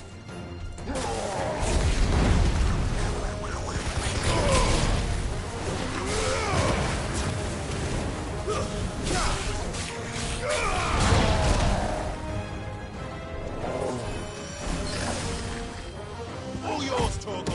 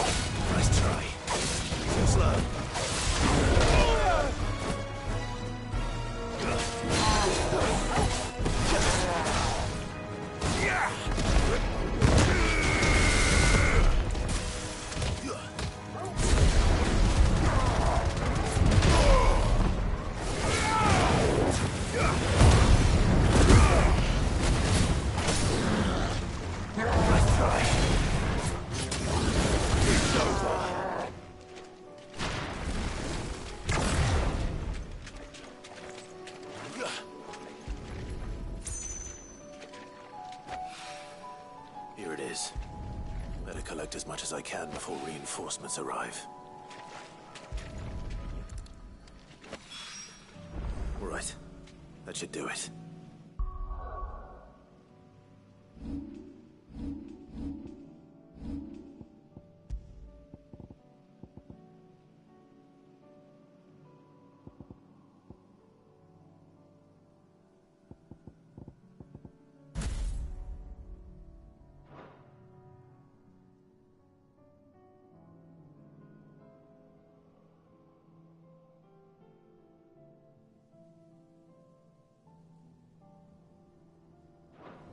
Let's get these back to Yotei.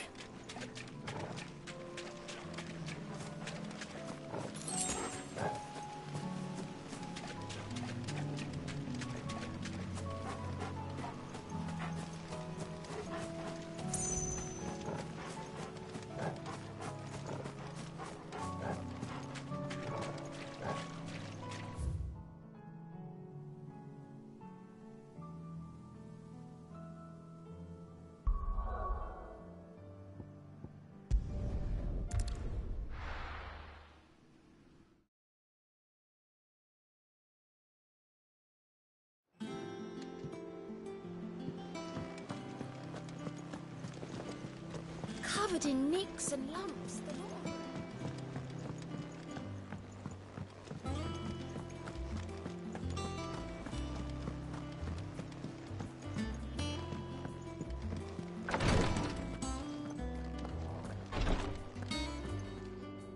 Clive, I wanted to give you something for the kindness you showed my mentor.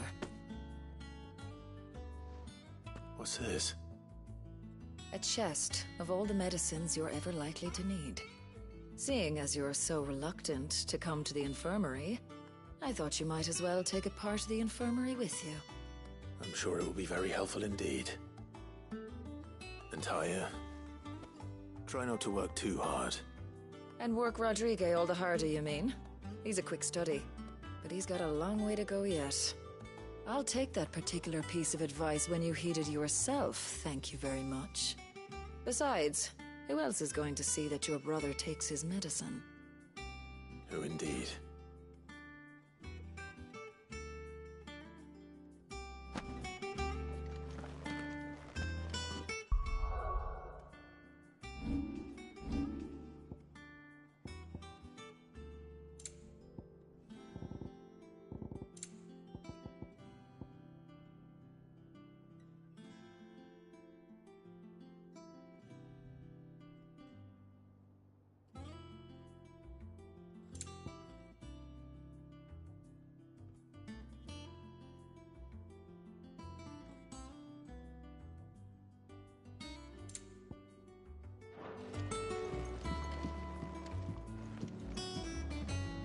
Yotei, I brought back all the stone and water I could find. Will this be enough?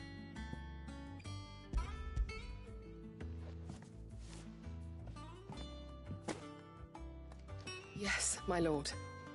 Thank you. I'm sure it will serve us until we can find another source. I'm very glad to hear it. You and His Grace are very much alike, you know. You think only of how you might help others, and never of the danger to yourselves. No more than you have minding my brother. You've risked a lot for him, and I thank you for it. I am honored that you should say so. But I beg you, my lord, do not give too much of yourself for the sake of others. We could not afford to lose you. I'll keep that in mind.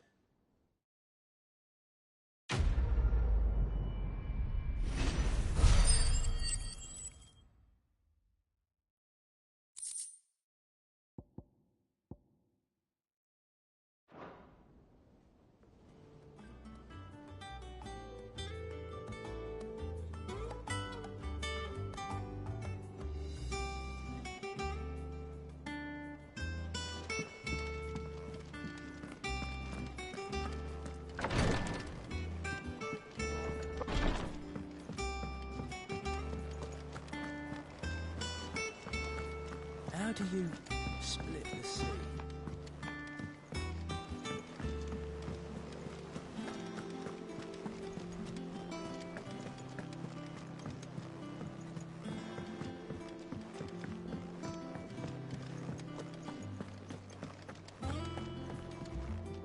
look like you could do with a drink.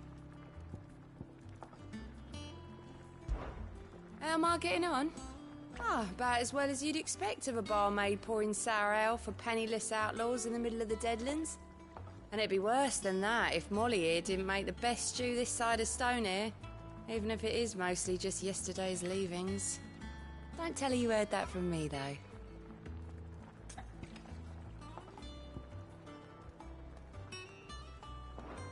Don't be a stranger, Sid.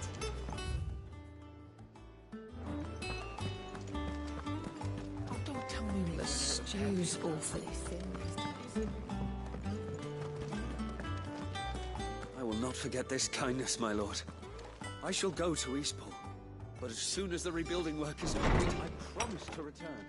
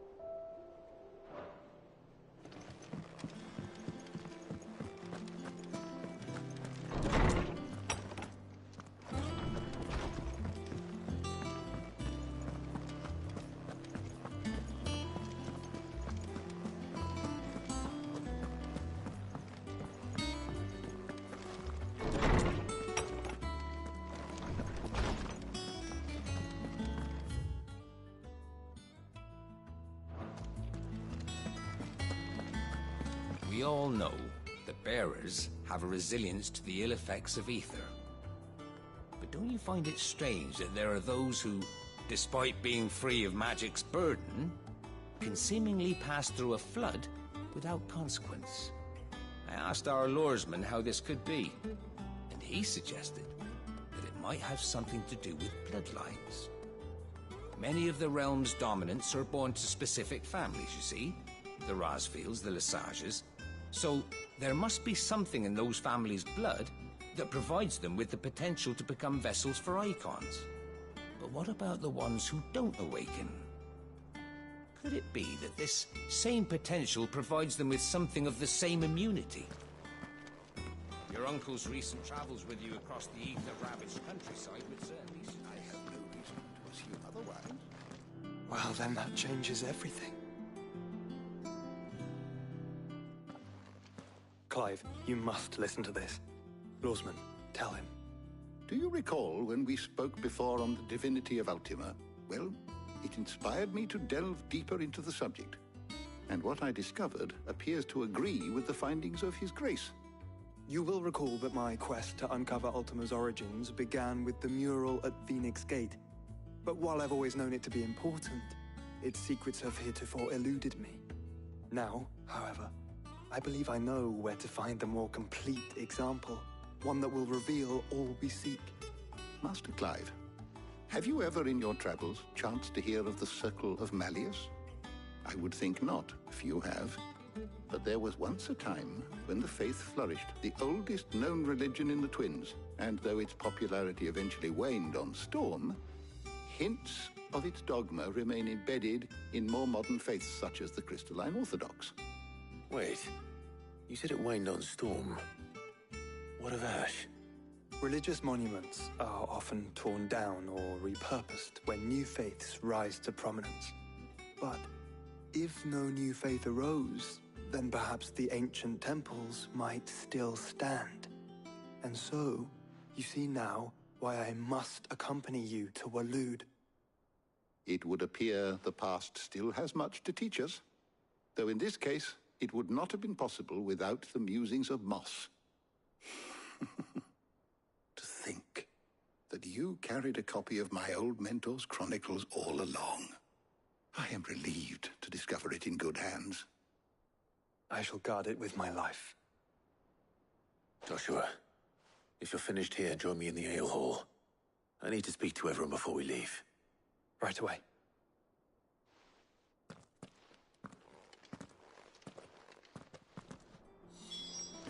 Mid said I could ride the Enterprise next.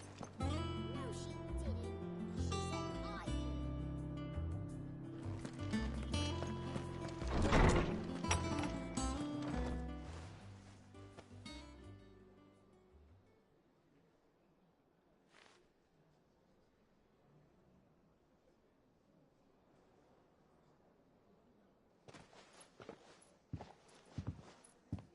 My apologies. By now you've all heard where we're going and why. So I won't bother you with the boring details, only the important ones. If we attempt to approach Stone here by sea, there's a good chance we'll be sighted and fall prey to the capital's artillery. So instead, we'll disembark on the southwest coast and make for Drake's Spine on foot. I say we, but it's highly likely the entirety of Ash is under the rule of Ultima. A large party would only attract unwanted attention, as well as slow our march and require supplies which may be difficult to obtain. Only Joshua and I will be going. And a scout. Preferably a good one. Gav, do you know of any? You bet your ass I do.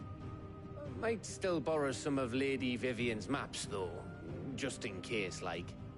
Once you've dropped us off at the Shadow Coast, you need to retreat into neutral waters, fly merchant colors, and stay inconspicuous. If you sense any danger at all, you leave us behind and return to Storm. Inconspicuous is my middle name. But like hell am I leaving anyone behind. The ship ain't going nowhere till your scurvy mugs are smiling on deck. Jill, the Enterprise will appear a tempting target for royalists and pirates alike. You're to stop anyone boarding. Don't worry. I'll keep the ship and her crew safe. You'll be needing passage home, after all. But... very well. If there are no questions, I'll see you all at the docks.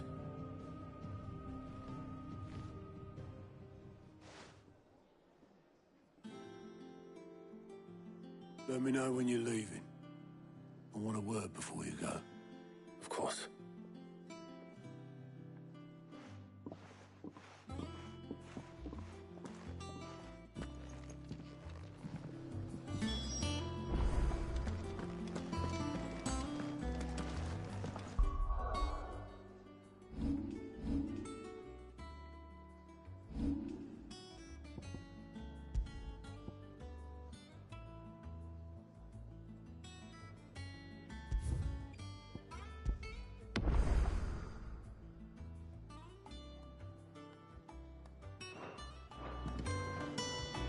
What can I get you, Sid?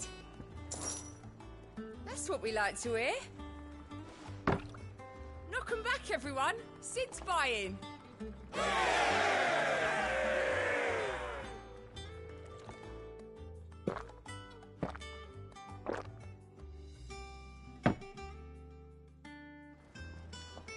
Oh, keep your mug handy.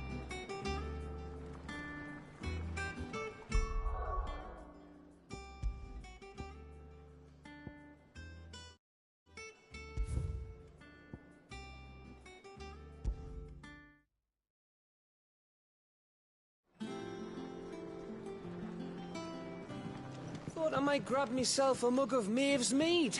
Settle me stomach, you know, before we take to the high seas.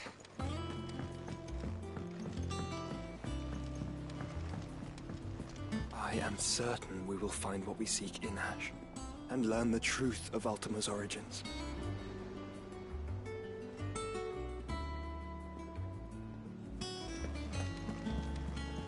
Covered in nicks and lumps, the lot of them.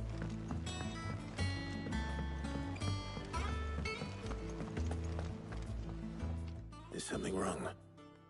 Not at all. Honestly. Can't a man wish his friend farewell? Just wanted to let you know that I'll keep things in order while you're off saving the world. I'll hold you to that.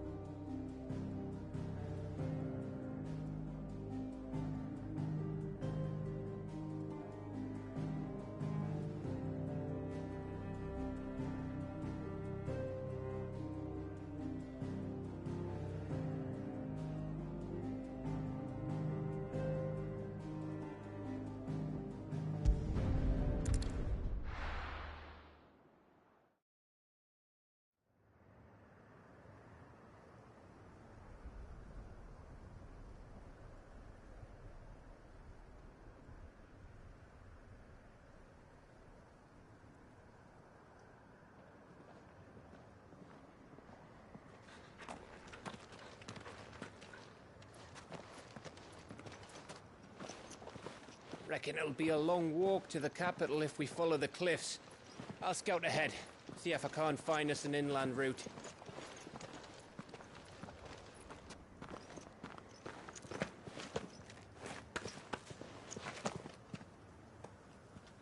Clive.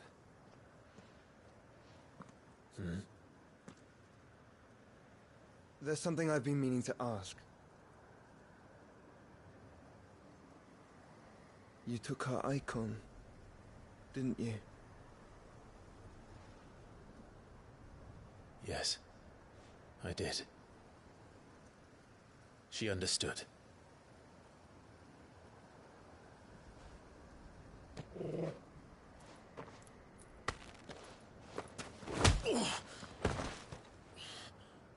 Oh, she understood. Oh, damn. Joshua, what you doing? That you decided to save the world all on your own, and that you'd die without her power. How dare you make her choose? You knew damn well she'd never refuse you. But I will. You can't keep pushing us away, Clive. The world is ours to save, not yours.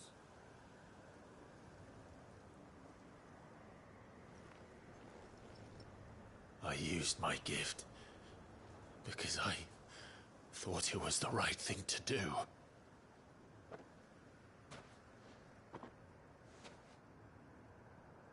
And you truly believe this will save you? Will save us all? I do.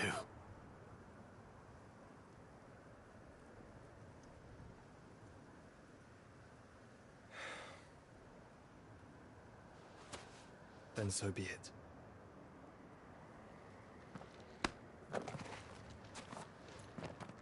Just don't forget, you're not alone.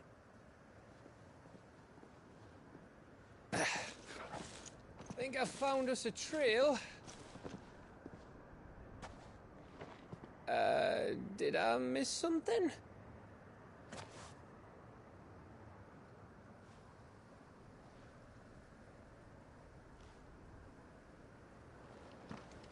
Only that Joshua didn't. I don't get it.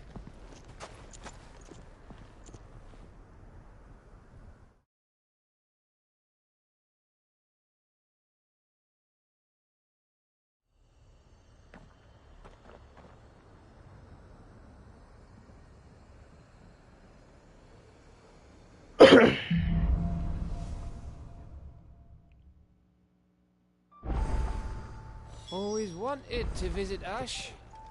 We're in Waluda territory now. Don't expect a warm welcome. Oh, I don't know, Clive. That castle over there looks inviting enough. Shall we sample its inhabitants' hospitality?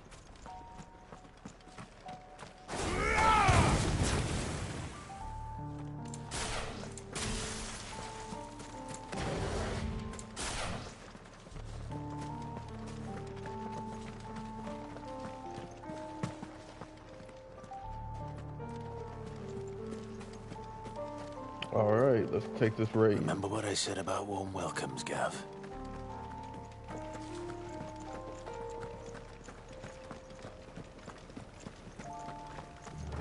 This place is as dead as Greagor's ghost.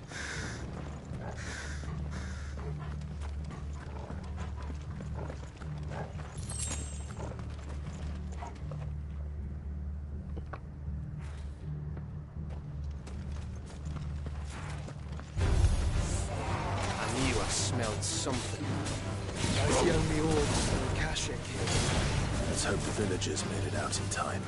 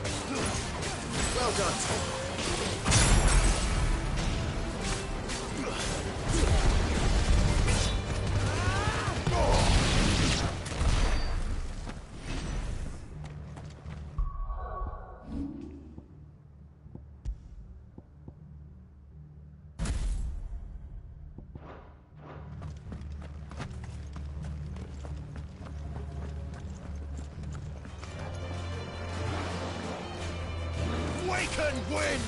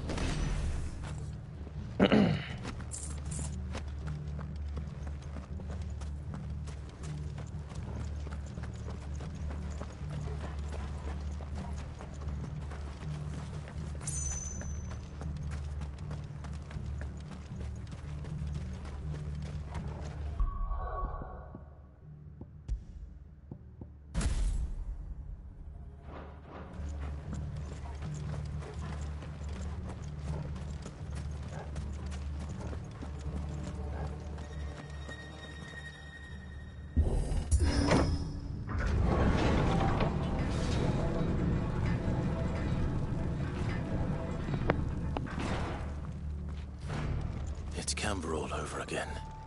Where the hell are the Royalists? Seems you were right about that welcome after all, Clive. Well, tell me all the citizens are dead. Or archaic.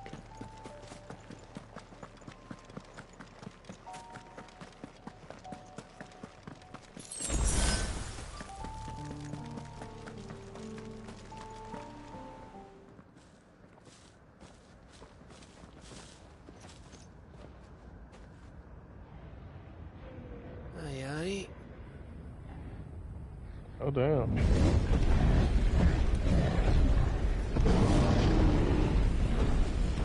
Army of orcs. Is the whole of Ash fallen into Ultima's hands?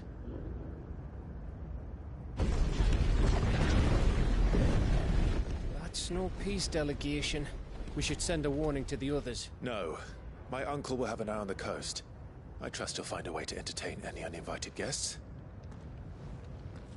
Our mark is Drake's Spine, and there's a lot of road between us and it. We press on to Stone here. Aye, you never know. It might not be a nest of slavering monsters.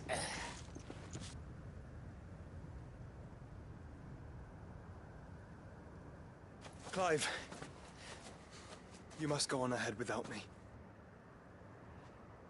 This stronghold is as old as Phoenix Gate, perhaps older. It may yet hide Ultima's remaining secrets, and if we are to best him, they must be unearthed. All right. Stay out of trouble.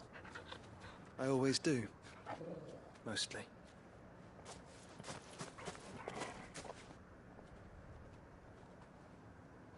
You sure about this? About leaving my brother on his own. Of course. Mostly. Dang, I thought we were supposed to stick together. Fight Ultima as two.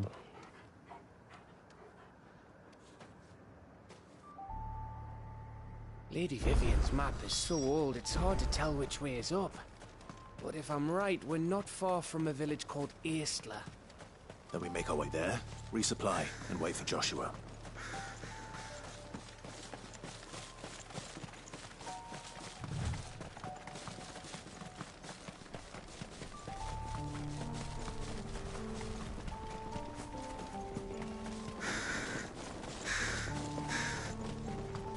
This place reeks like a Mud morble's crab. arsehole. Though I'm guessing it's not the smell that'll kill us.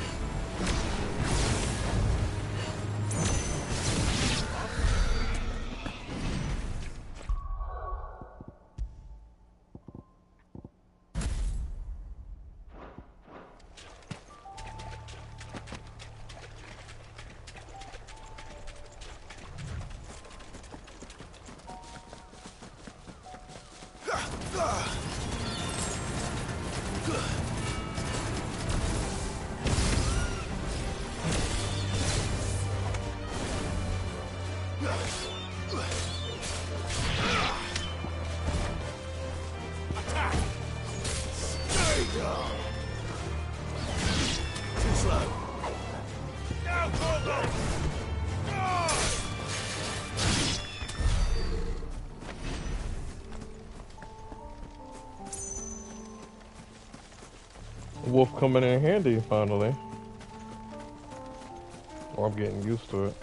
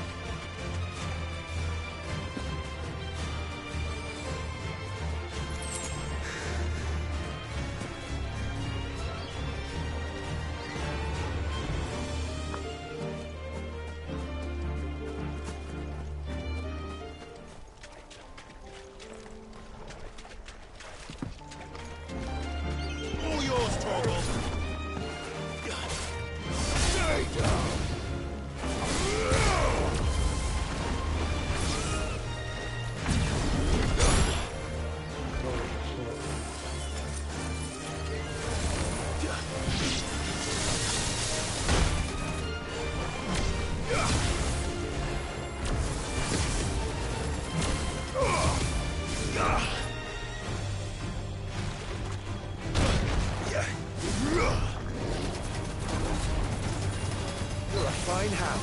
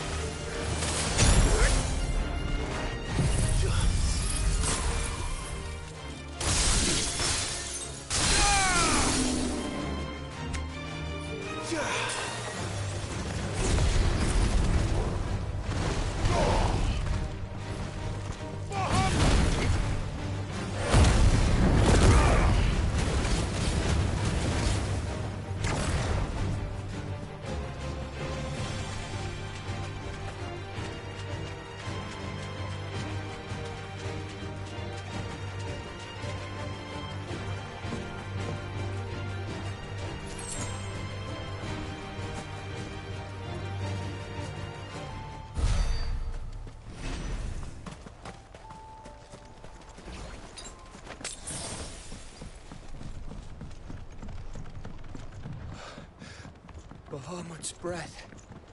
Don't look down, Torgal.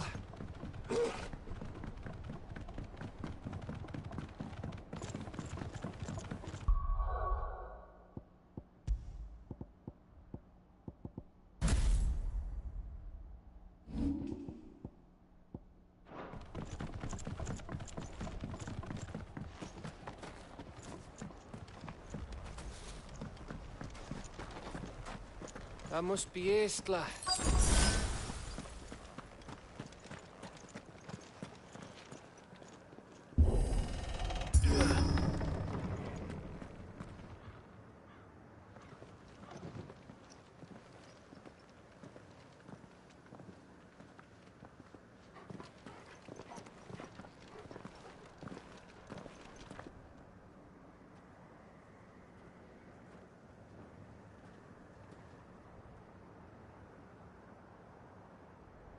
What do you think, Clive?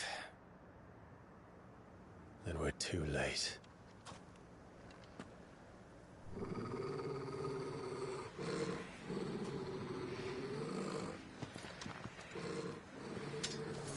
Damn it. They're all turned.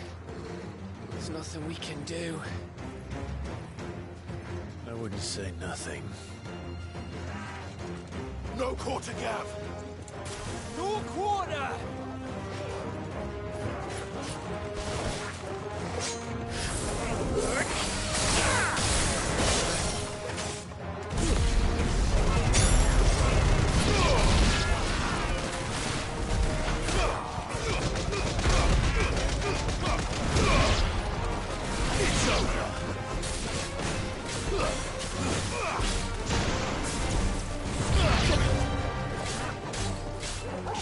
You think all the position like this?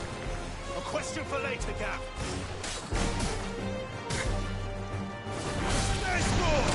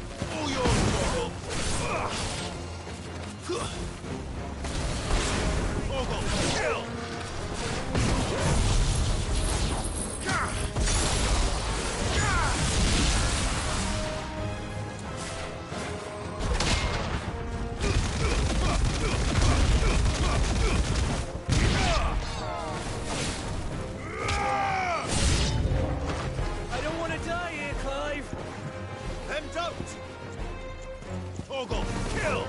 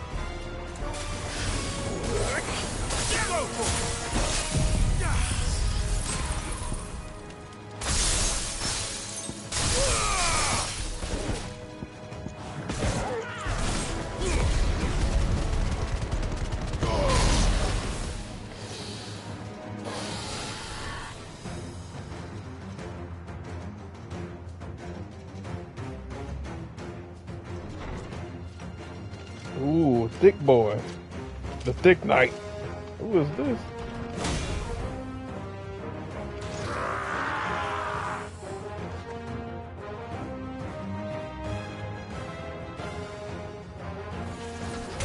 It isn't over yet.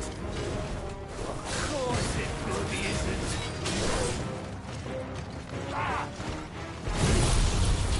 Oh shit, wrong one.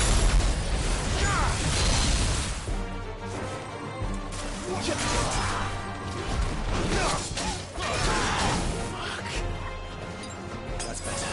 Too slow. Now, Gorgo!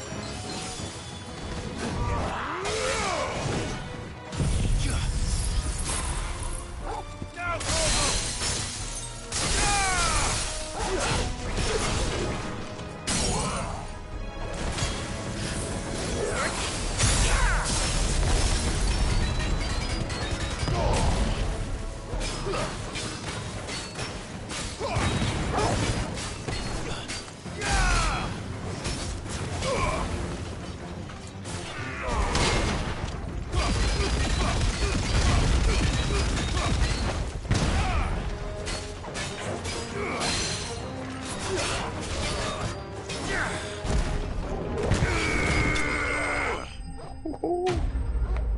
That was nice.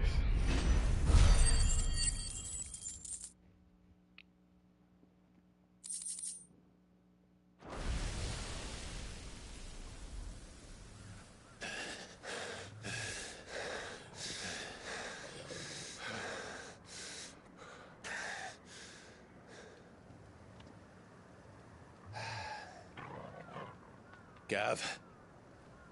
Gav! Don't tell me there's more of the bastards. Oh, fuck. Oh, damn.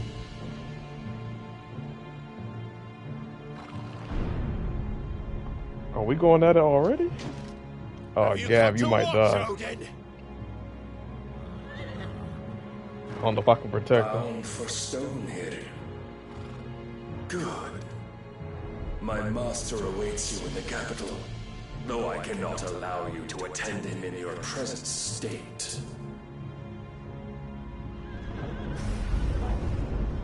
And how are you going to stop us? Why, with this!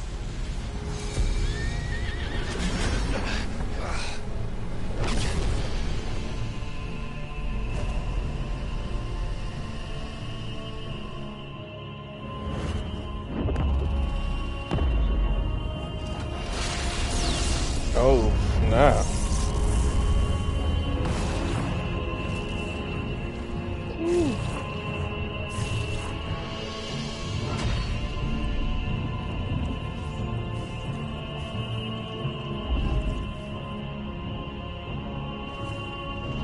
Ooh, he set up a barrier.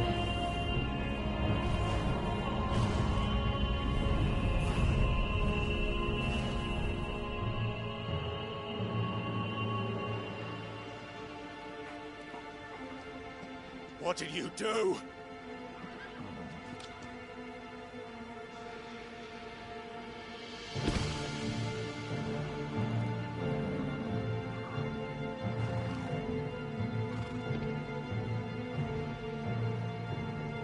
If the vessel would see the path opened, it has but to ask.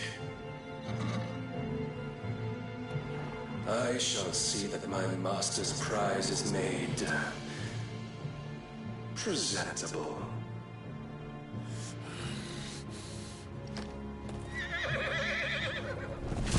Shit! No!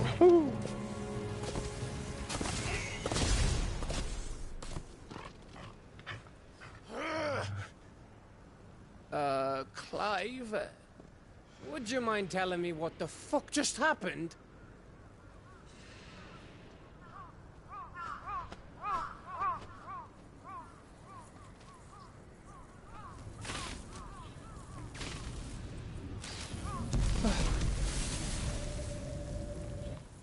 Oh, you've got to be. How are we supposed to get through Not the that? bird. We seek an audience with the king. If His Majesty wants me to come and ask him, then that is exactly what I'll do. Before you go practicing your petition, we don't even know where the fucker went.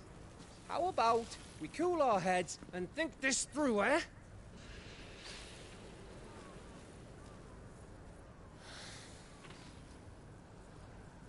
All right. Maybe there's something here we can use.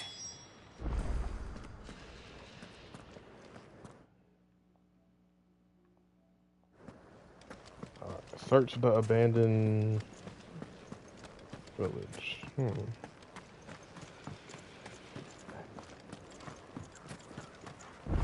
thought we got them all.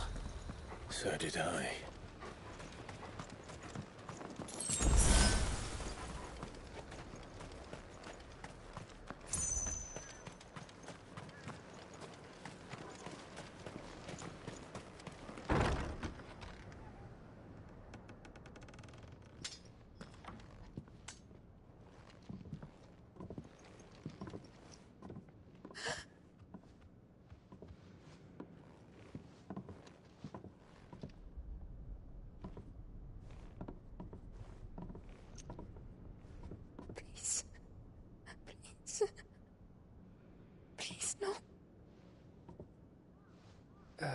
Miss.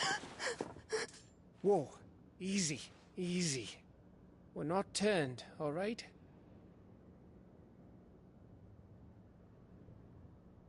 Who? Okay, she kind of cute.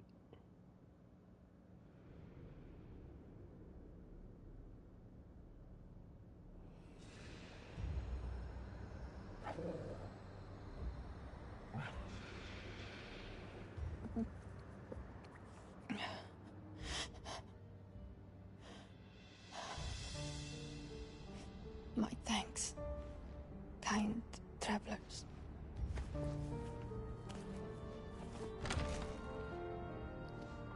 Oh, she pregnant. Edda, forgive me for asking, but what went on here?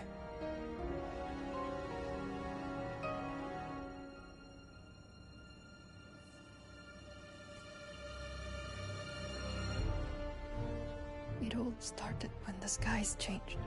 The elders said it was the Arche. One by one, people went mad. Minds taken by ether. Till only I remained. By then, I was too far along to run. And then the nights came. And I didn't know what to do.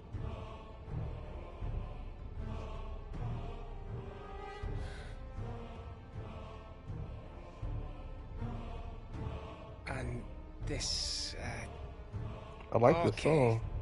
Is just a story. Something our grandparents told us when we misbehaved. About how the heavens would grow dark before the land took her last breath. The end of the world. You said the others went mad. But where did they go?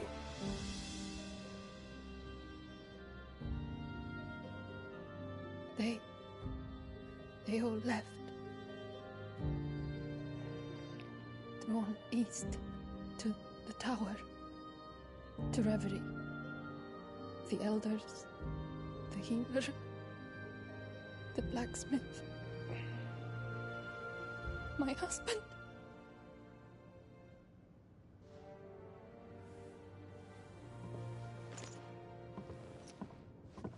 Somebody's baby mama. You thinking he did this?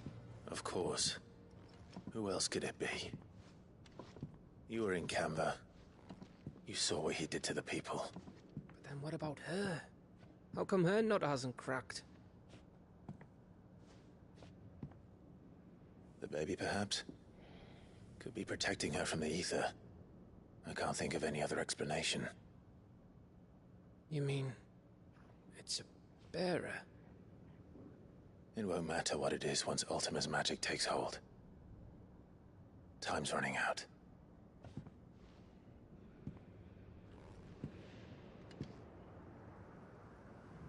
This tower. That's where we'll find the king.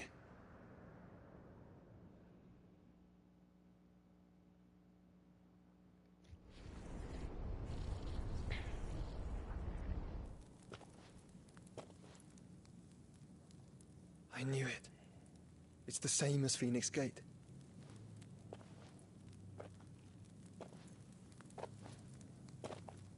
Which means at the end of these stairs should be...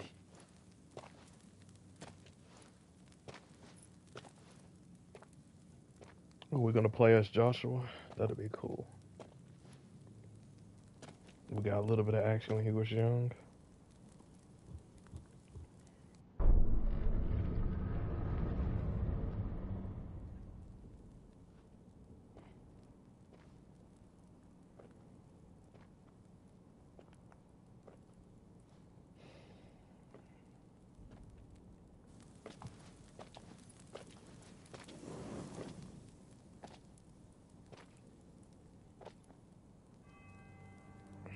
The mural is complete.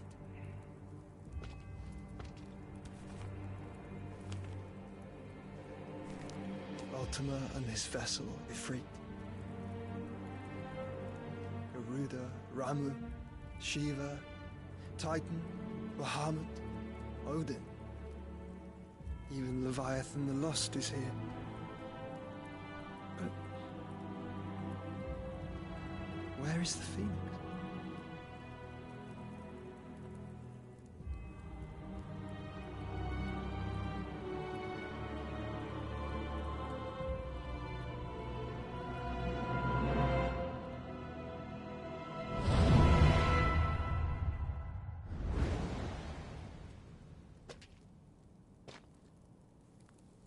By the Founder.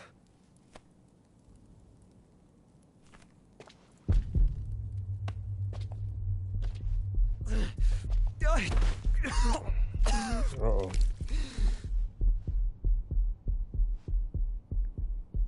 Yeesh.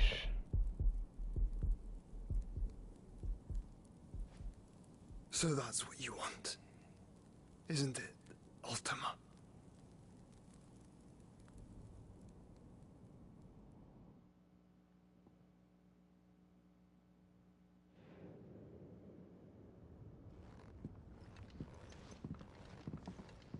So that's how it's gonna be then? I'm not asking, Gav. I need you to stay with Edda. What?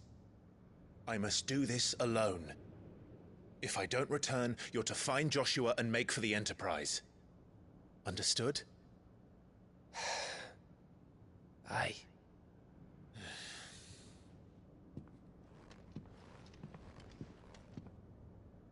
Just don't you go dying on me. Sid's name suits your miserable mug better than mine. Don't worry. I haven't finished with it yet.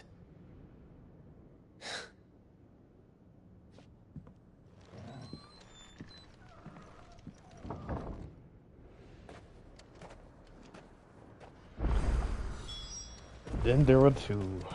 If Barnabas is controlling the Akashic, then wherever he goes, they'll follow.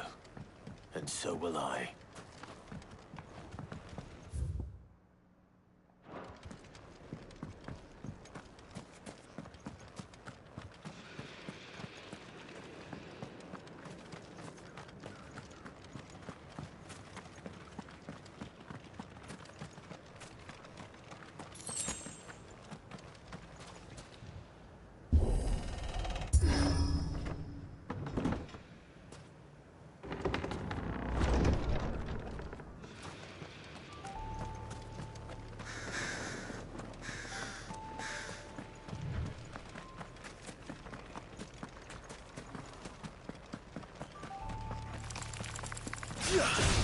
Time to fight.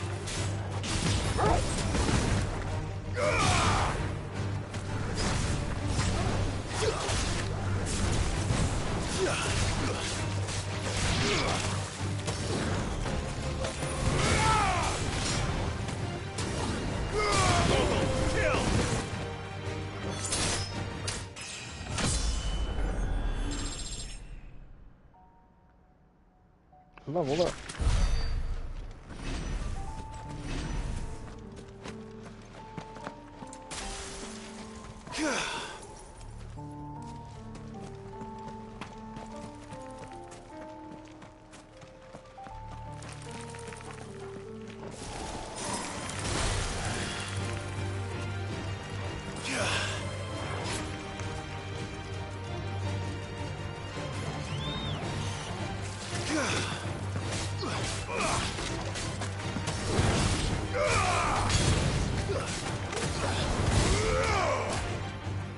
Finished.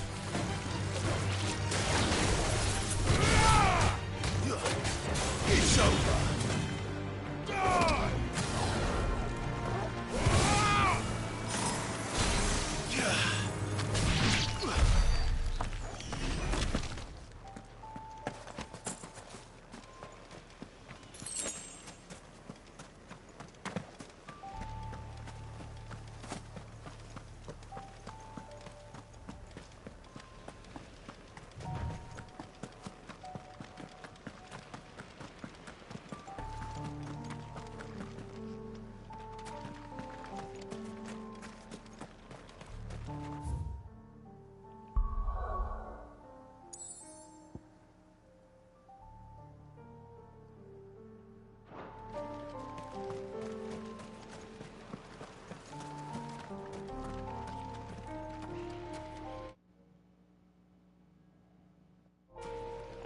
Alright, headed to the tower.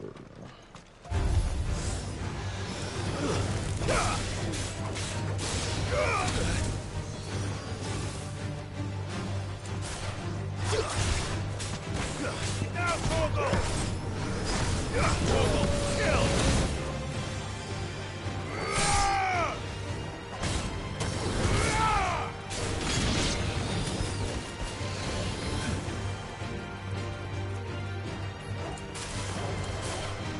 Now, Morgul!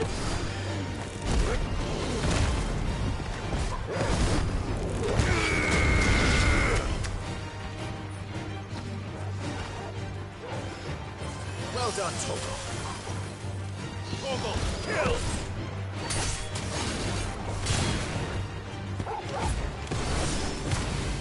Die!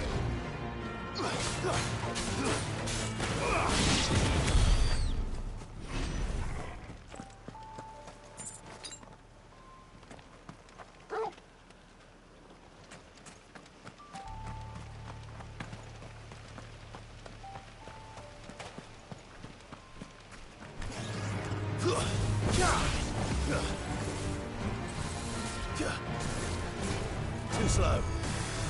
Nice try.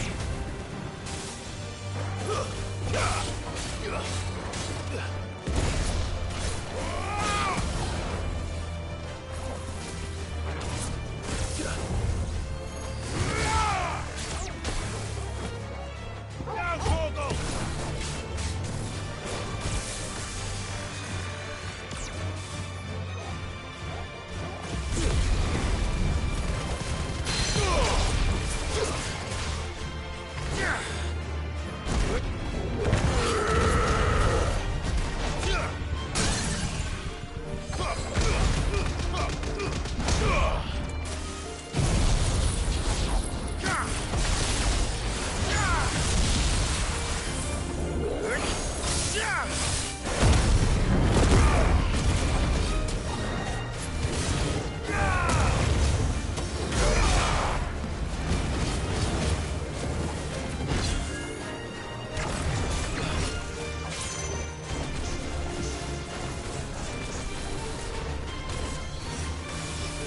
Too slow. Nice try.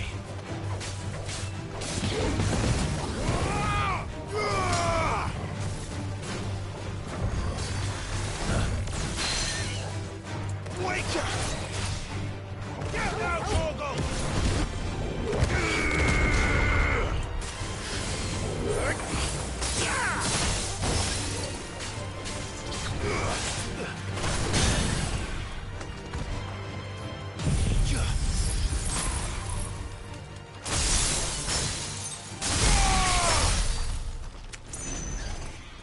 That's the way to end it.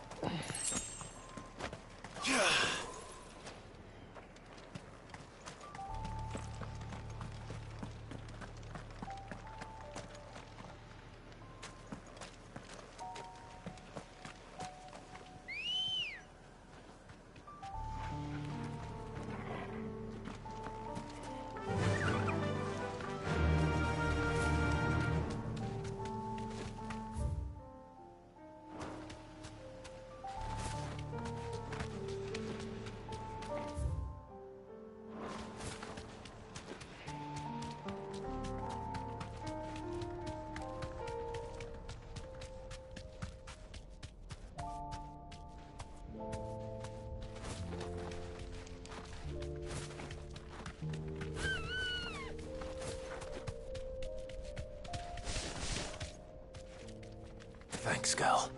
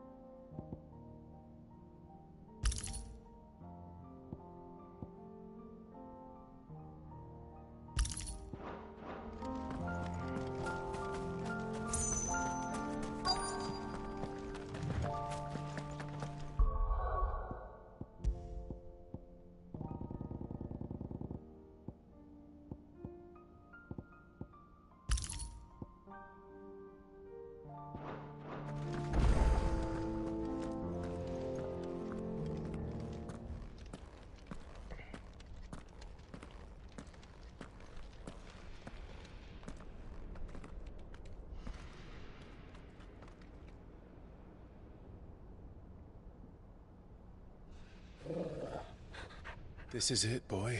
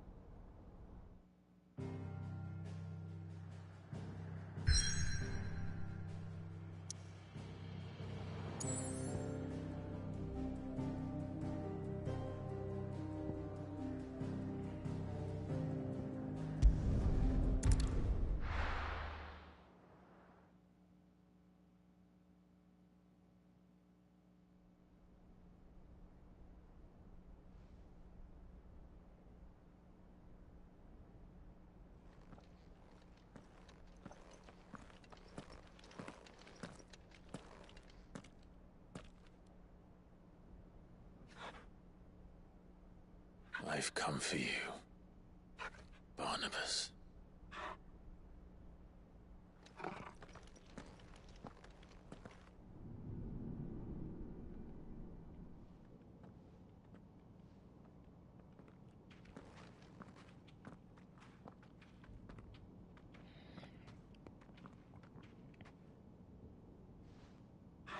Stay close, Torgal.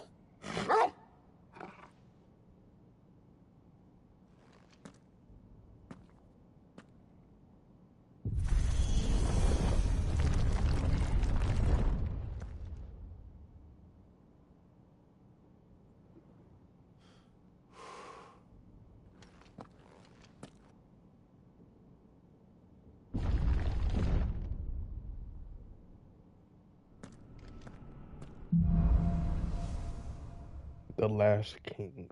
Ooh, is it going down here? The tower. It's alive.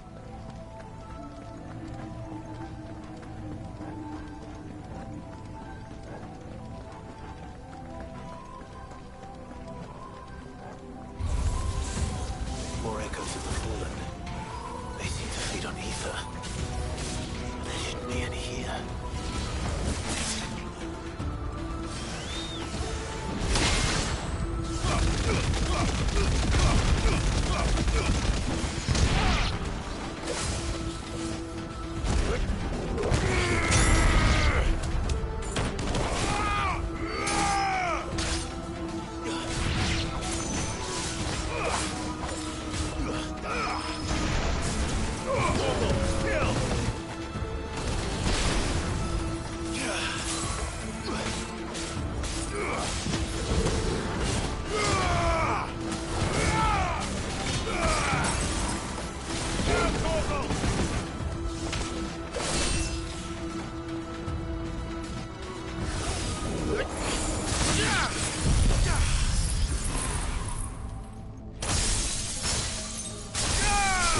Do that.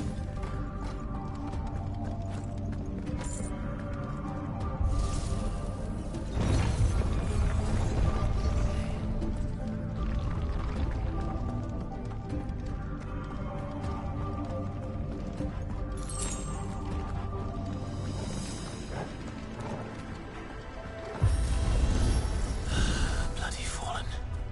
Why do all their flaws seem to have a mind of their own?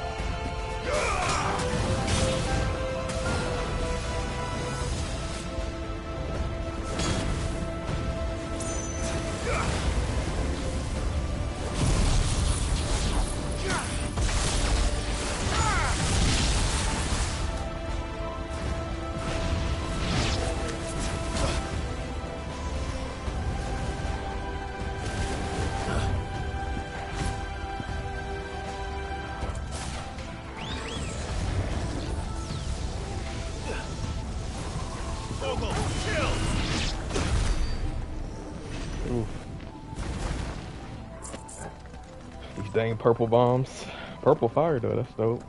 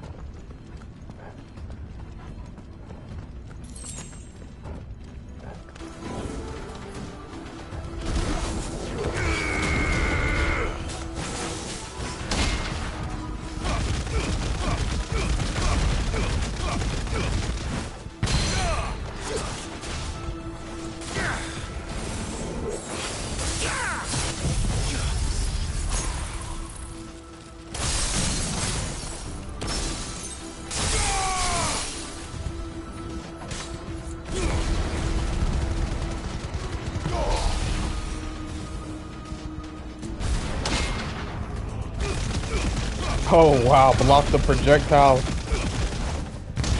That one too was super fun.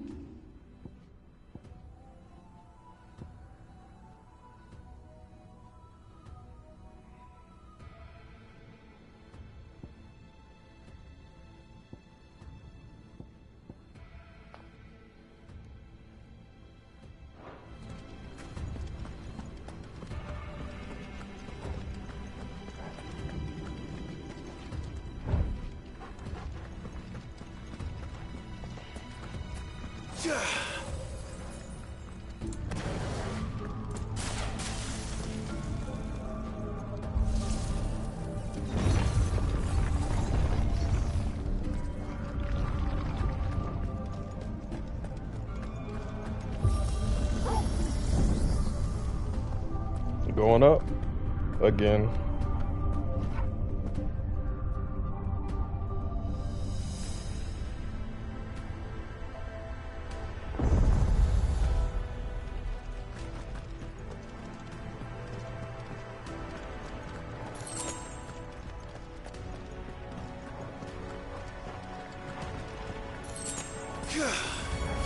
Time to fight.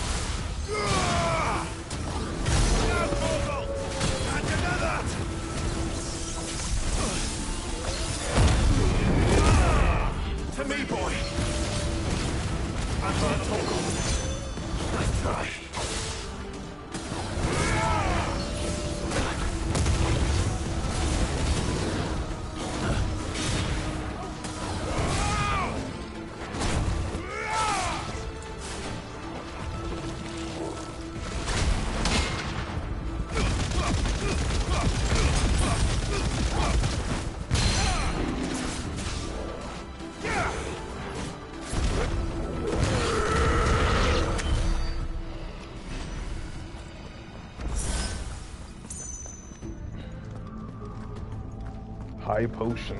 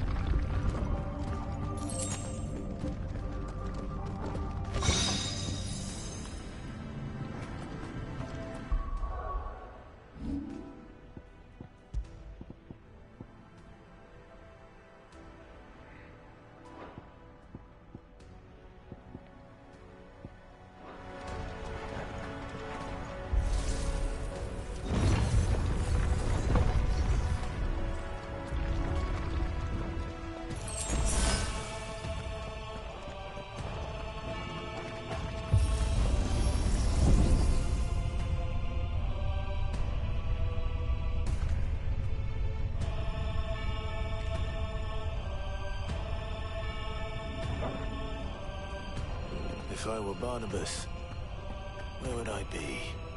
The top. So I could look down on the world.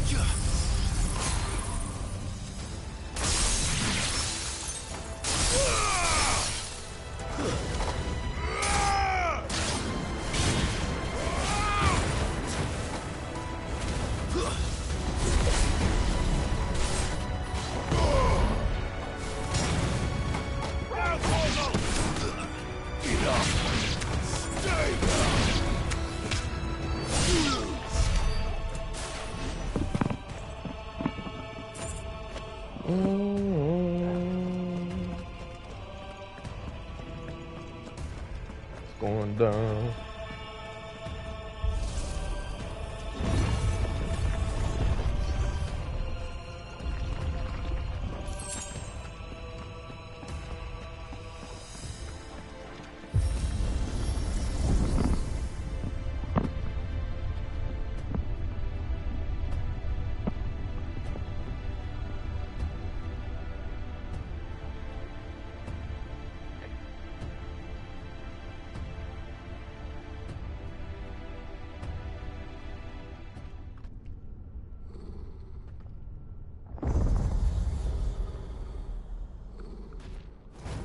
Ooh, here we go.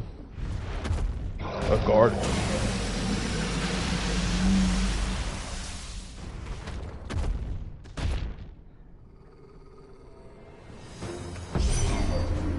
Well, that's new.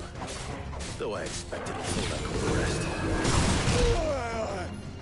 Oh.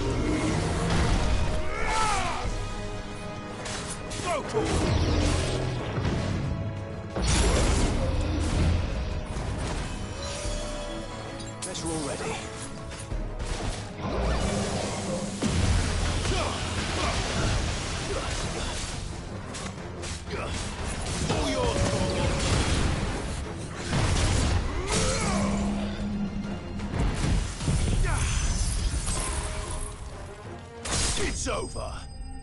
There we go.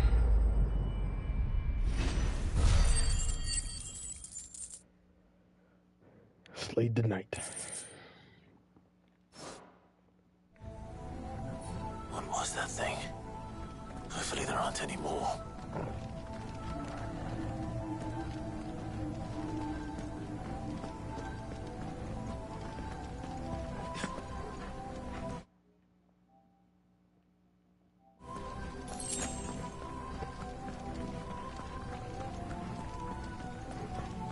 Going to the tower.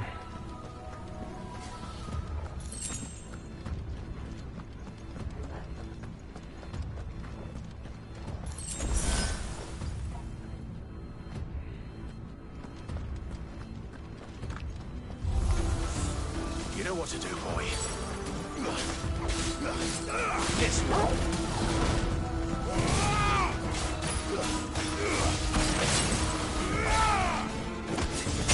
Farewell.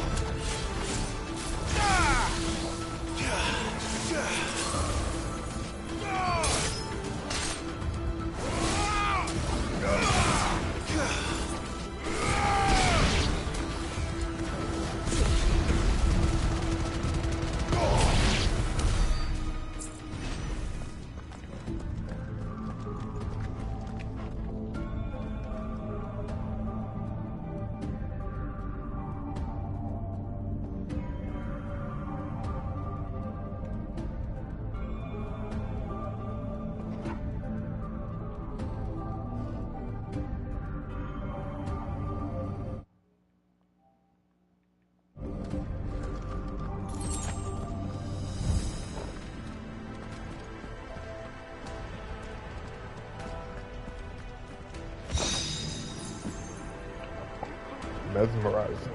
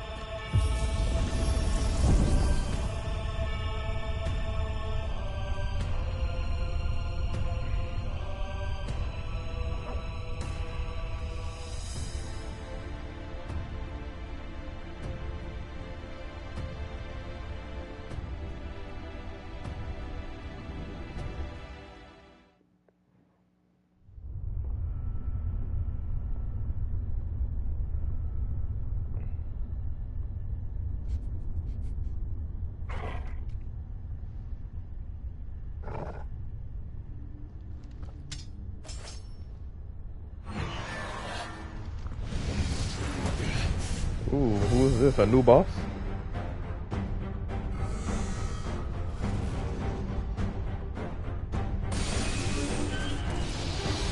Oh yeah, this must be a guardian.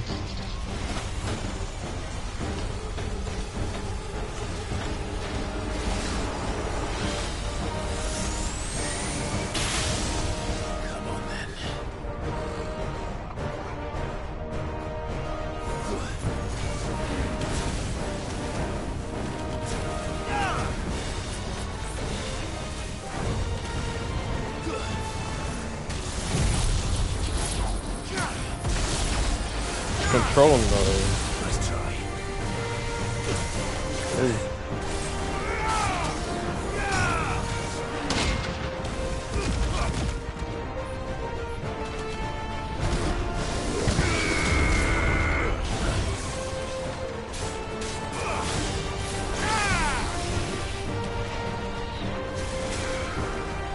Nice try. Nice try.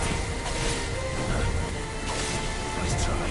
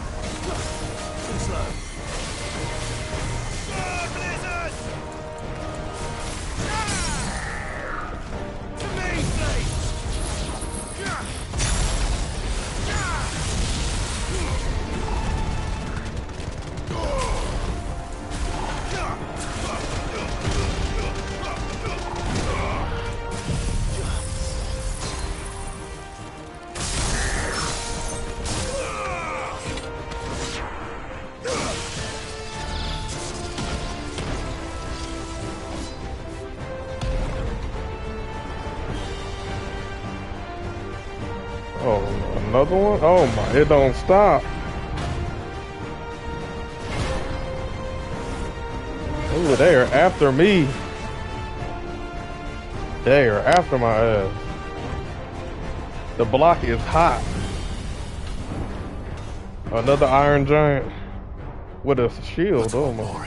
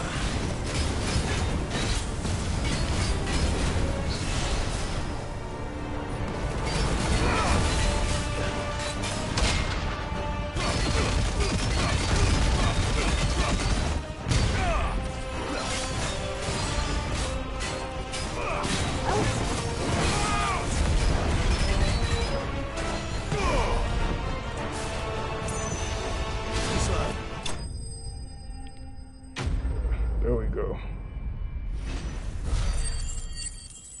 Whew, that was intense.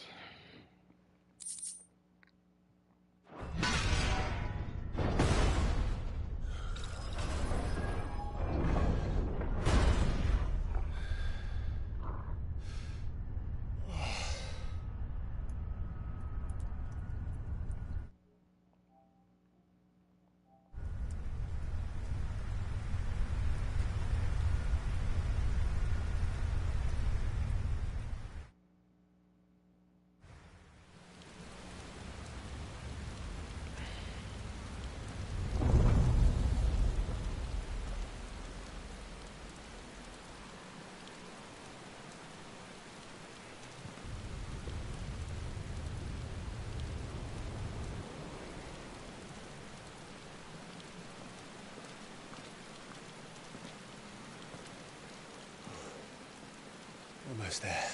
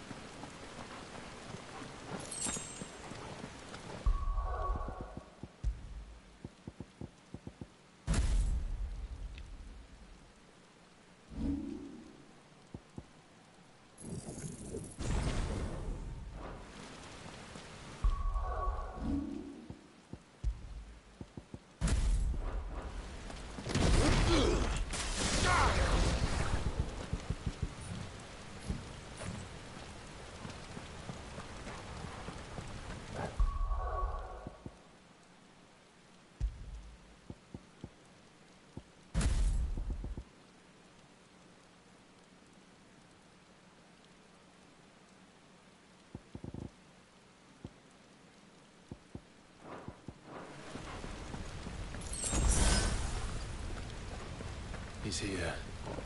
I can feel him.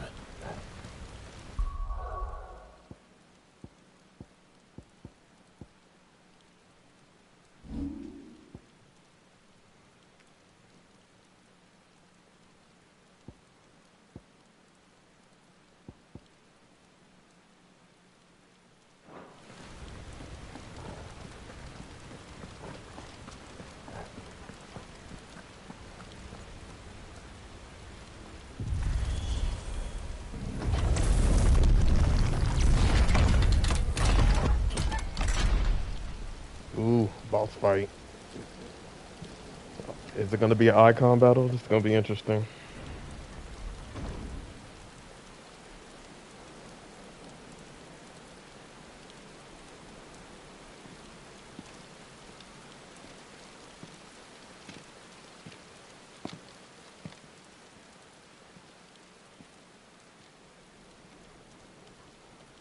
Why?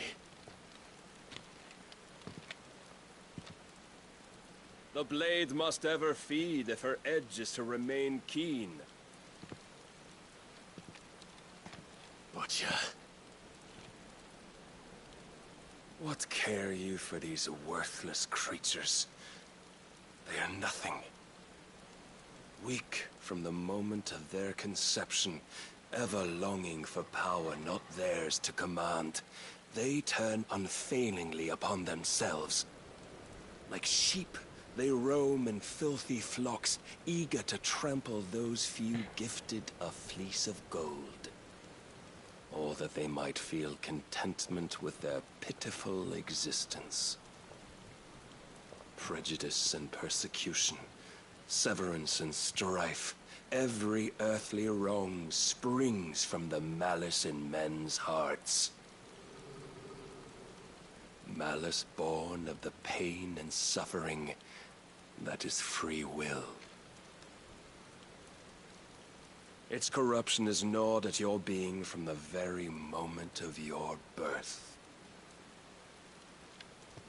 You're wrong. It is no corruption. It is who I am. Every choice I make, right or wrong, gives me reason to carry on. And carry on I shall. Not as a puppet, but as a man. Which are you?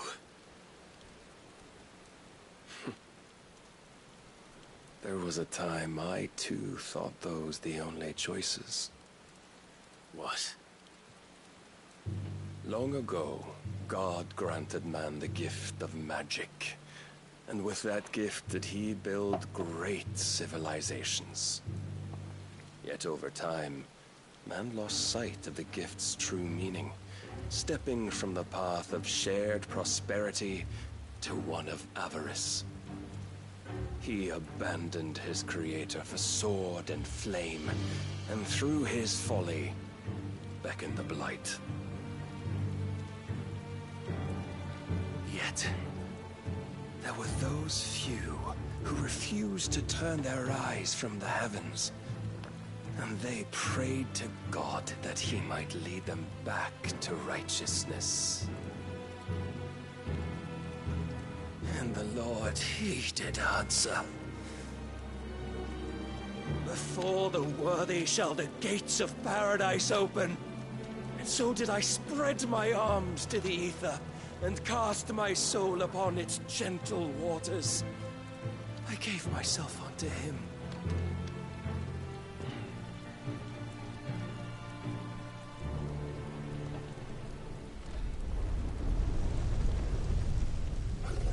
This dude is a Satan worshiper.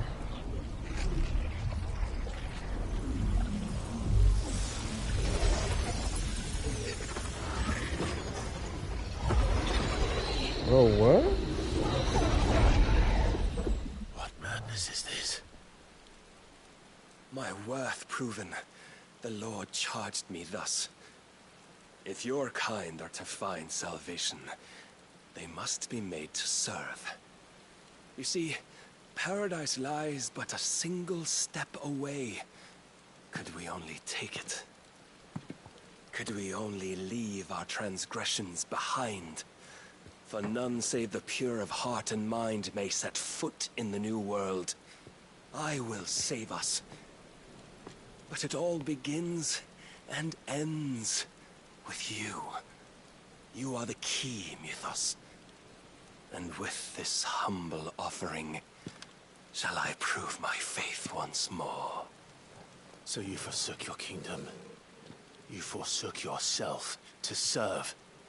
Tell me, how is that living?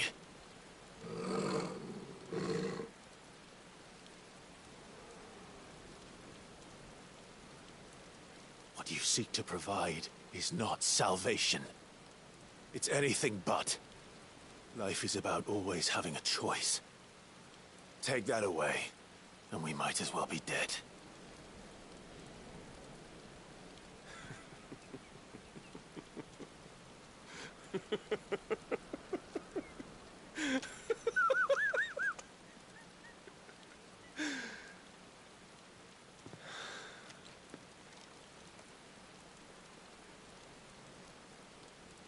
Very well. Come then. Show us the strength of your will. It's not the strength of my will that should worry you, but the weakness of yours.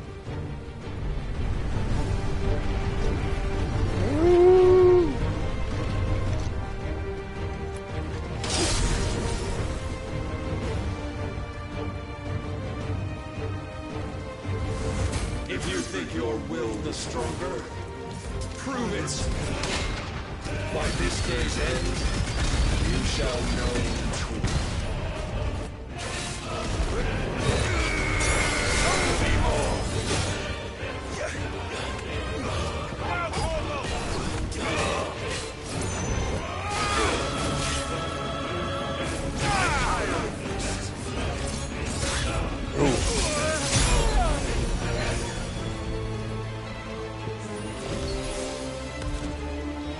Blessed with the might of a god, yet still you fight like a man.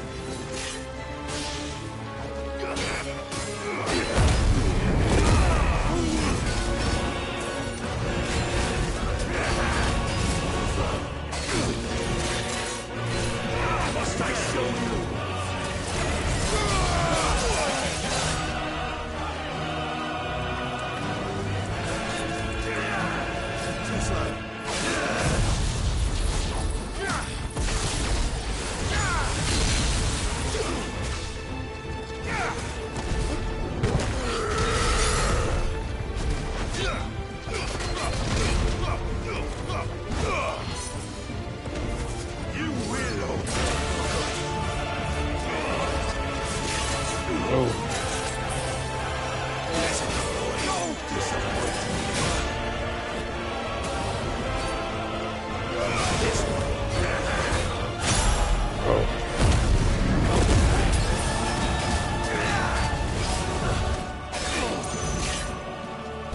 And when you see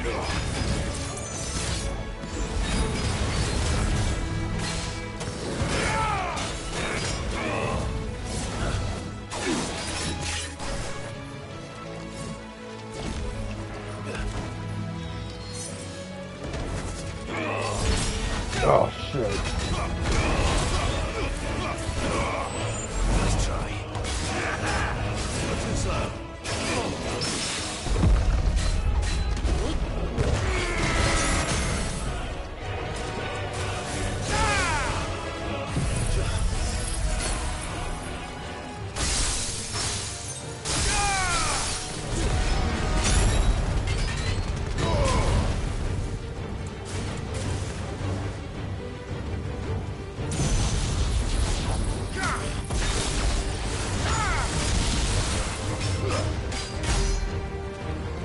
There we go.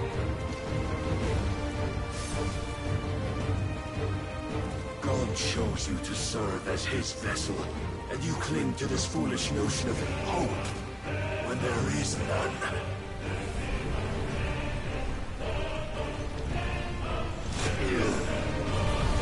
Fuck!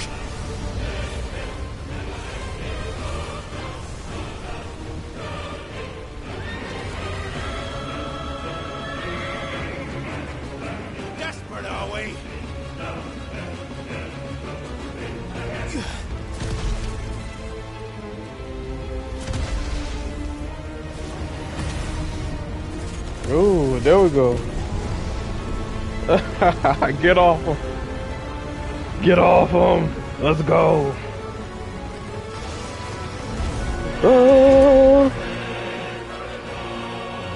Finally, we can begin.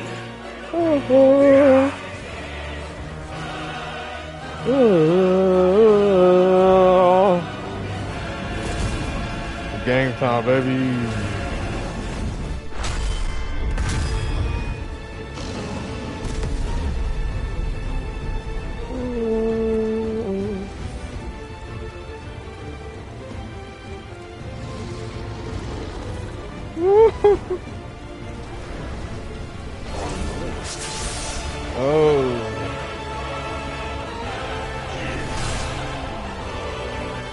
Oh no. Oh, what? Oh, what? I got washed. You have been shown the path. Now you must follow it. Free yourself, Mythos. You will not defeat me otherwise. We'll see. Perhaps you still require persuasion. Oh, shit.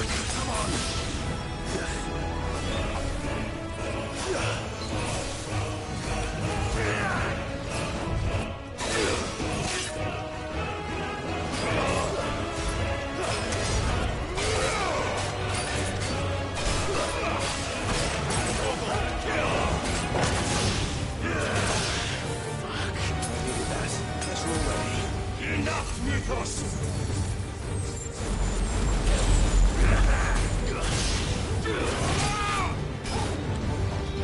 To me, boy!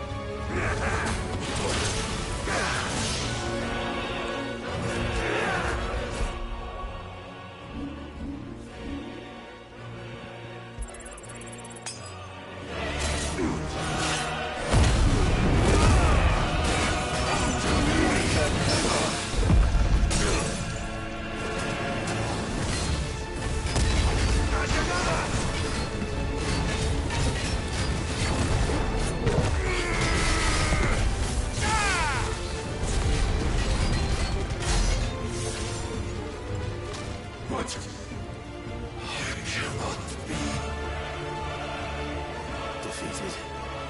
You admitted defeat the moment you turned your back on us.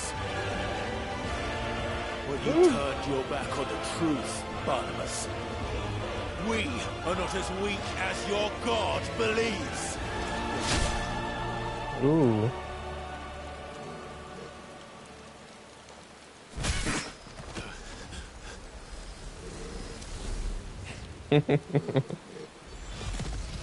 Ooh. It ain't over yet. Oh, what? Big boy time. Odin.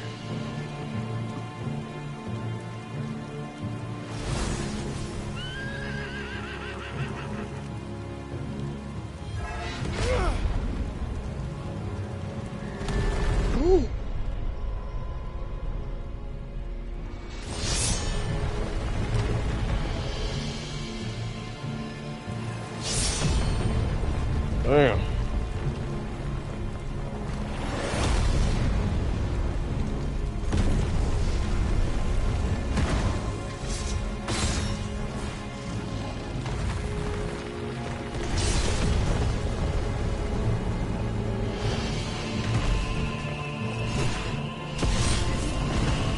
Ooh.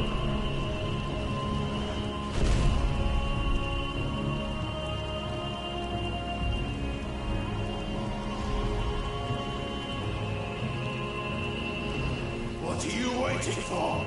Men know nothing of strength.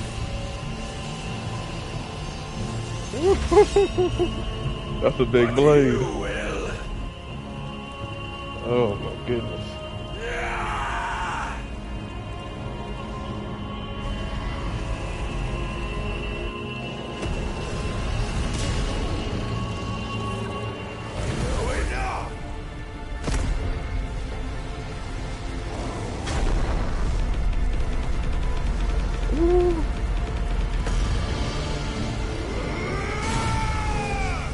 Oh, he broke it?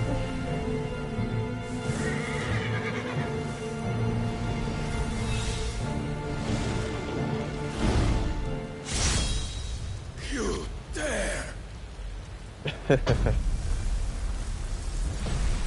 Oh. Could it be you have made a weapon of your weakness? My apologies.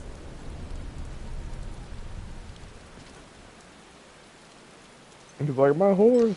You are not the fool I took you for. And so it ends. No! Oh, what?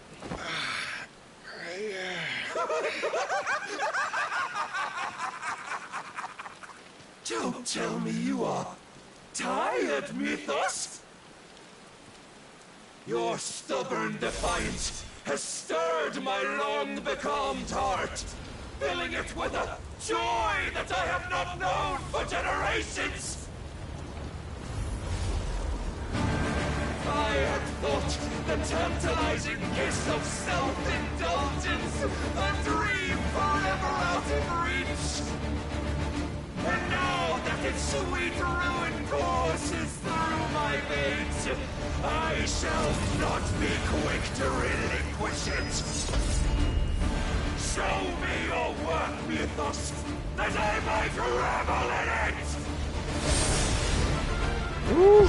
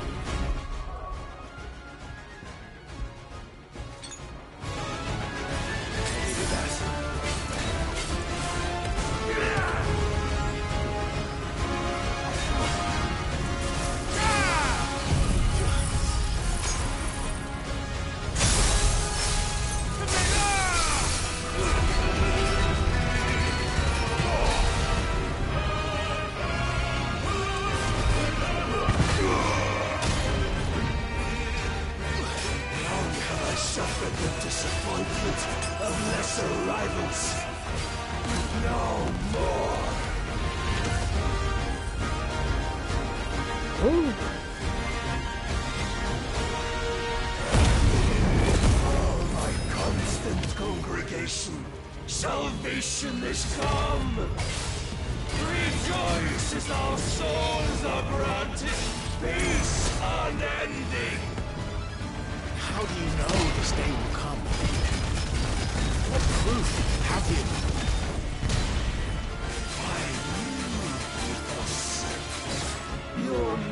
existence is proof of the Lord's grand design.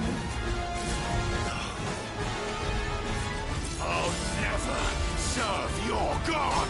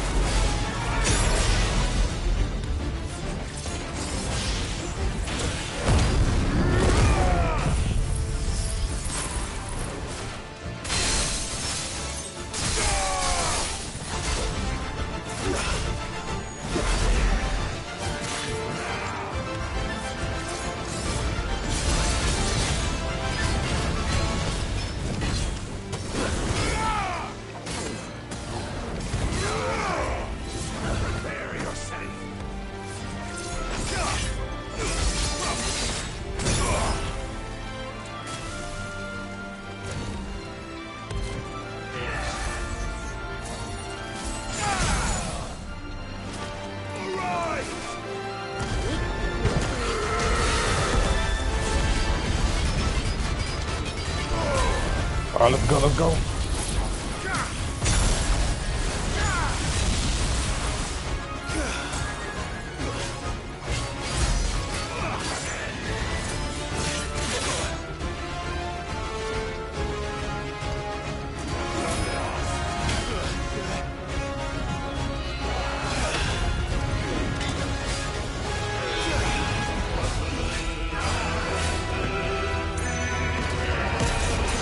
Oh, shit.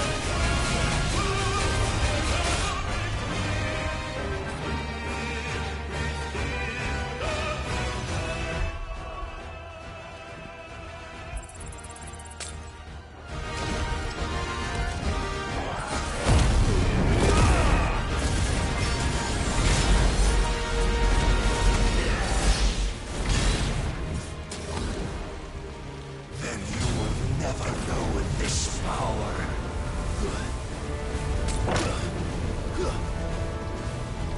My heart, it soars as it did the day I won Ash.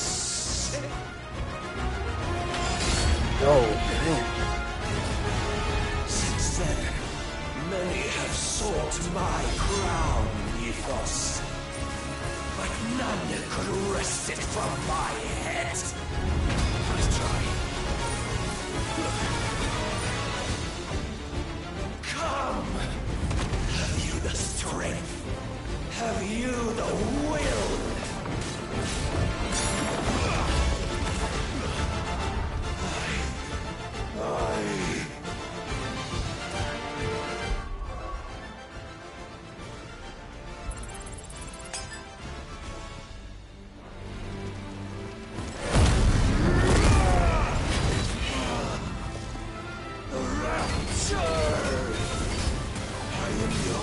Mythos, claim me as your prize!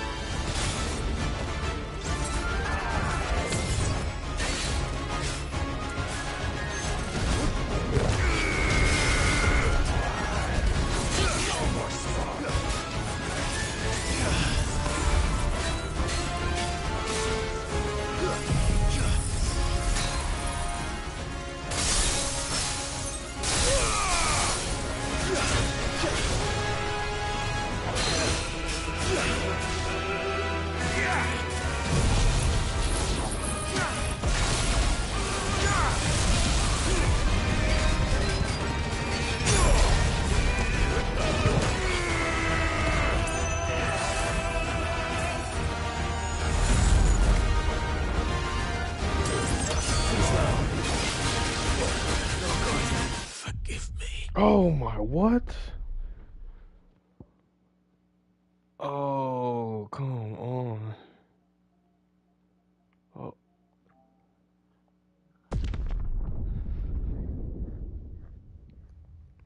Come on.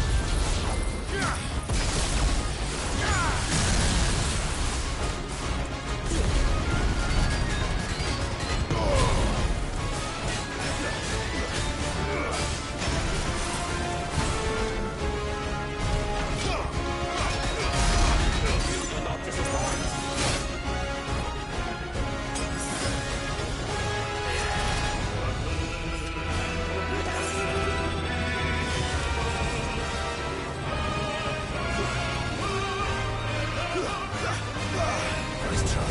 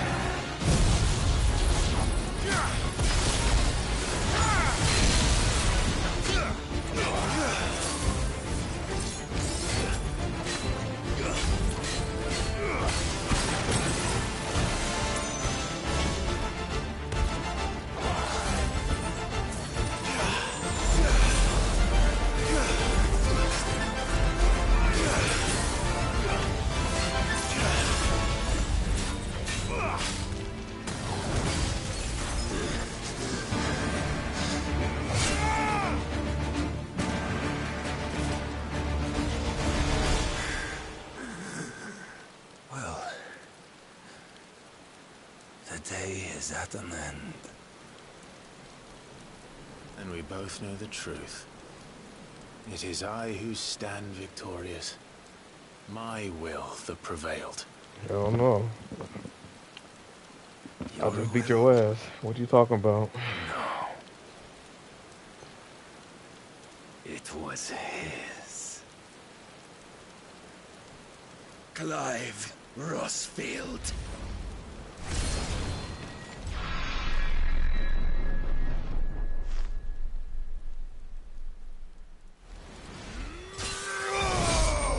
Ooh. Gave him a fade.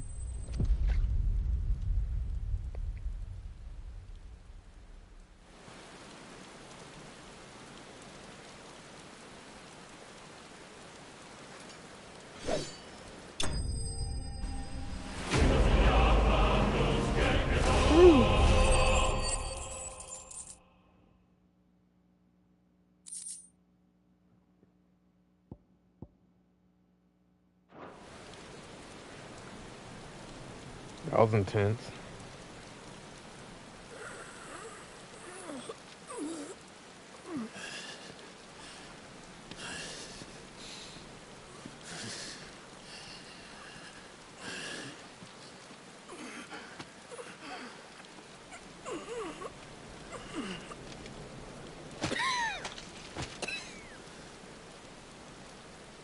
Perhaps there is strength in will. Would that I had not relinquished my own.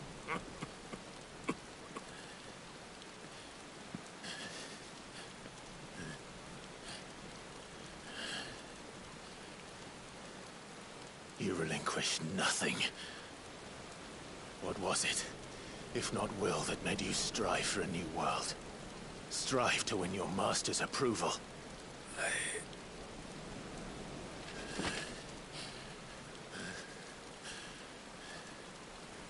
You were shown a fantasy, and you chose to believe it. But you were wrong. There is no world, but the one we live in.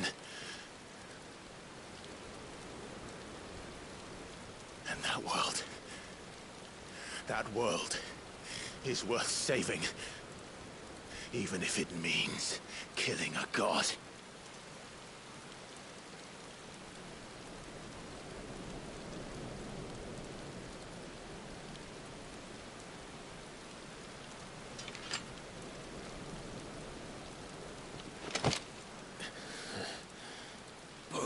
Words from one who has served the Lord so well. This is pointless.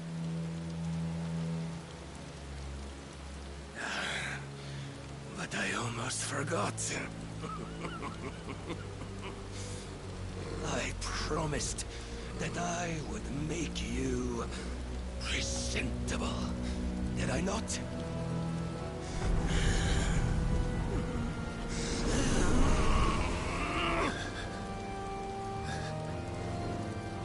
We shall fulfill our destinies, just as the Lord's Mother Crystals have fulfilled theirs. Come, Clive Rossfield. Take what is rightfully yours. Become one with God. No.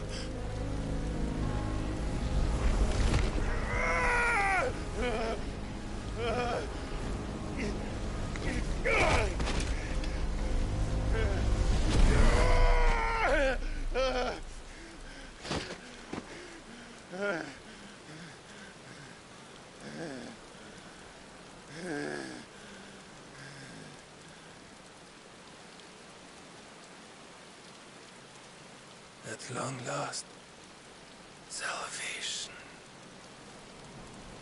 I'm coming home. Mother.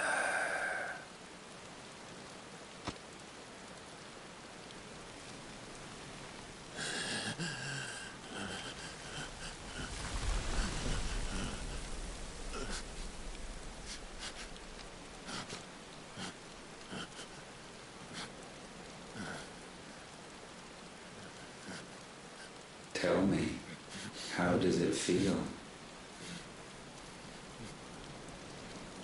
Show yourself! Face me! How does it feel to consume your rival's strength, to gorge yourself on their beam, to edge step by trembling step ever closer to the divine? With or without a will, you are still but a vessel, our vessel. Behold, how your body shudders in anticipation of its fate.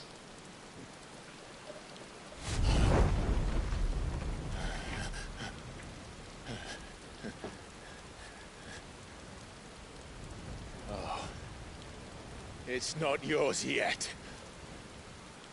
No.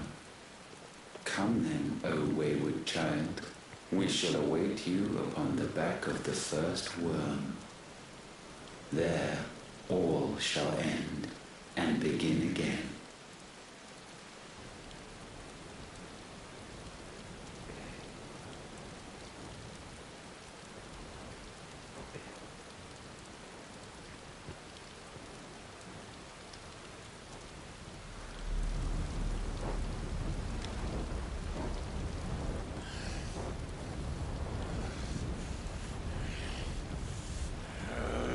He got the power of darkness.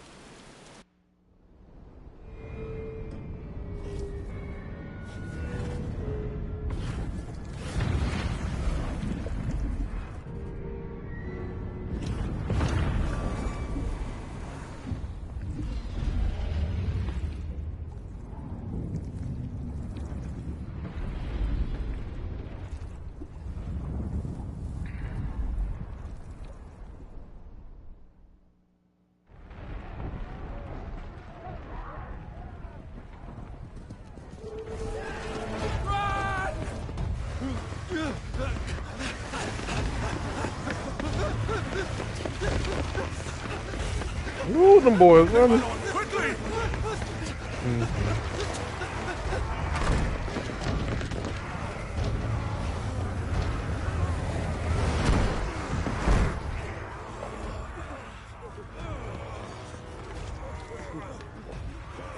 Why the hell is my city falling with the castle? Don't ask me, ask them! Since when was Eugen Havel want to hide when there was a fight to be had? Since they stripped me of my rank and banished me from the battlefield. Now I'm stuck wiping the backsides of this lot while the city burns and my wife tells off with a man half my age! And then you turn up! What the hell are you doing here anyway?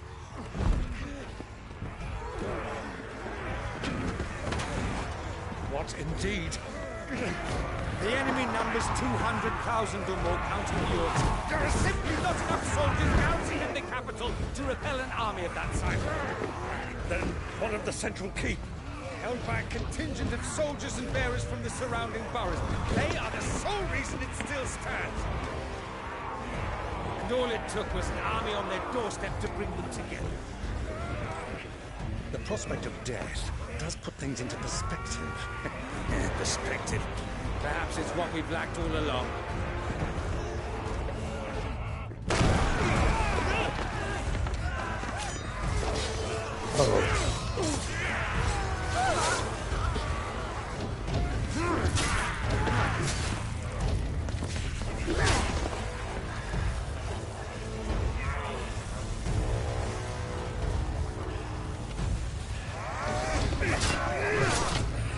Havel, I need you to lend me some of your best men, preferably all of them. My best men? Does it look like I'm able? I admit this might not be the most convenient time, but my nephew's in trouble, and I may have already promised him your help. Your nephew, the outlaw? Never! My soldiers have better things to do than die for nothing. And you and he are of the same mind. Clive fights for the opposite. He fights for a world in which they shouldn't have to live and die for nothing. And he fights today to give us all a chance of a better tomorrow. Be that as it may, a handful of men cannot stand against a kingdom.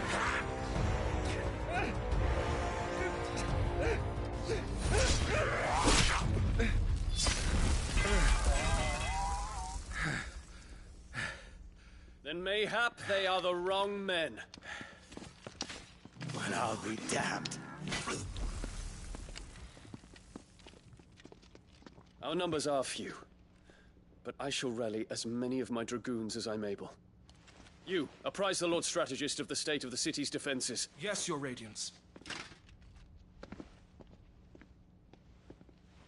And you would fight alongside us? I owe the Phoenix a debt.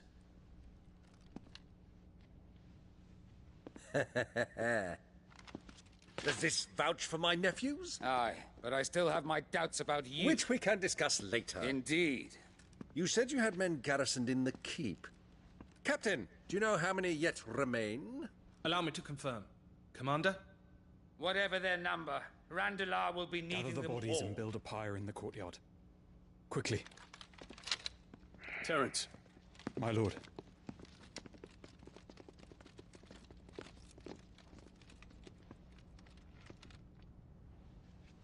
You will find a girl there.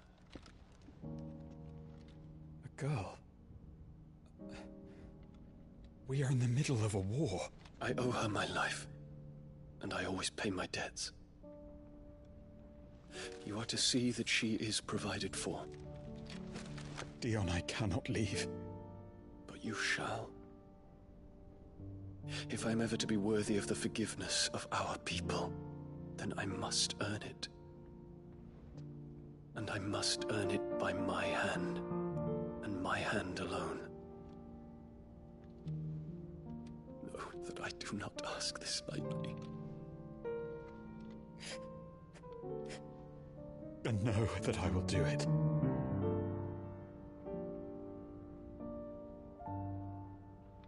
Farewell, Terence.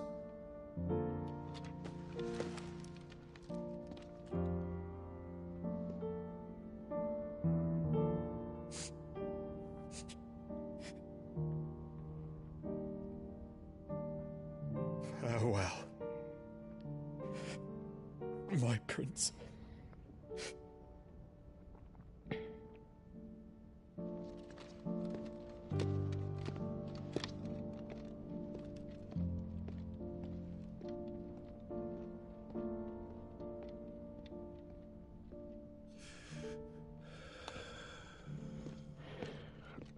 Okay. Yeah, no.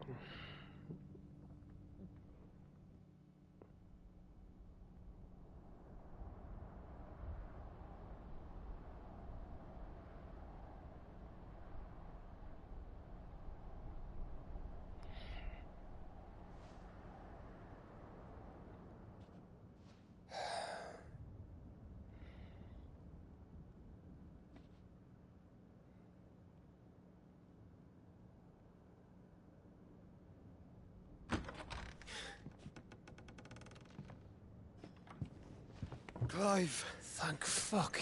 You alright? I am. But I'm a damn sight better for seeing you, Joshua. And Barnabas. The king is dead.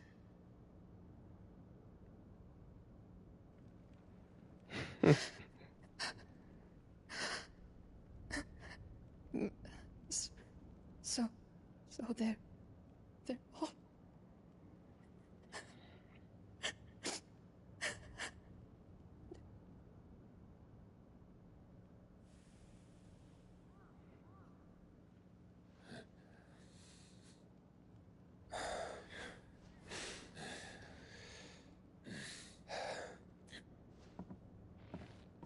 They are, but so is their killer. He can't hurt anyone anymore. You're safe.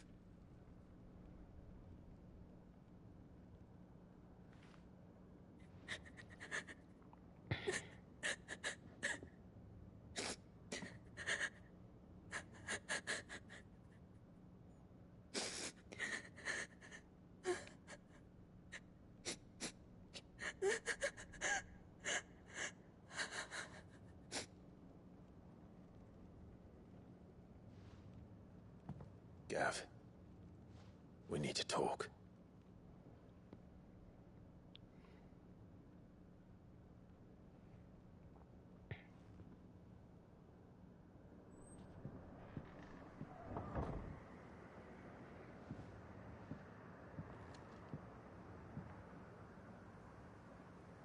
I'm sorry, Clive. You know I want nothing more than to go with you. I do. But I'm glad you're heading back to the Enterprise nonetheless. And not just for Edda's sake. Our people need to know what happened here. You can count on me. As can she, I hope. Thank you, me lords.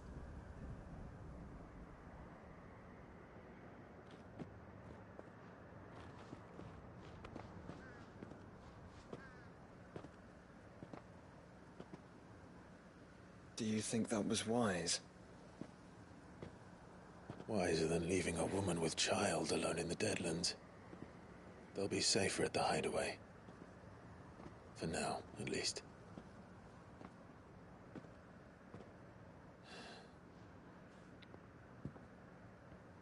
This land is overrun with Akashic. The king himself was long turned, albeit by choice. All to serve Ultima, in his damnable quest to forge the perfect vessel. The chaos Barnabas wreaked upon nation after nation. How many were killed for this? He didn't consider it killing. Or a mercy of sorts. A way to end their suffering. He truly wanted to save mankind, and ultimately use that. As he uses us. But why us? What are we? What are we? We are dominance. That is our fate. But that doesn't mean we have to accept it, which is why we fight. For the right to deny it. Is that not so? It is. For our sins.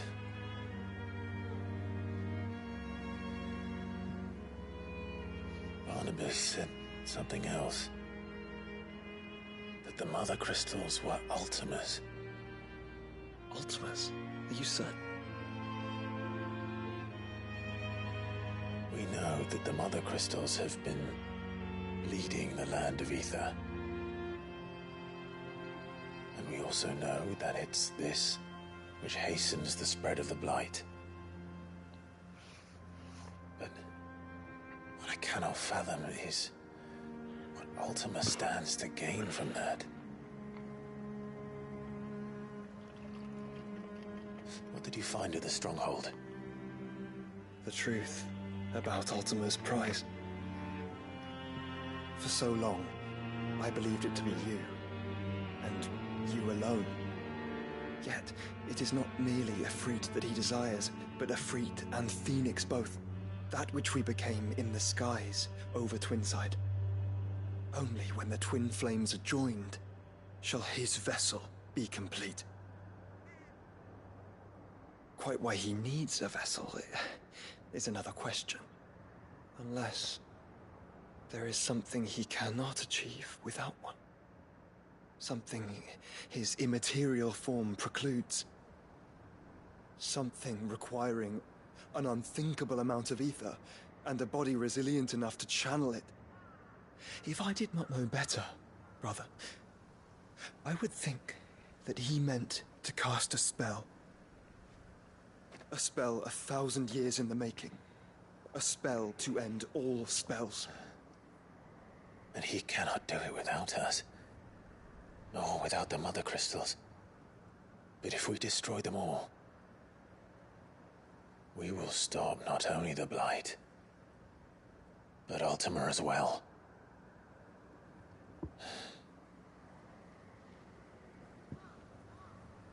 We stick to the plan then.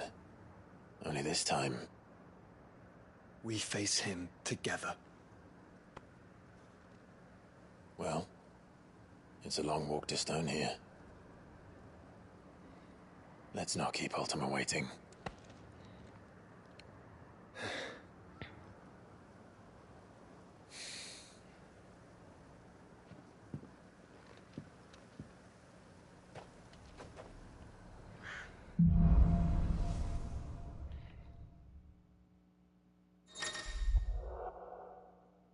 The power of darkness.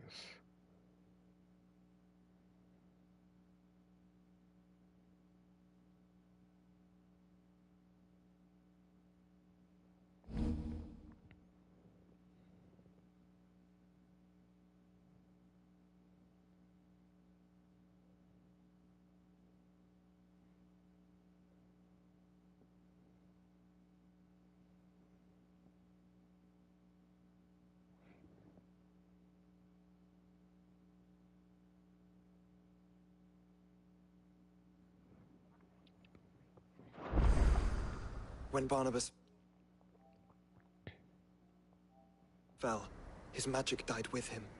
The road to Stone here is barred to us no longer.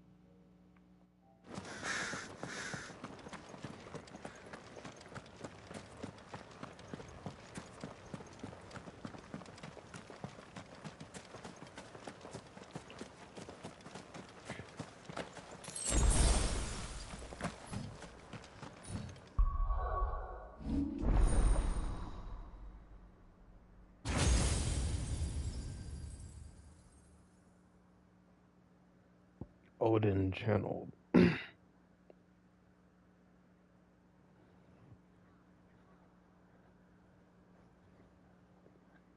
Oh shit. That is tight.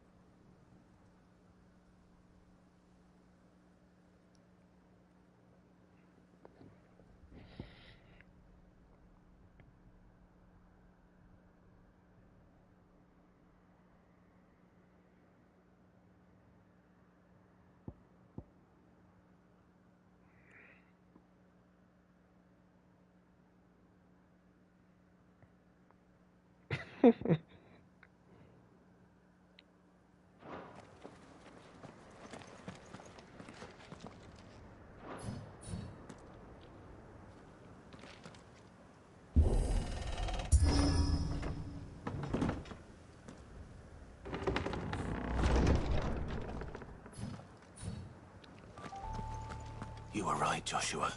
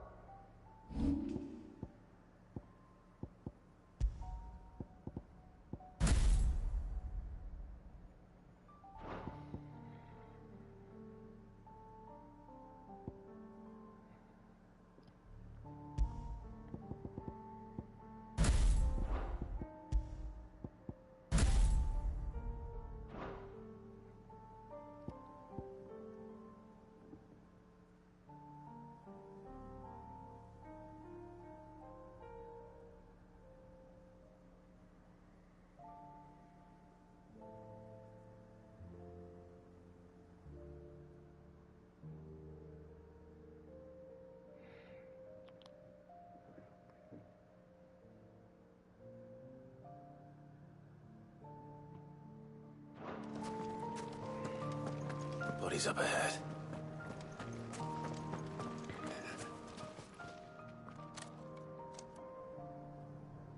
Is there no peace for a dying man? What happened here? The ether floods made savage beasts of my companions. And those faithless orcs, I knew they weren't to be trusted. We were told that they would stay loyal to our cause. Something commanded their loyalty, but it was not us. It's a wonder they stayed faithful for so long. Perhaps they sensed our downfall. The king is gone, our nation in ruins. What becomes of us loyal pawns now? Sworn to a shattered throne. Fuck Walud. Fuck the dead king and his god. Fuck this withered shithole. The floods do not affect you. You are a bearer, albeit one who's lost his brand. Pray, hear me, brother. Will you grant this pawn his final wish? Will you lay my dying soul to rest?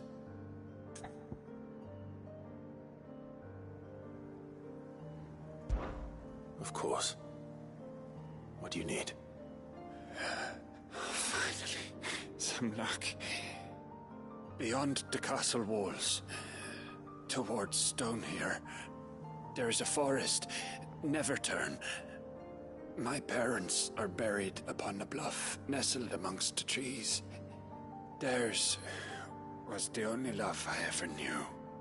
I was torn from them in life, but perhaps I can return to them in death. Take my ring. See that it rests beside their bones.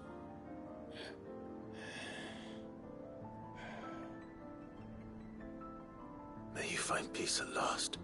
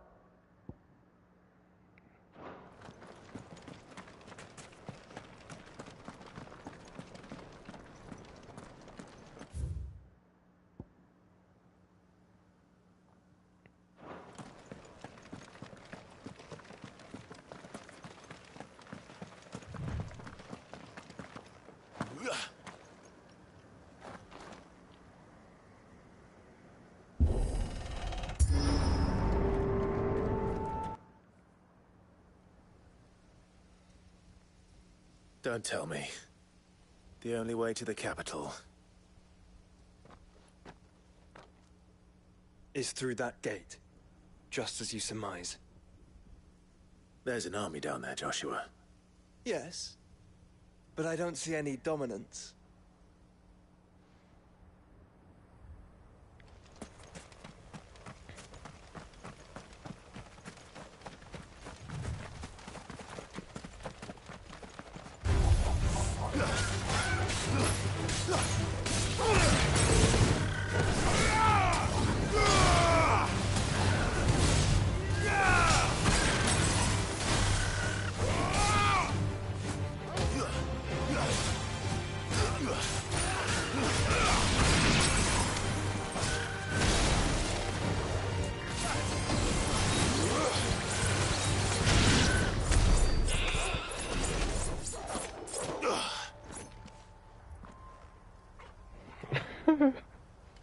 That's cool.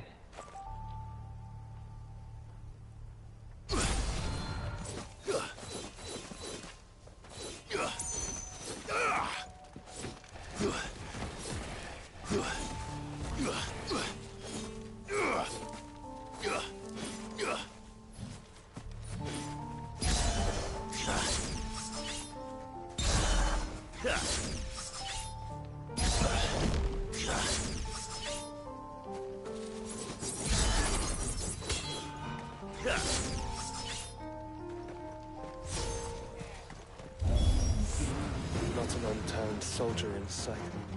Then we end their suffering.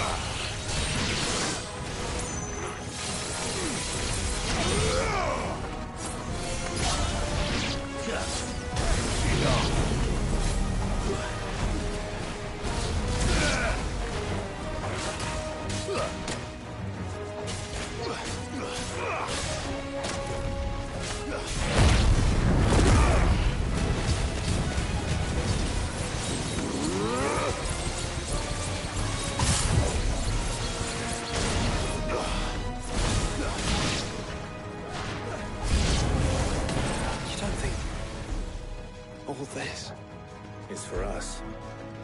I wouldn't put it past Ultima. He's made nothing easy so far. Too slow.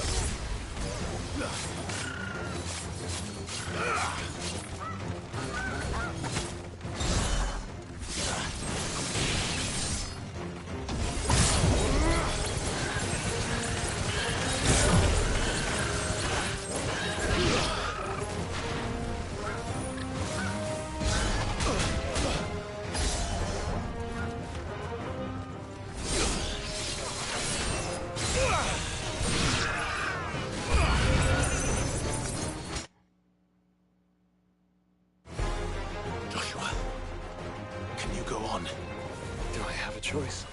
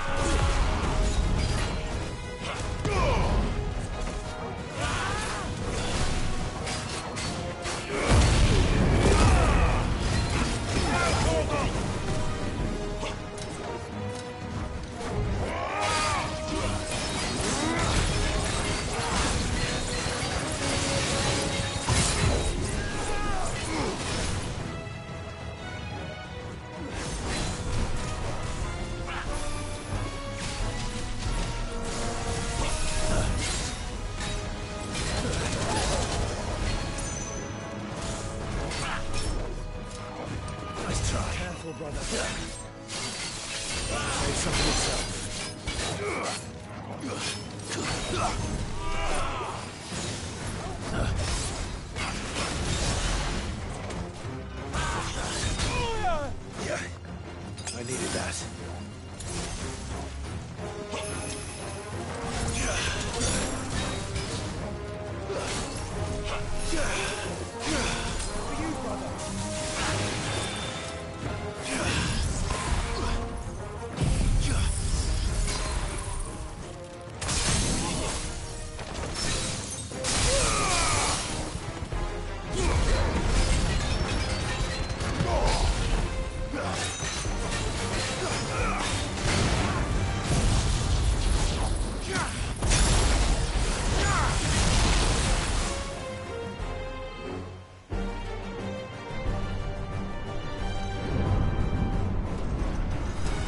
Ooh.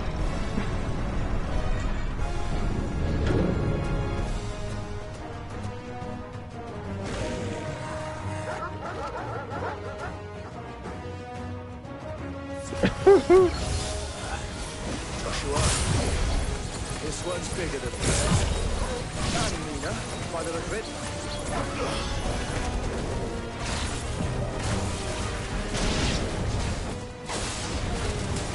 Too slow.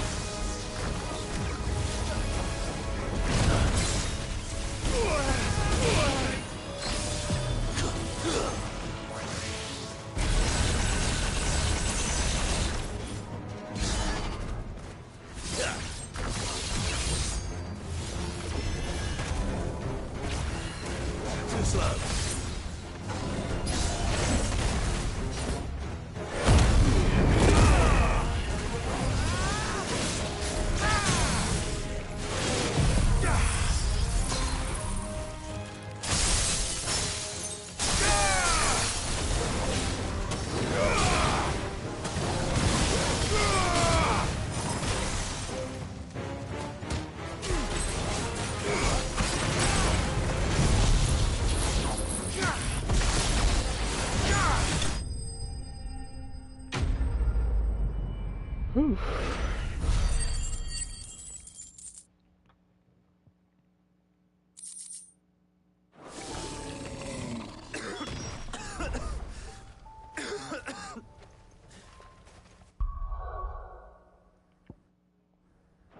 We can rest here if you like.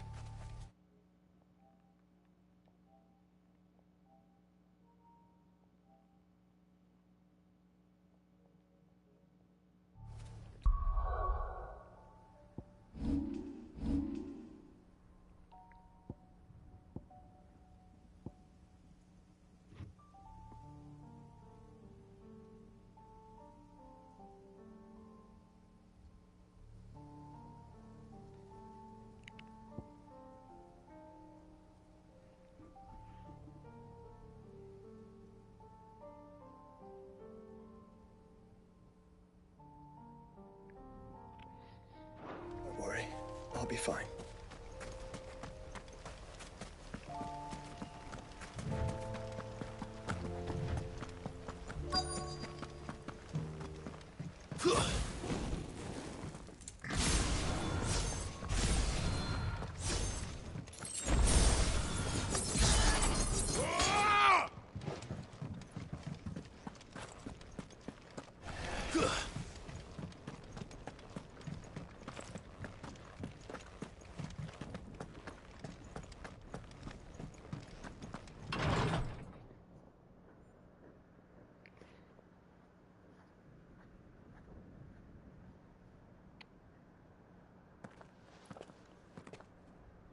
Look, Clive.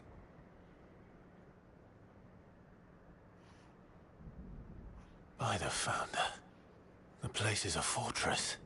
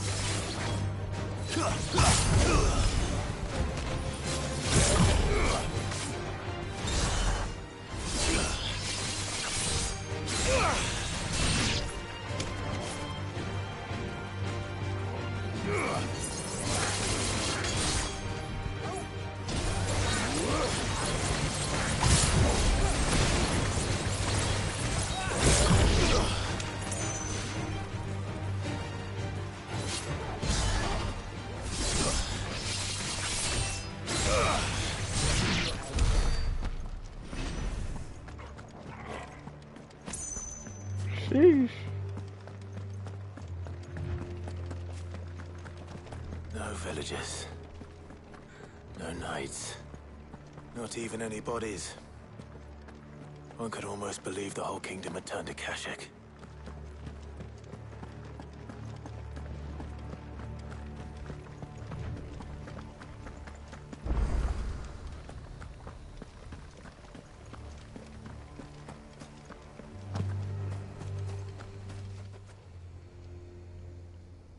Well, this isn't at all foreboding.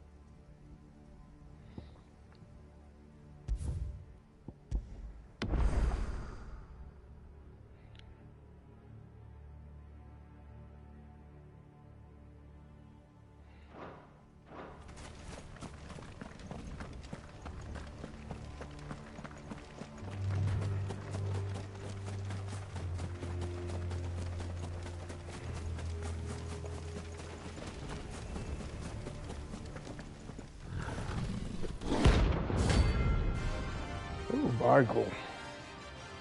Oh my goodness.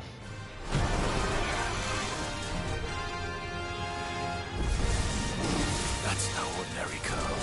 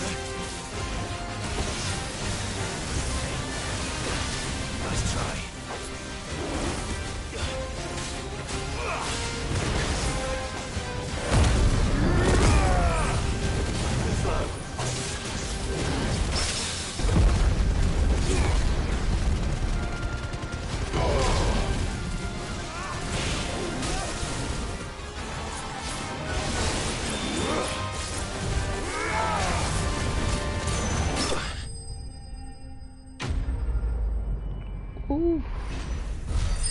That was close. Notorious Mark. That thing was kicking my ass. Whew.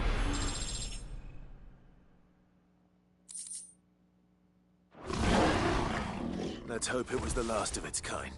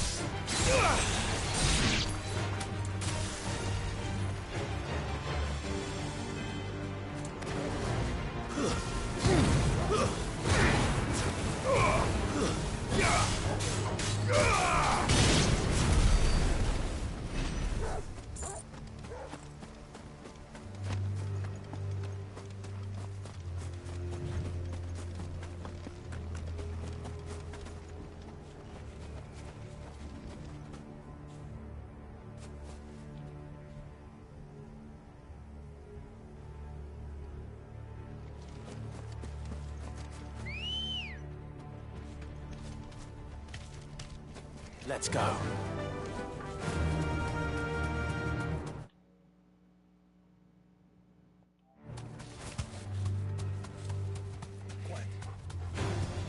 All right.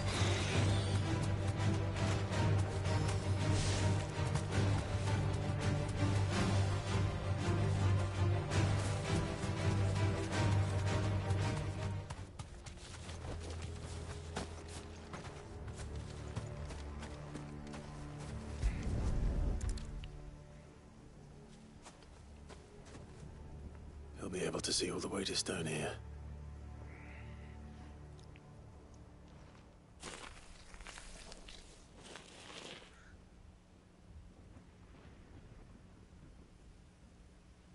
As fine a resting place as any man could hope for. Reunited with those he loves at last.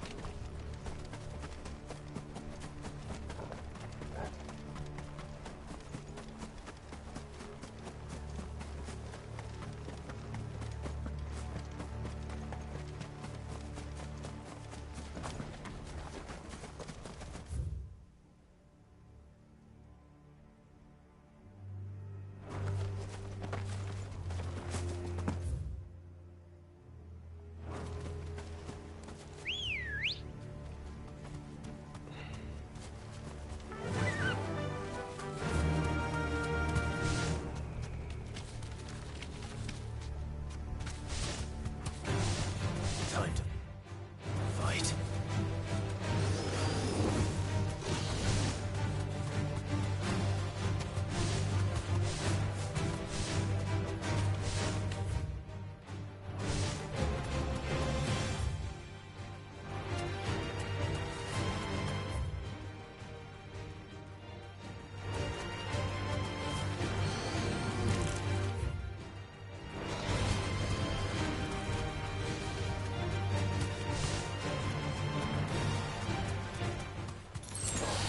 No holding back.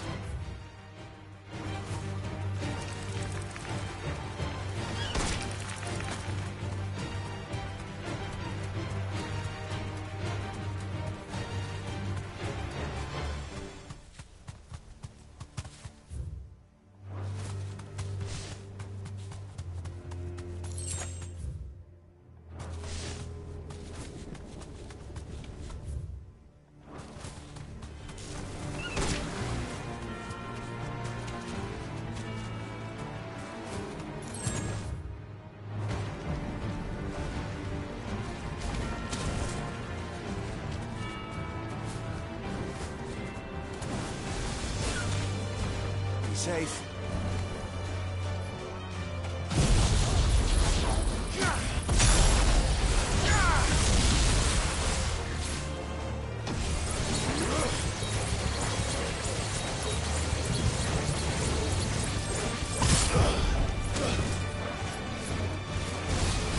Too slow.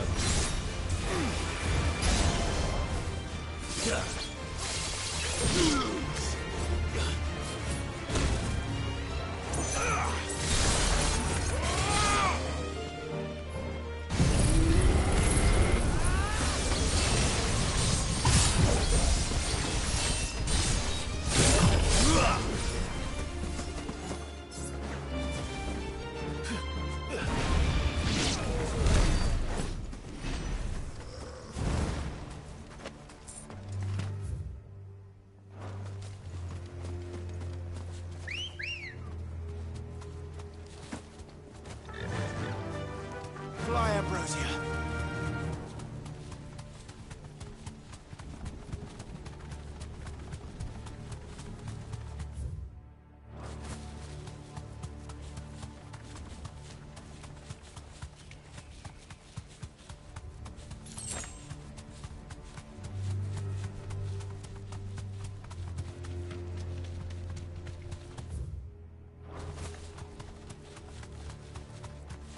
caution, brother.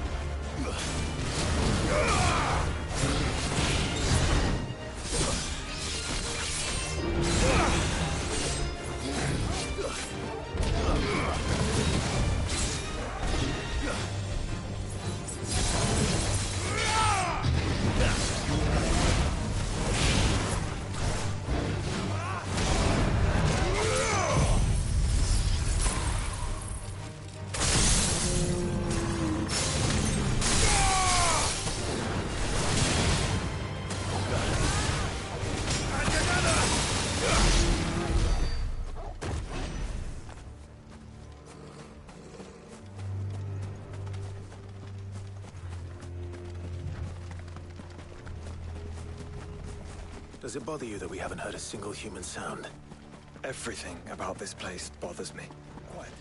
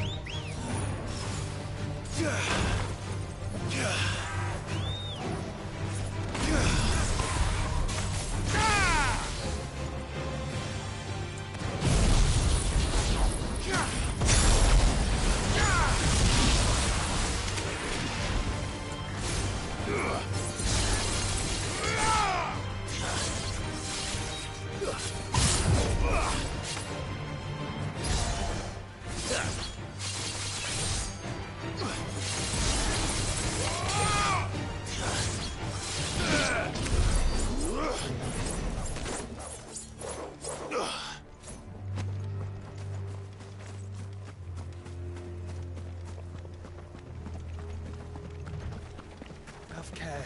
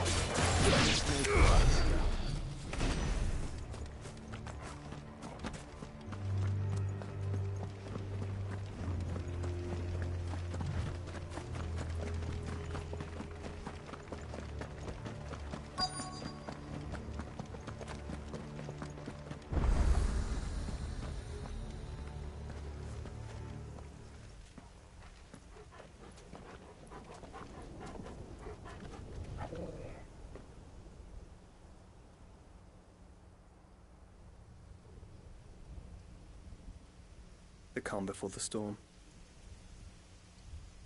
There's only one way into that city. Across the bridge. Through the main gate.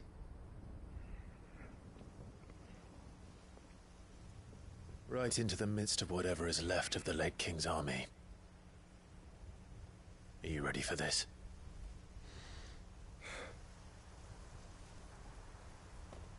As ready as I'll ever be.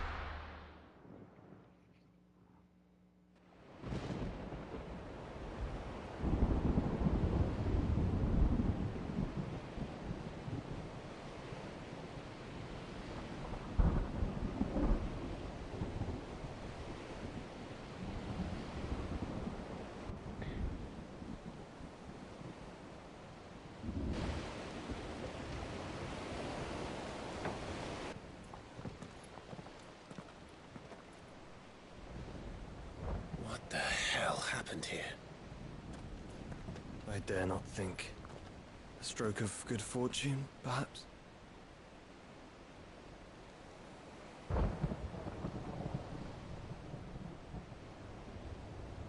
I hope you're right. So do I.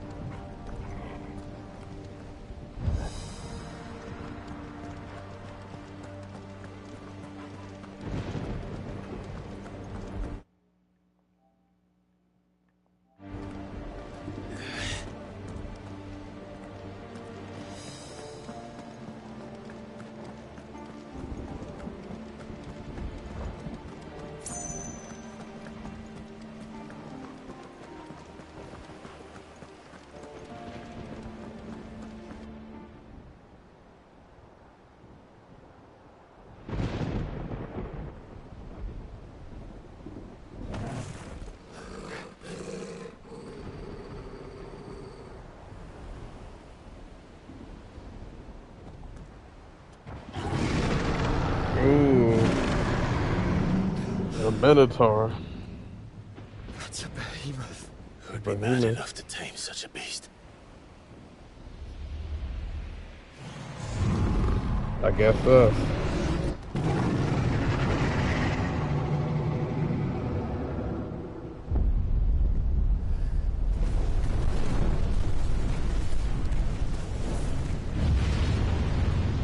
Stand back.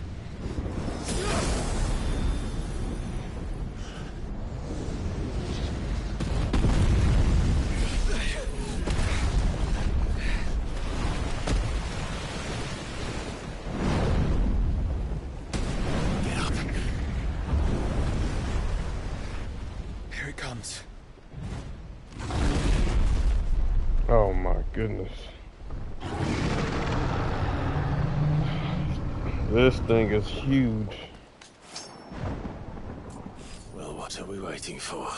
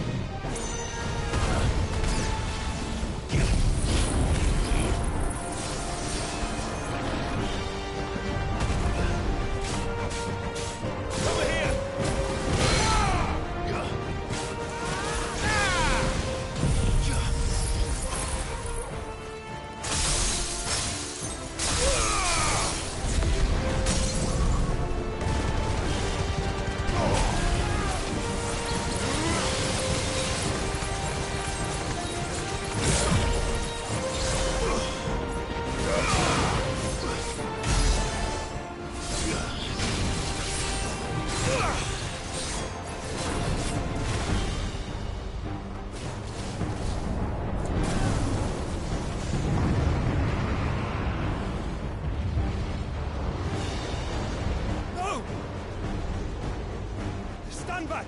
I'll conjure a ward!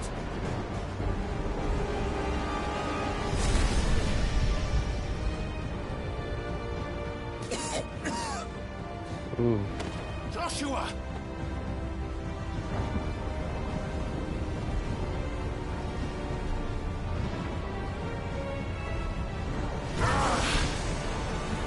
Desperate times. Clive, no! Trust me. I'm your shield, remember?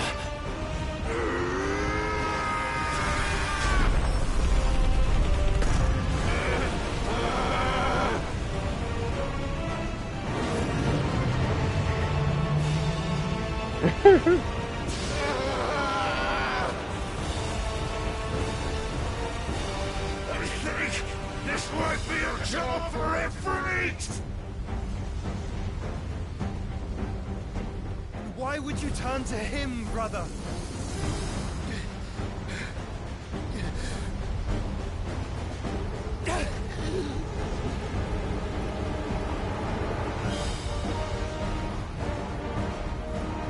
When we fight together.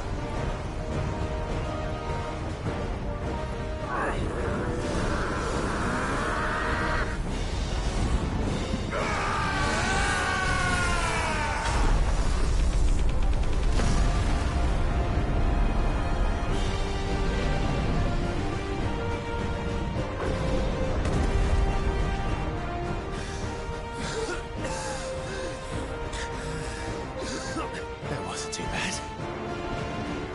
That was just the beginning.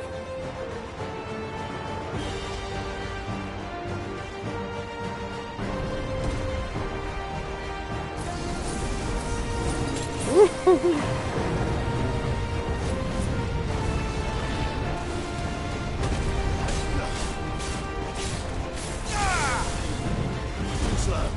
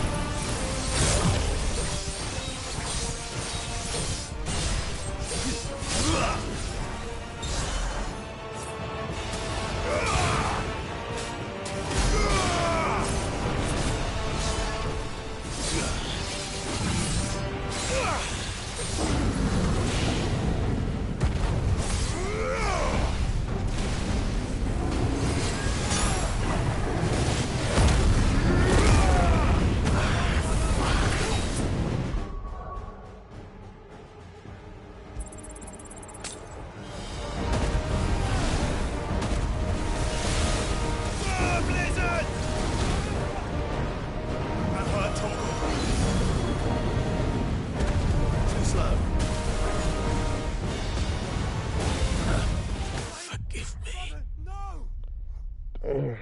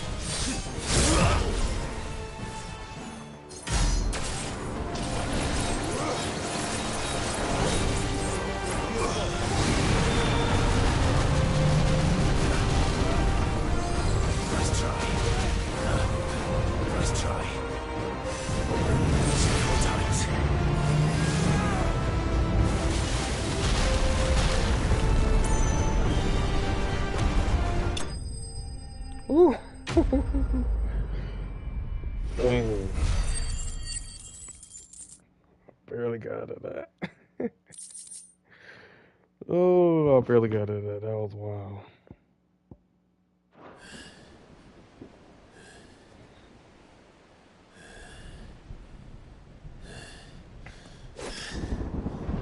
Quickly, before we're cut off for good.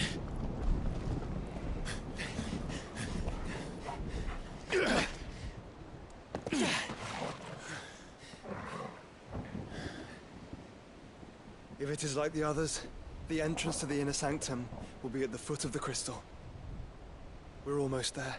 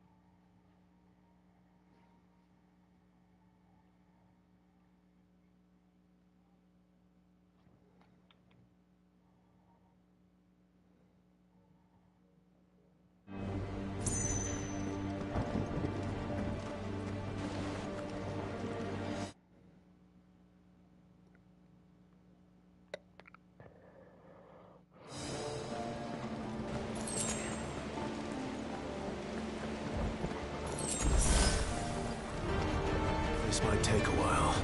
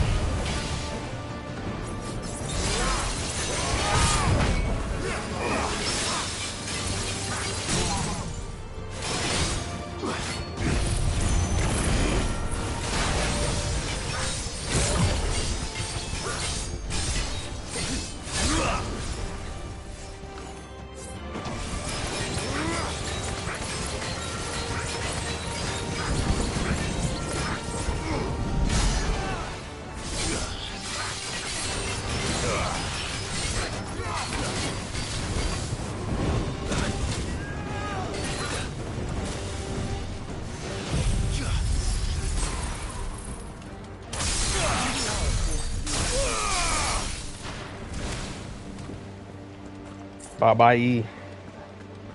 Ooh. Ice over fire. I'm trying to go higher.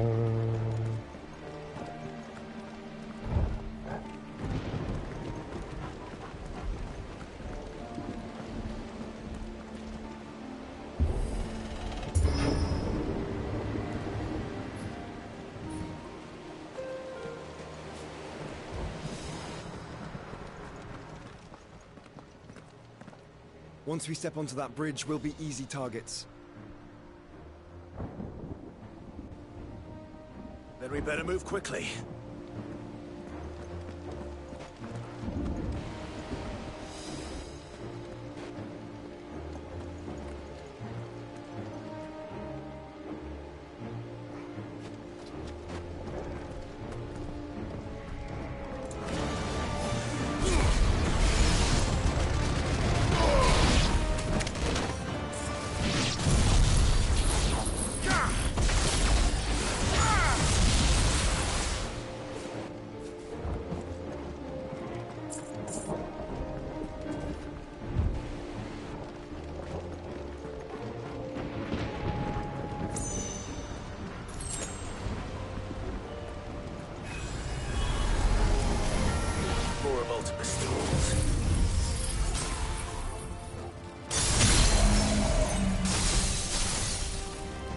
Come on then. What are you waiting for?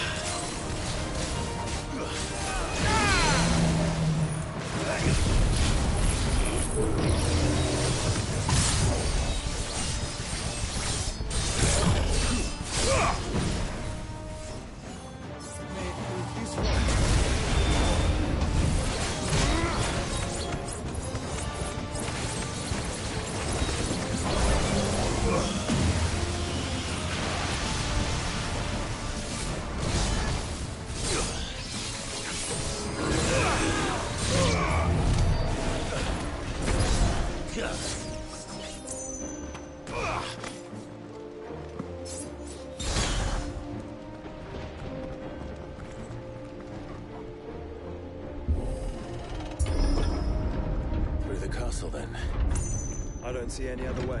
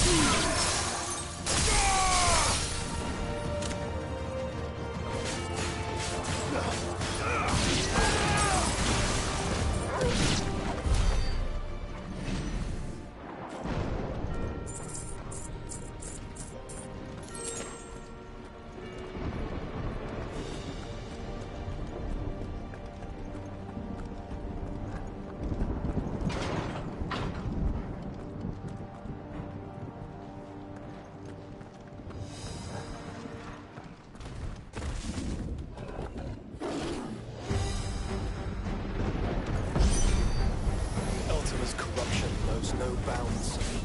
We cannot allow it to spread any further. And we won't.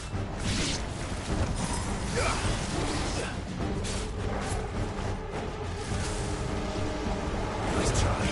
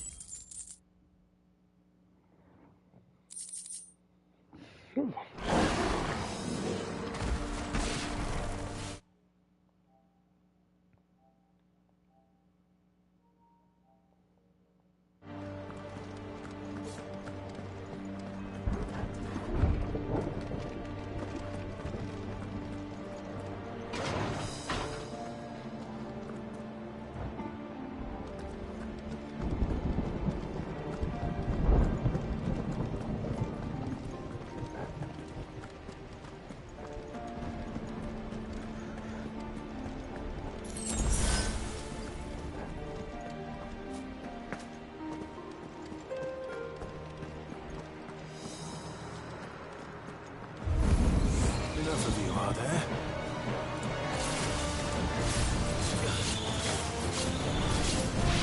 Fire and burning!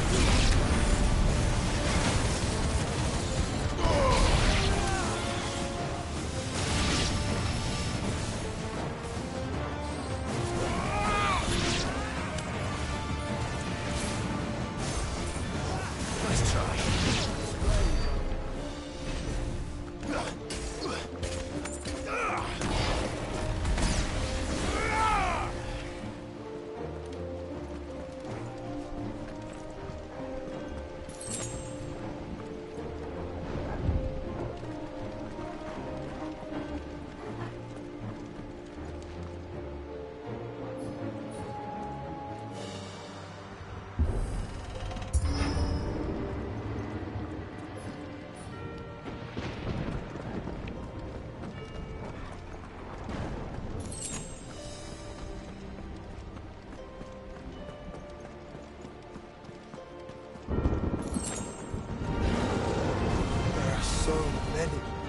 Focus, Joshua. We're not done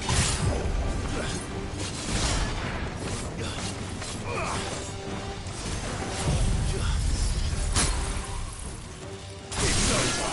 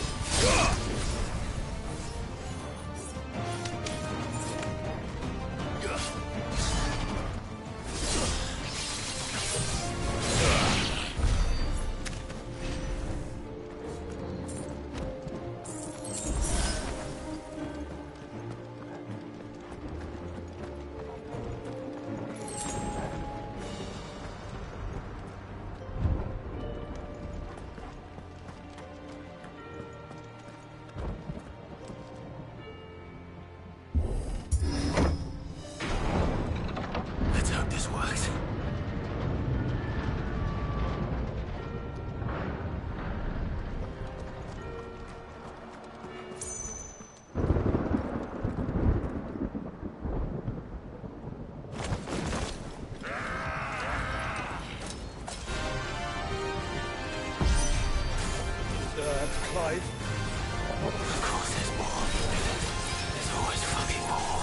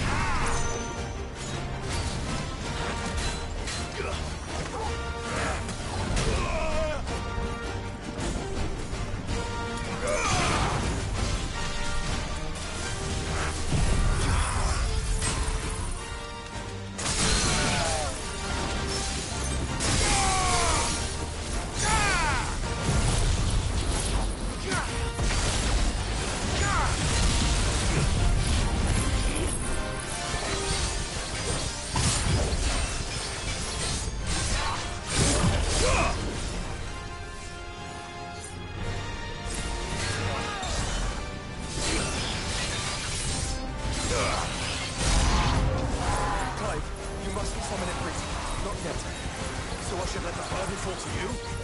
Yes, you should. Save your strength for a mother who's looking. Right!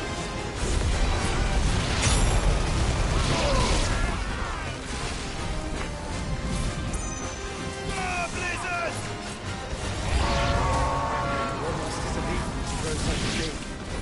You don't want to know.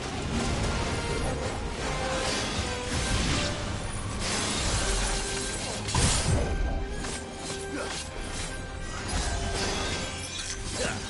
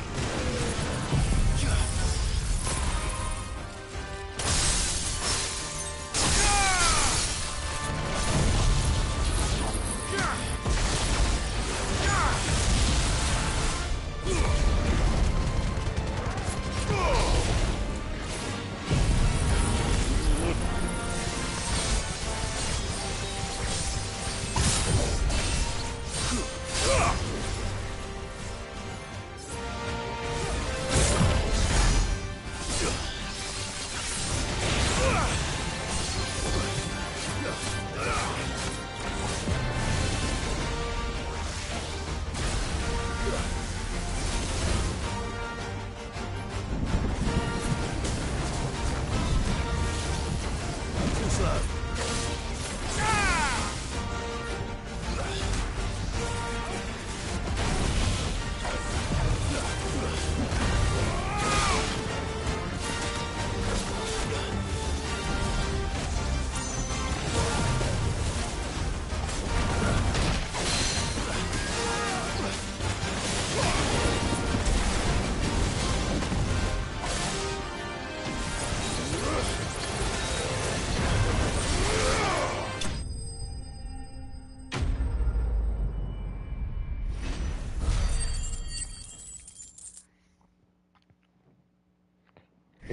Ooh.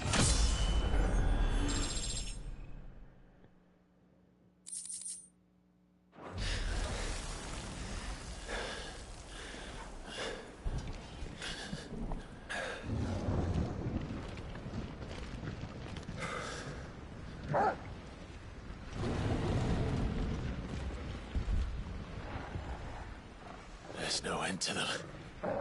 The whole bloody army's here. Stand back, Joshua. I'm summoning Ifrit. Stop, Clive. You mustn't. We still have a long way to go. If you tap your strength here, you'll have none left to destroy the heart. Then you'd rather die?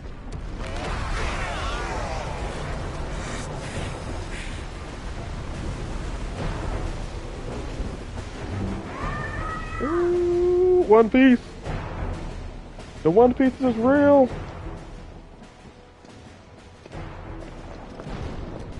Jill.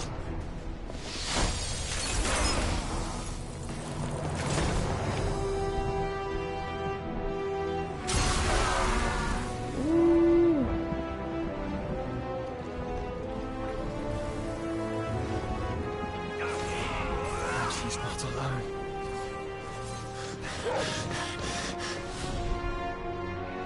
How's it going down?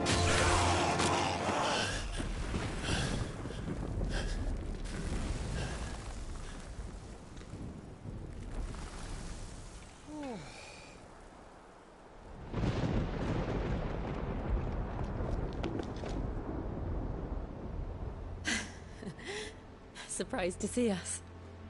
How did you? Gav. He told us exactly where you'd be.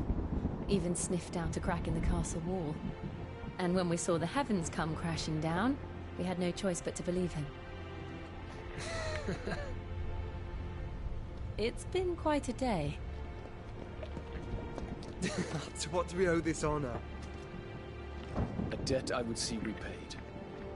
Prince Dion. It's good to see you well. So, this must be Ifrit. Your uncle bade me give you a message. Listen to your heart. It will guide your steel true. Your father would expect no less. That is all. Thank you. For everything, Your Highness. Dion, please. You do realize the only thing we've freed so far is this wall from its foundations, right? Now, if your lord and ladyship's quite finished. Well said, Gav. We have work to do.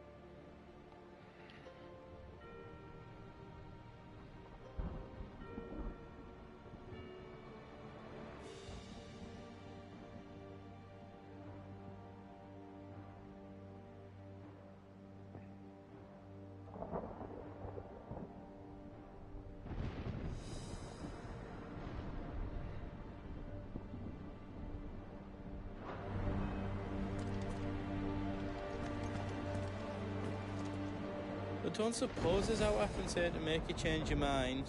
So I'll just tell you to stay safe.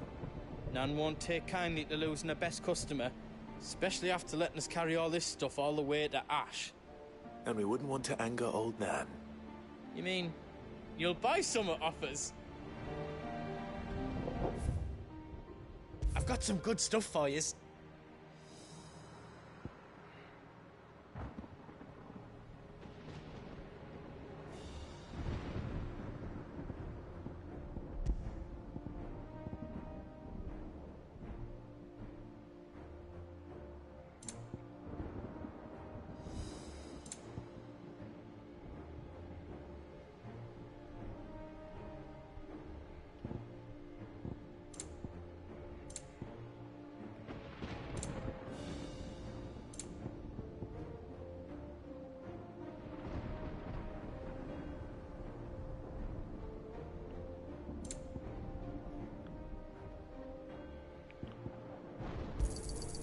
Righto, here you go.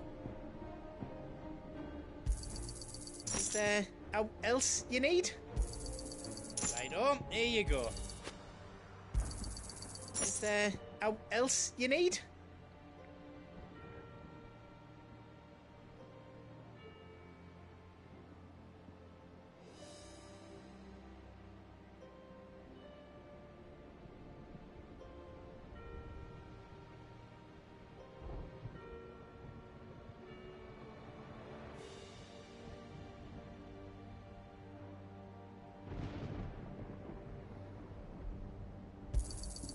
Righto, here you go.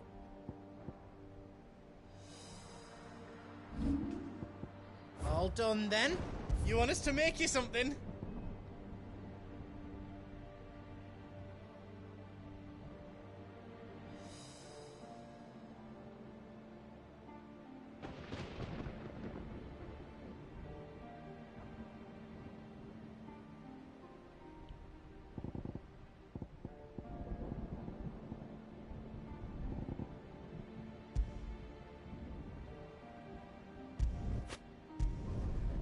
reckon I did a good job.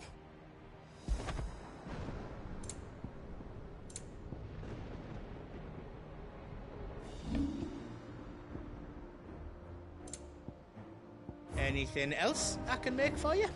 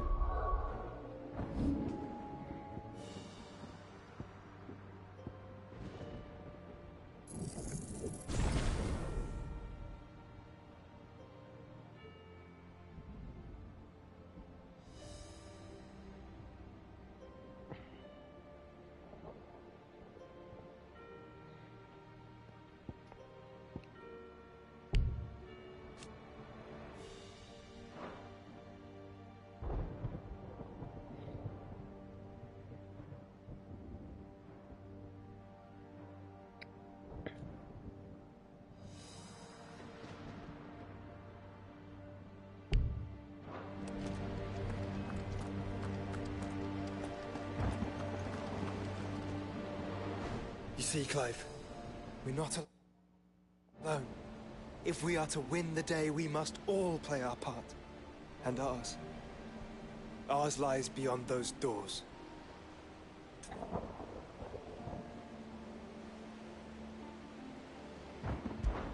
We fought long and hard for this moment. Sid's dream, our dream, is within our grasp. We need only endure this final trial, and we shall. Together.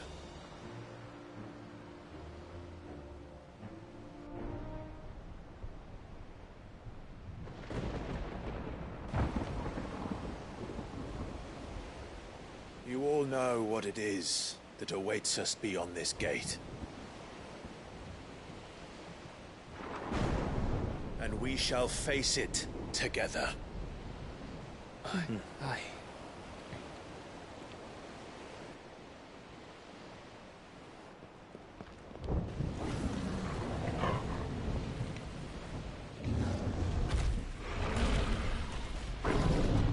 Oh goodness. A bunch of behemoths. It seems our hosts would rather we remain.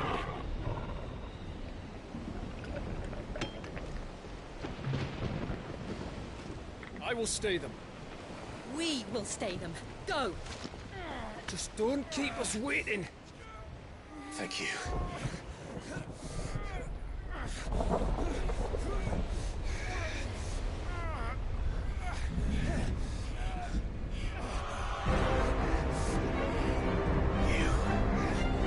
Welcome, sons of fire.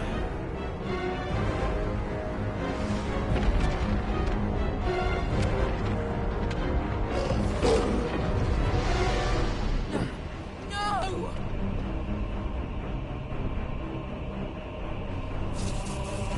Damn, my dog. Come back. What?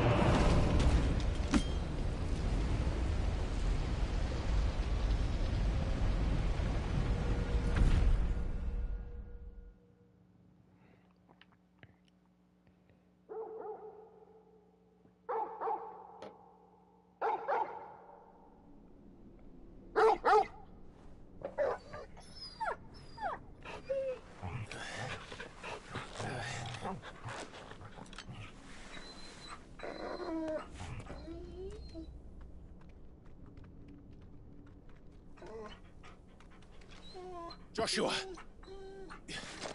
Joshua! Wake up! Clive, is that you?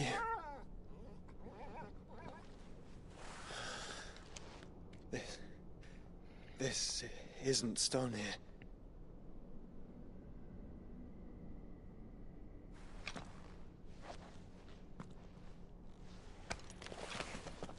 Welcome to our darkness. A rift between worlds wherein your kind might reflect.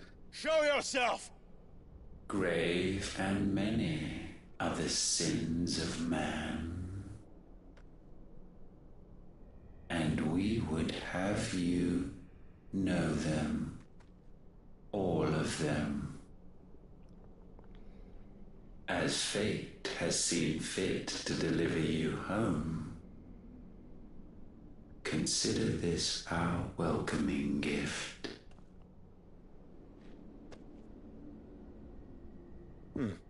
It would seem we are trapped. And the only way out is through Ultima.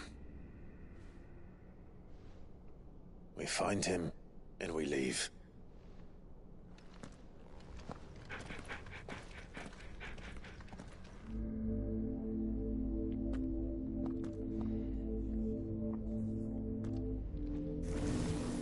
Ooh, this music.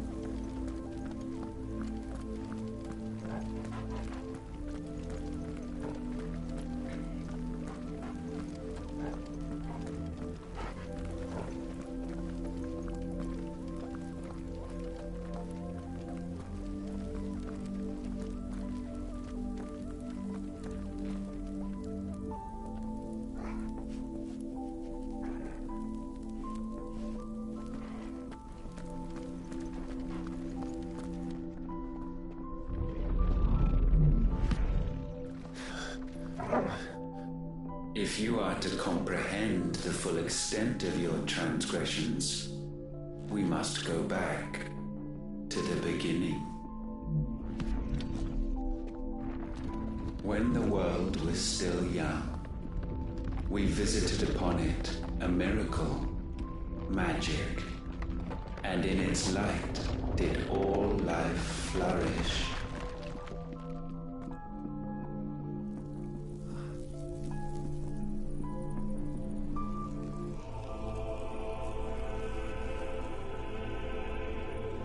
Yet the price for this boon would prove heavy. A pall descended upon the land, painting the horizon black as night. Though we labored to forestall its spread, in this one endeavor we stood powerless. And so we fled, that we might endure, that we might discover a means of salvation.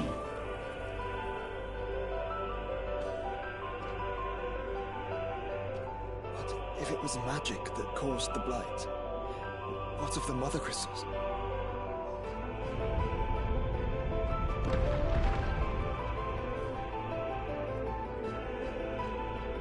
I expect he'll tell us soon enough.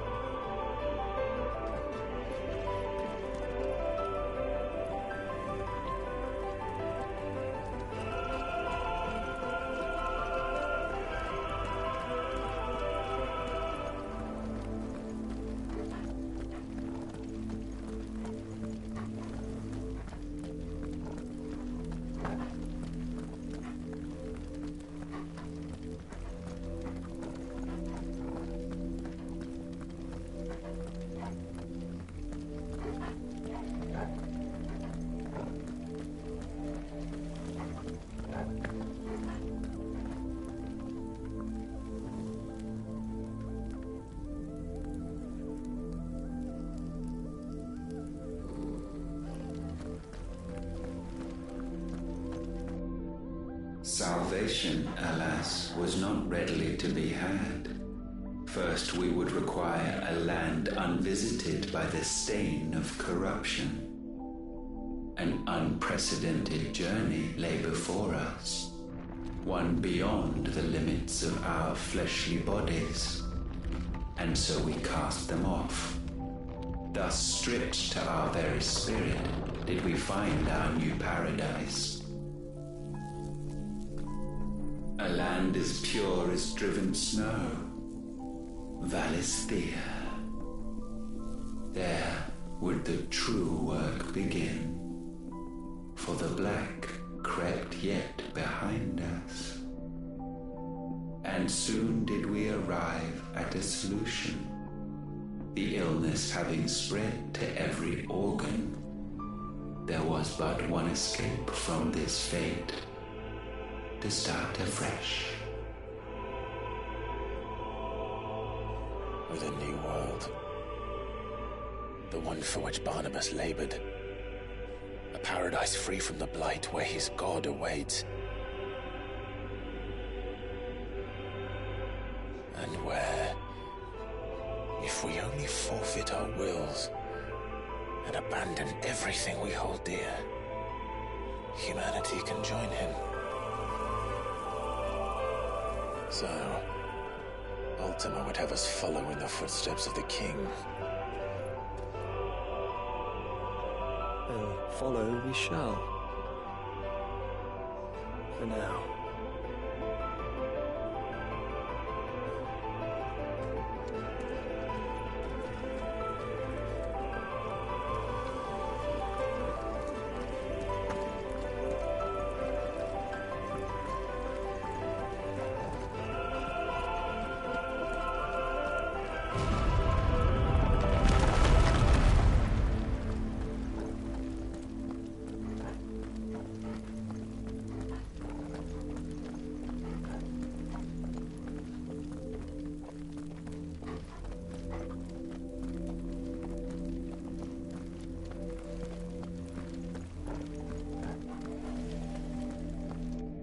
To forge a new world would require not only power, but a constitution strong enough to wield it. Acquiring the first would be simple. Untouched by the blight, Valisthea was replete with ether, and we had only to place jewels in her crown to claim it. Acquiring the second, however, demanded creativity. And so I cast forth the seeds of humanity. You created us. Is that not what gods do?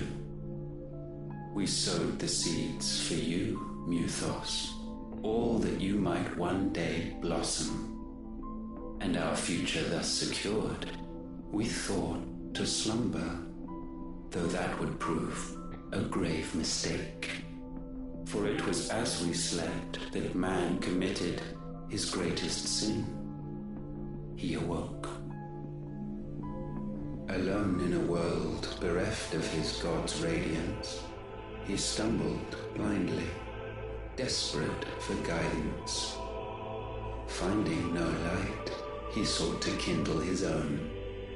And from that single errant impulse was his will born. Having discovered himself at last, man turned his eyes inward and found he desired evermore that which only magic might afford.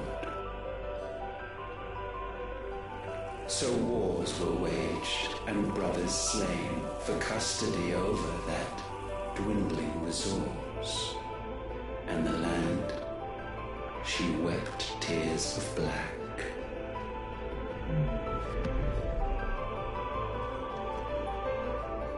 He would condemn us for this. Surely he cannot be so blind to his own hypocrisy. Not blind. Just unwilling to admit the truth. Though we're one and the same.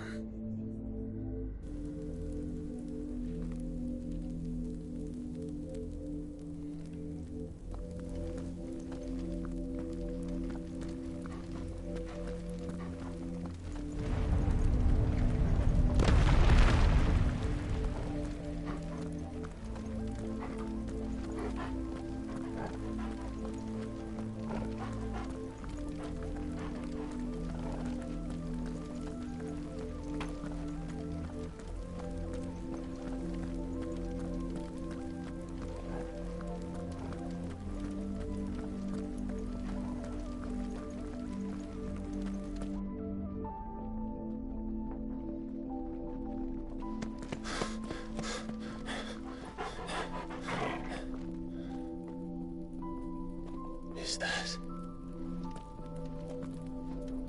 Ifrit, or what's left of him? Long have our ashes lain cold for want of a spark. Cast your eyes upon them and see what you must become.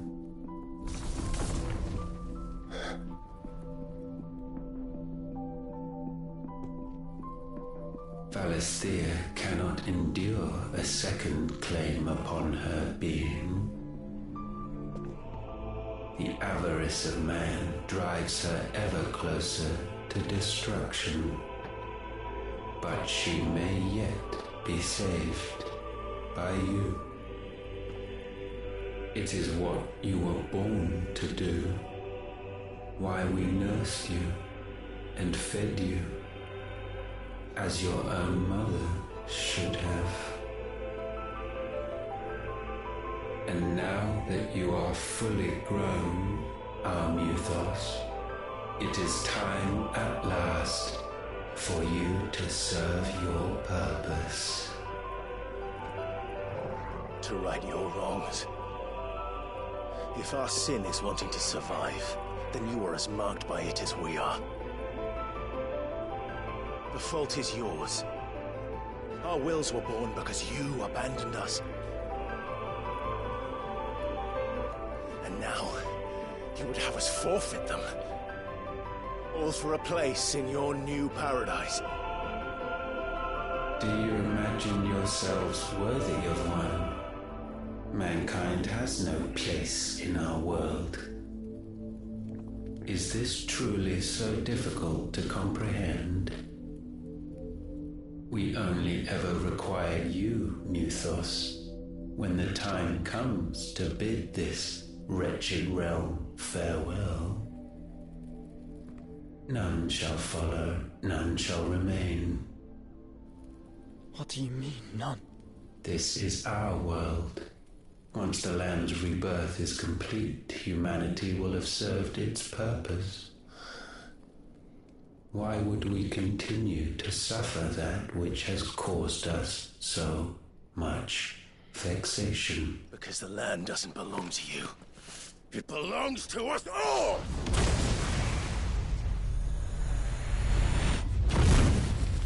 What? That is where you are mistaken.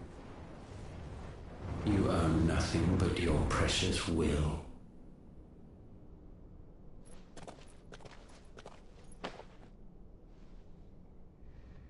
Brother.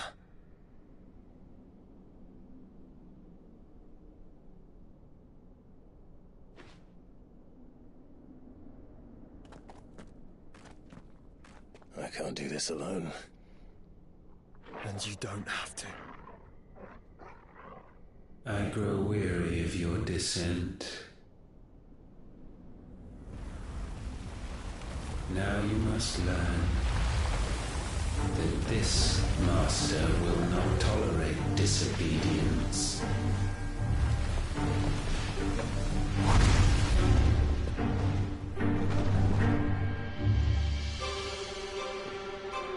Oh, snap. My friends. My family. We have all suffered, all fought to survive. This world may be flawed. It may be broken. But it's all we have.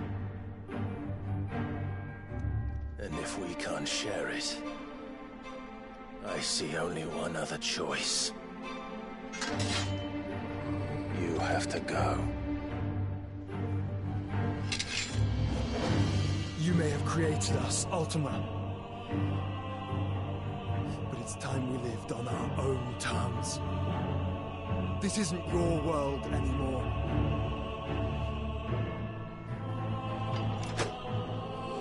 It's ours. Bow down, offenders, hearts disdained.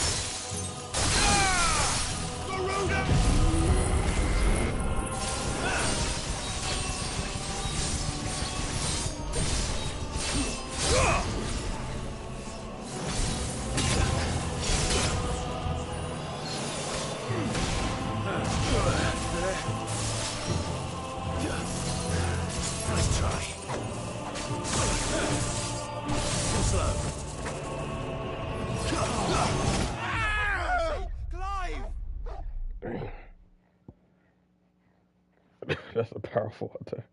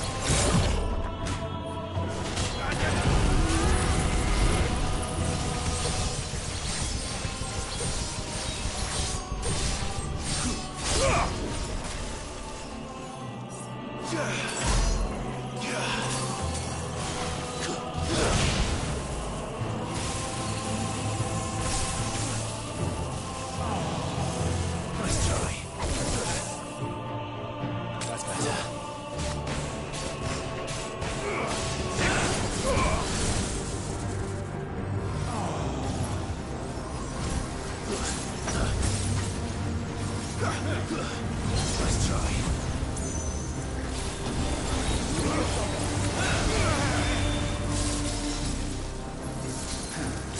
Slow.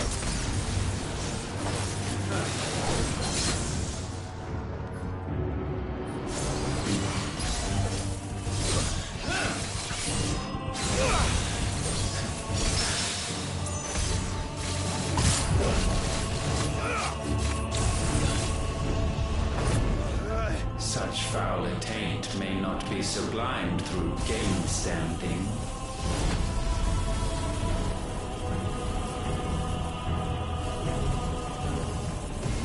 Only with heads hung low is penance paid.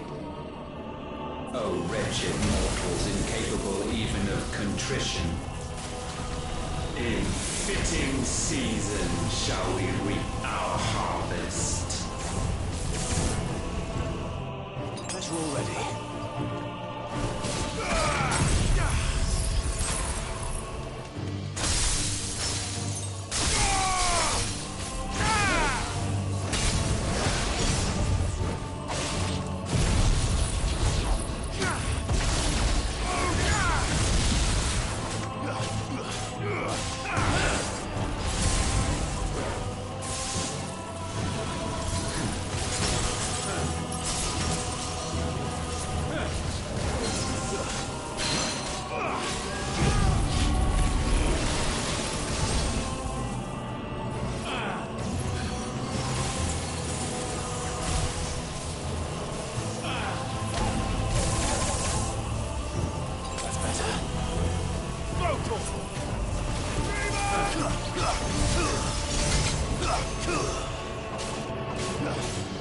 All yours, Temple.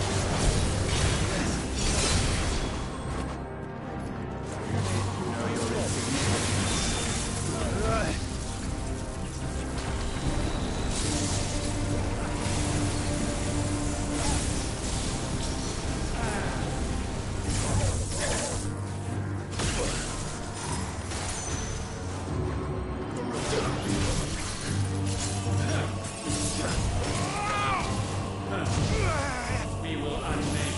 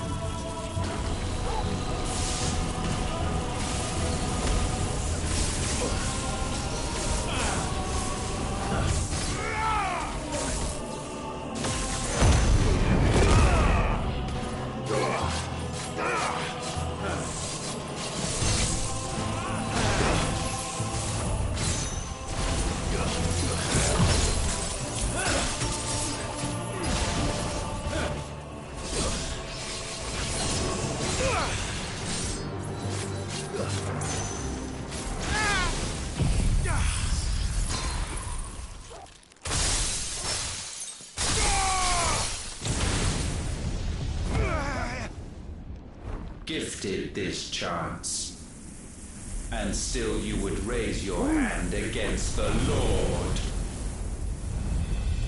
What now? The darkness bends.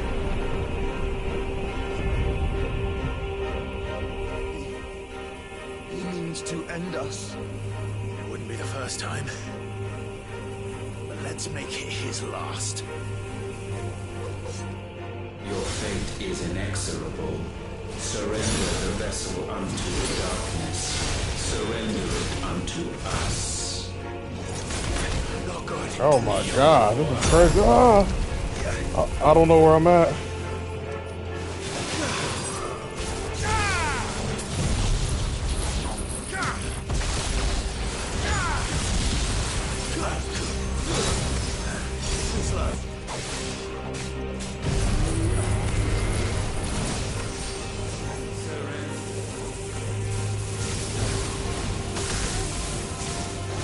Prostrate yourselves.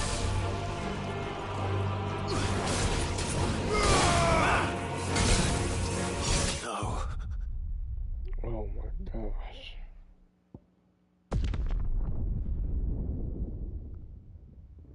I got overwhelmed. I was trying to switch to the boat. Your fate is inexorable. Surrender the vessel unto the darkness. Surrender it unto us. Kneel before us.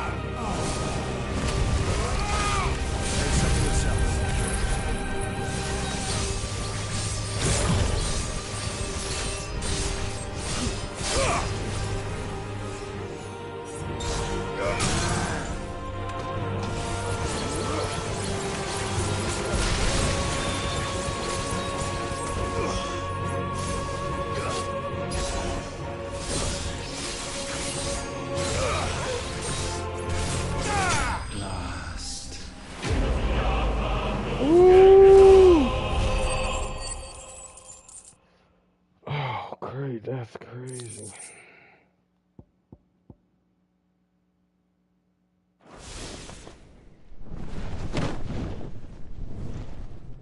That was wild. At last, for countless generations, have we awaited this moment. Fighting this false god devil thing.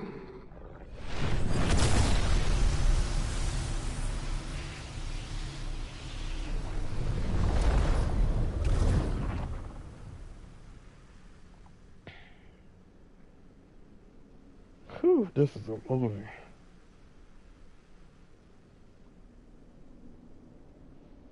Your struggles have made you strong, yet your soul remains heavy with sin.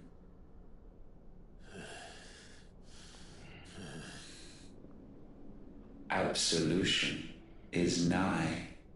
Repent, and all shall be forgiven.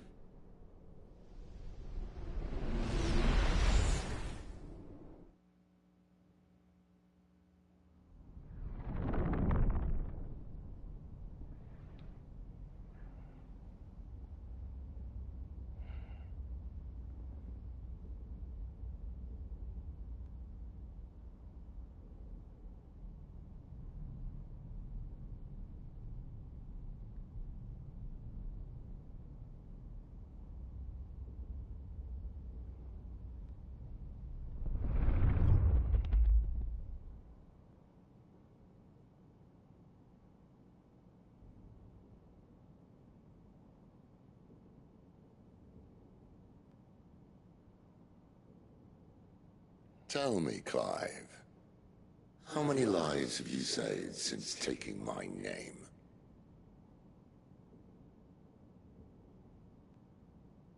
Fewer than we have ruined. Wherever we go, we leave a sea of tears in our wake. These are the wages of your will, son. What good are our choices when all they ever bring, all they will ever bring, is death? There's no atoning, Clive.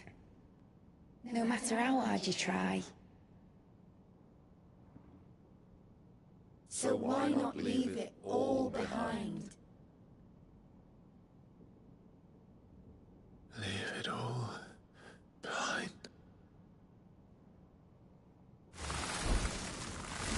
Oh, no.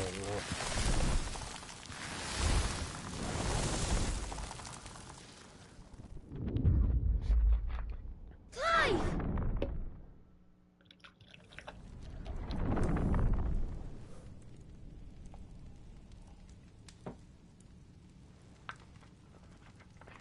Please, won't somebody save me? Won't anybody love me? I yearn, yet still she is not mine. Have I not given enough? From will is born desire, and it is this which consumes you, rendering you incomplete. Do you not see how the world bends and warps under the weight of your hungering hearts?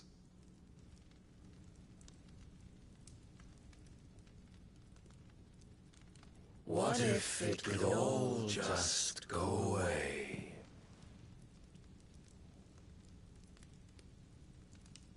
Just go away.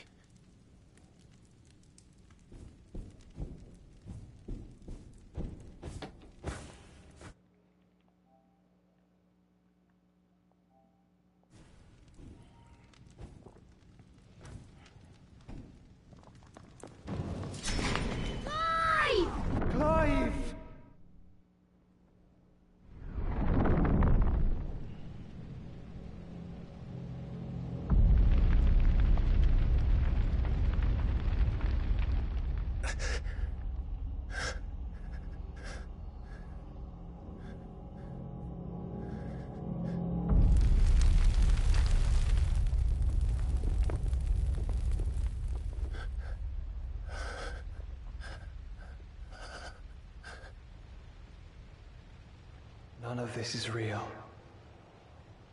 Wake up. It's time to go home, Clive.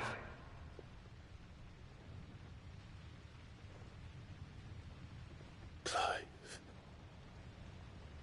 That's right. You're my brother. Brother.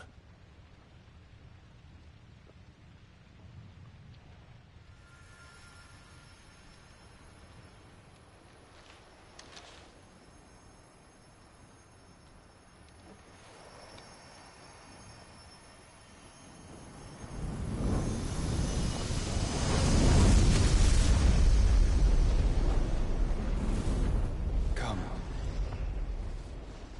Remember who you are. Clive.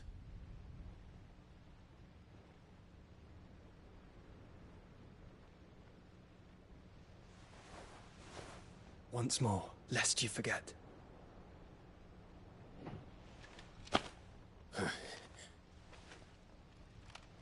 My name is Clive. Clive Rossfield. Look, Ultima.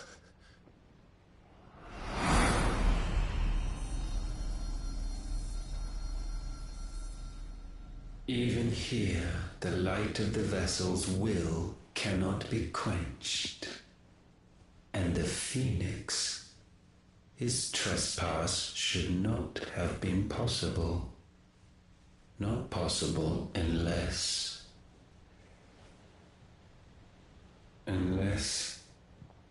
he has been with Muthos all along. The mark of the Phoenix, emblazoned upon his heart, made manifest by the power of will alone. The power of creation. Can it be? Are their wills truly so potent? Are you still talking?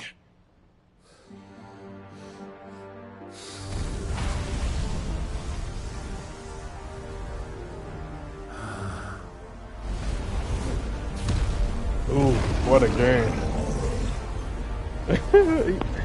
They said, shut the fuck up, you still talking. It's time to put you out for good. Our flames burn as one!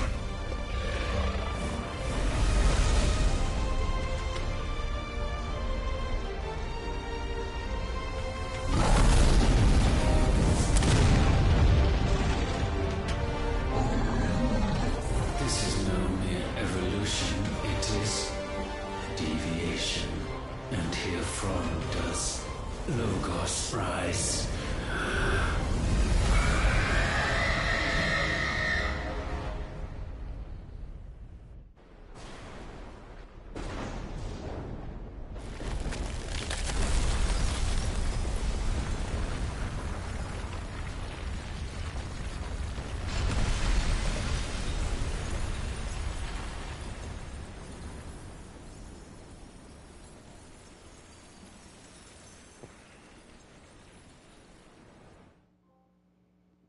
Sheesh.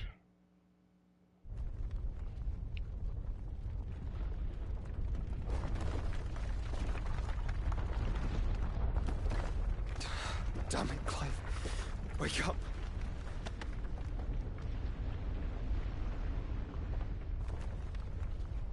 That hurt. Sorry to wake you, but I think it may be time to leave. This place.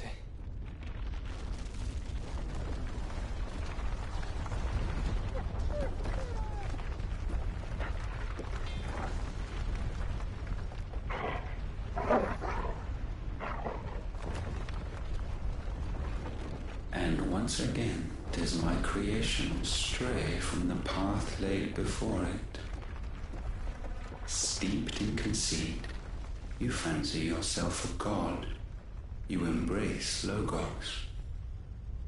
But we will put an end to this hubris.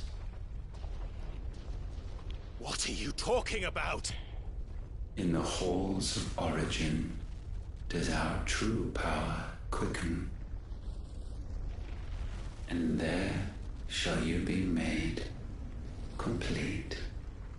Soon, Muthos, soon you will discover how little you know of suffering.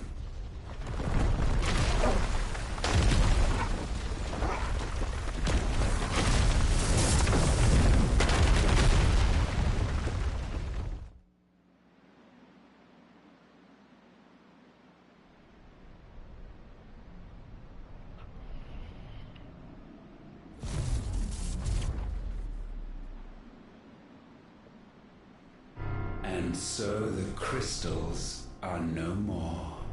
Yet in their silence, a new song rings.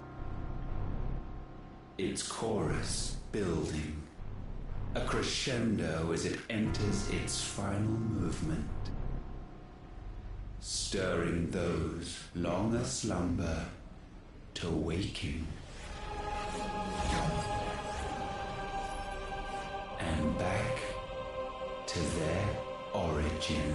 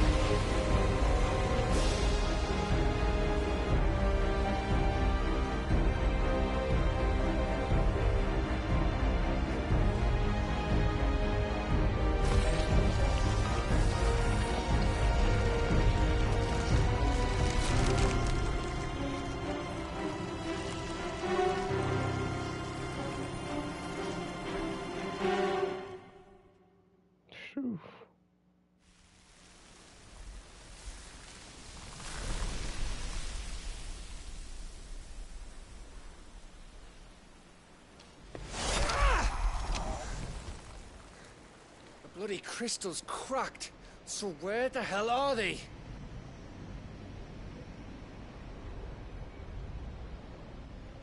Oh, fuck me.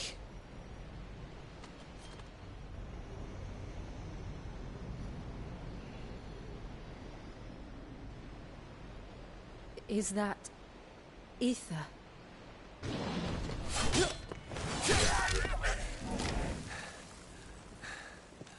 What in good Grieger's name is going on? This is wrong.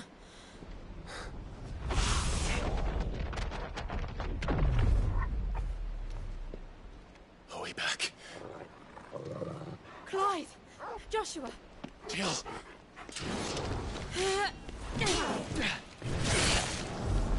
Is everyone all right? We're fine. What happened? Too much to explain here. Mate! We're leaving! Now! Everyone, fall back to the ship!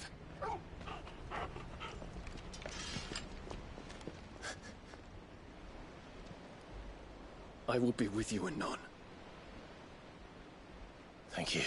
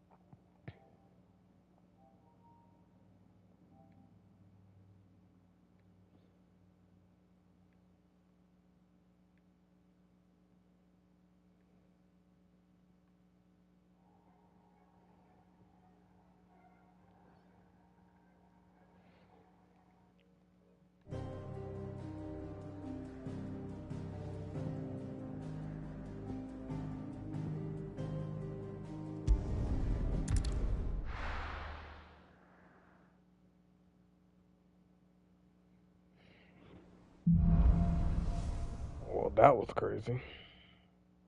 I need to tell everyone what happened at Drake's Spine. And I'm going to need Otto's help.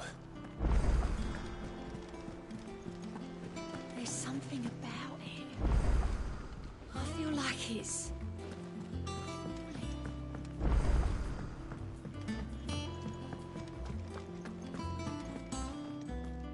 Still alive, I see. Something tells me that eyesore on the horizon is your doing. How'd you manage that? It's a long story. One that I'd rather only tell once. Right. All hands on deck, then.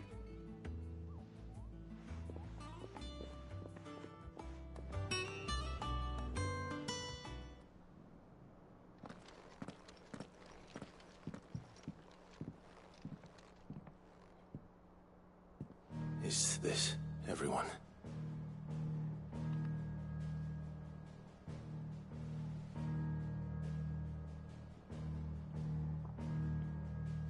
As I'm sure you've all guessed, the crystal which now commands the eastern skies was summoned by Ultima. He called it Origin. Though the significance of that name is as yet unclear. What does it matter what it's called? Its emergence tore Twinside asunder and wiped my homeland from the map.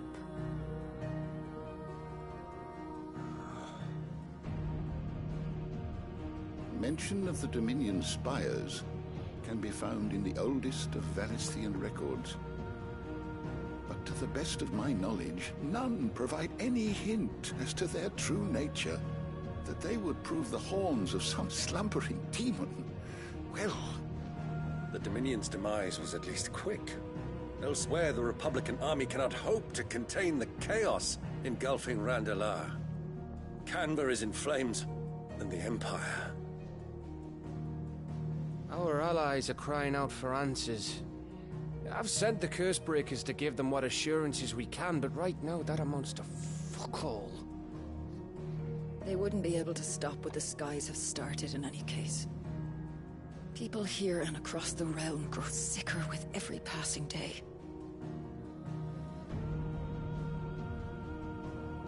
Could it be that this new Mother Crystal is like the others? That it draws upon the land's ether? It certainly looked that way from stone here. If that were true, it would explain the hastening spread of the Blight since the crystal's appearance. Would it not? And as the land's ether slowly rises to the surface, it pools, corrupting all who cannot channel its energies. Archay above, ether floods below, and in the middle, here we languish, hopelessly entrapped.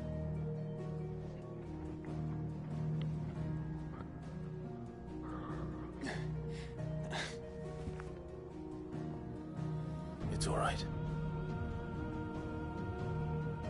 When we faced him at Stone here, Ultima told us his true power quickens in the halls of Origin. Needless to say, we cannot allow that to continue. If we are to stop him, we will have to find a way into the crystal. How are we gonna manage that then? It's up in the sky. And fast as she is, the Enterprise can't fly.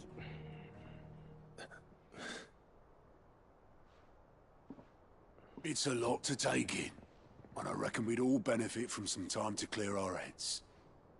The answer will come to us. Don't you worry. Ain't that right, Clive? Right. That's right.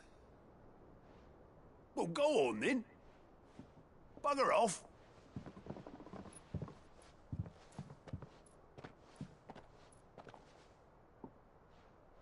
Same goes for you, Clive. You won't solve anything like this. Trust me. Go and get some fresh air, eh?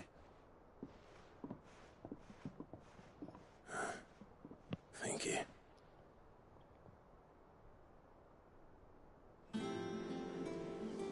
Whew. Joshua seemed upset.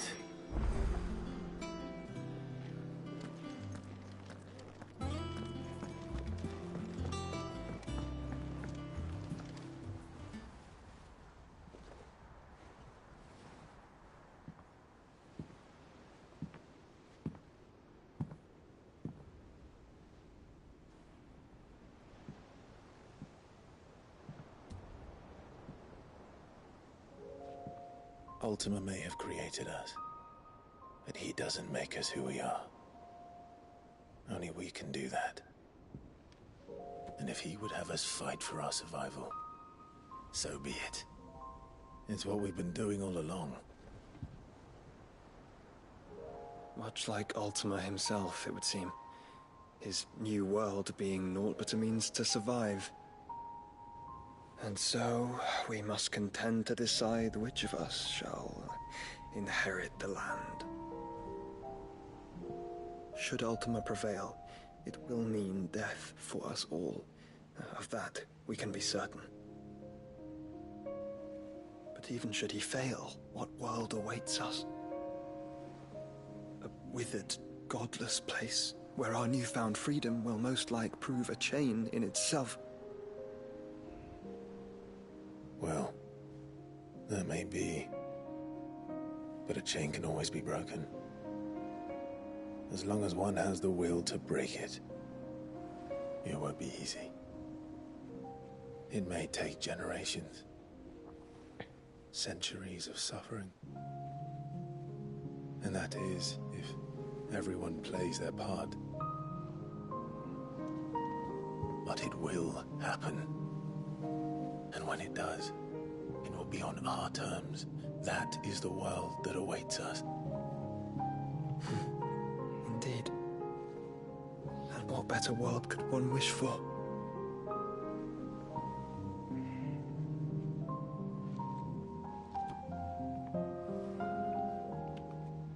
But first, we have to reach that crystal. Then it's a good thing I have wings. You can barely stand, let alone fly. And only the Founder knows what horrors await in those skies.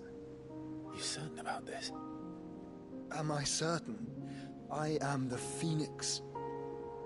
I will do what I must. This is our fight. Remember.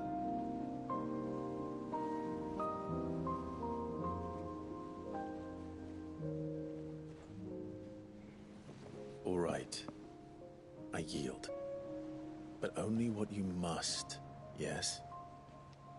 I'm still your sworn shield. That you are. And what of my wings? Lest you forget, you go to stand against a god. I would not have you succumb to fatigue before the fight begins. Ifrit, your brother mentioned that some few of the dominants who had lost their power to you were still able to prime. Is that true? It is. But their icons no longer submitted to their will.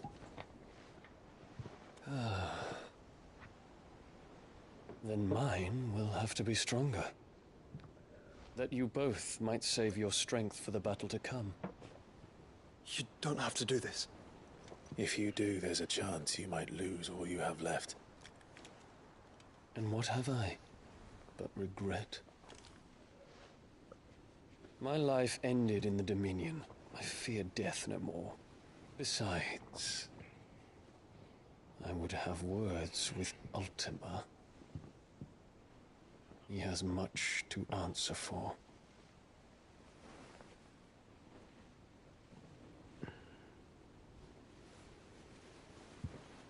We are in your debt, Dion.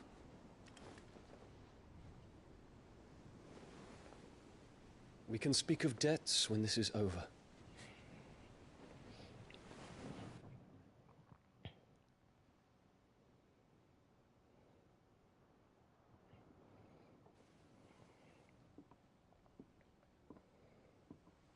He speaks like a man who knows he's not coming back.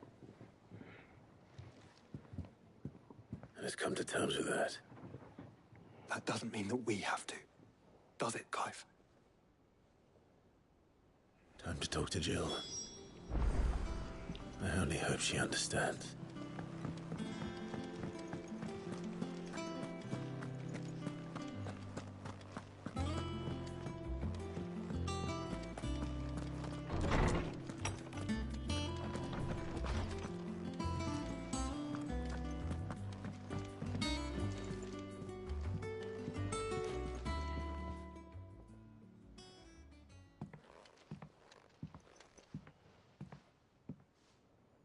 come to wish on a star. That might not be such a bad idea. This is it, Jill. You know what I have to do. Why I have to do it. There's no turning back now. This is where our journey was leading us. Where it will end, for better or worse. I could pray to Metia for you. But you'll be all right, won't you, Clive? You always are. I did promise we'd watch the moon together. I'll be waiting.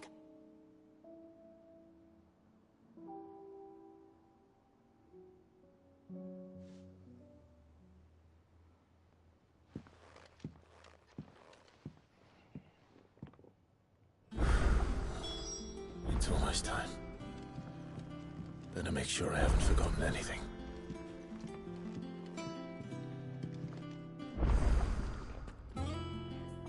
Alright, I think that's a good place to end it.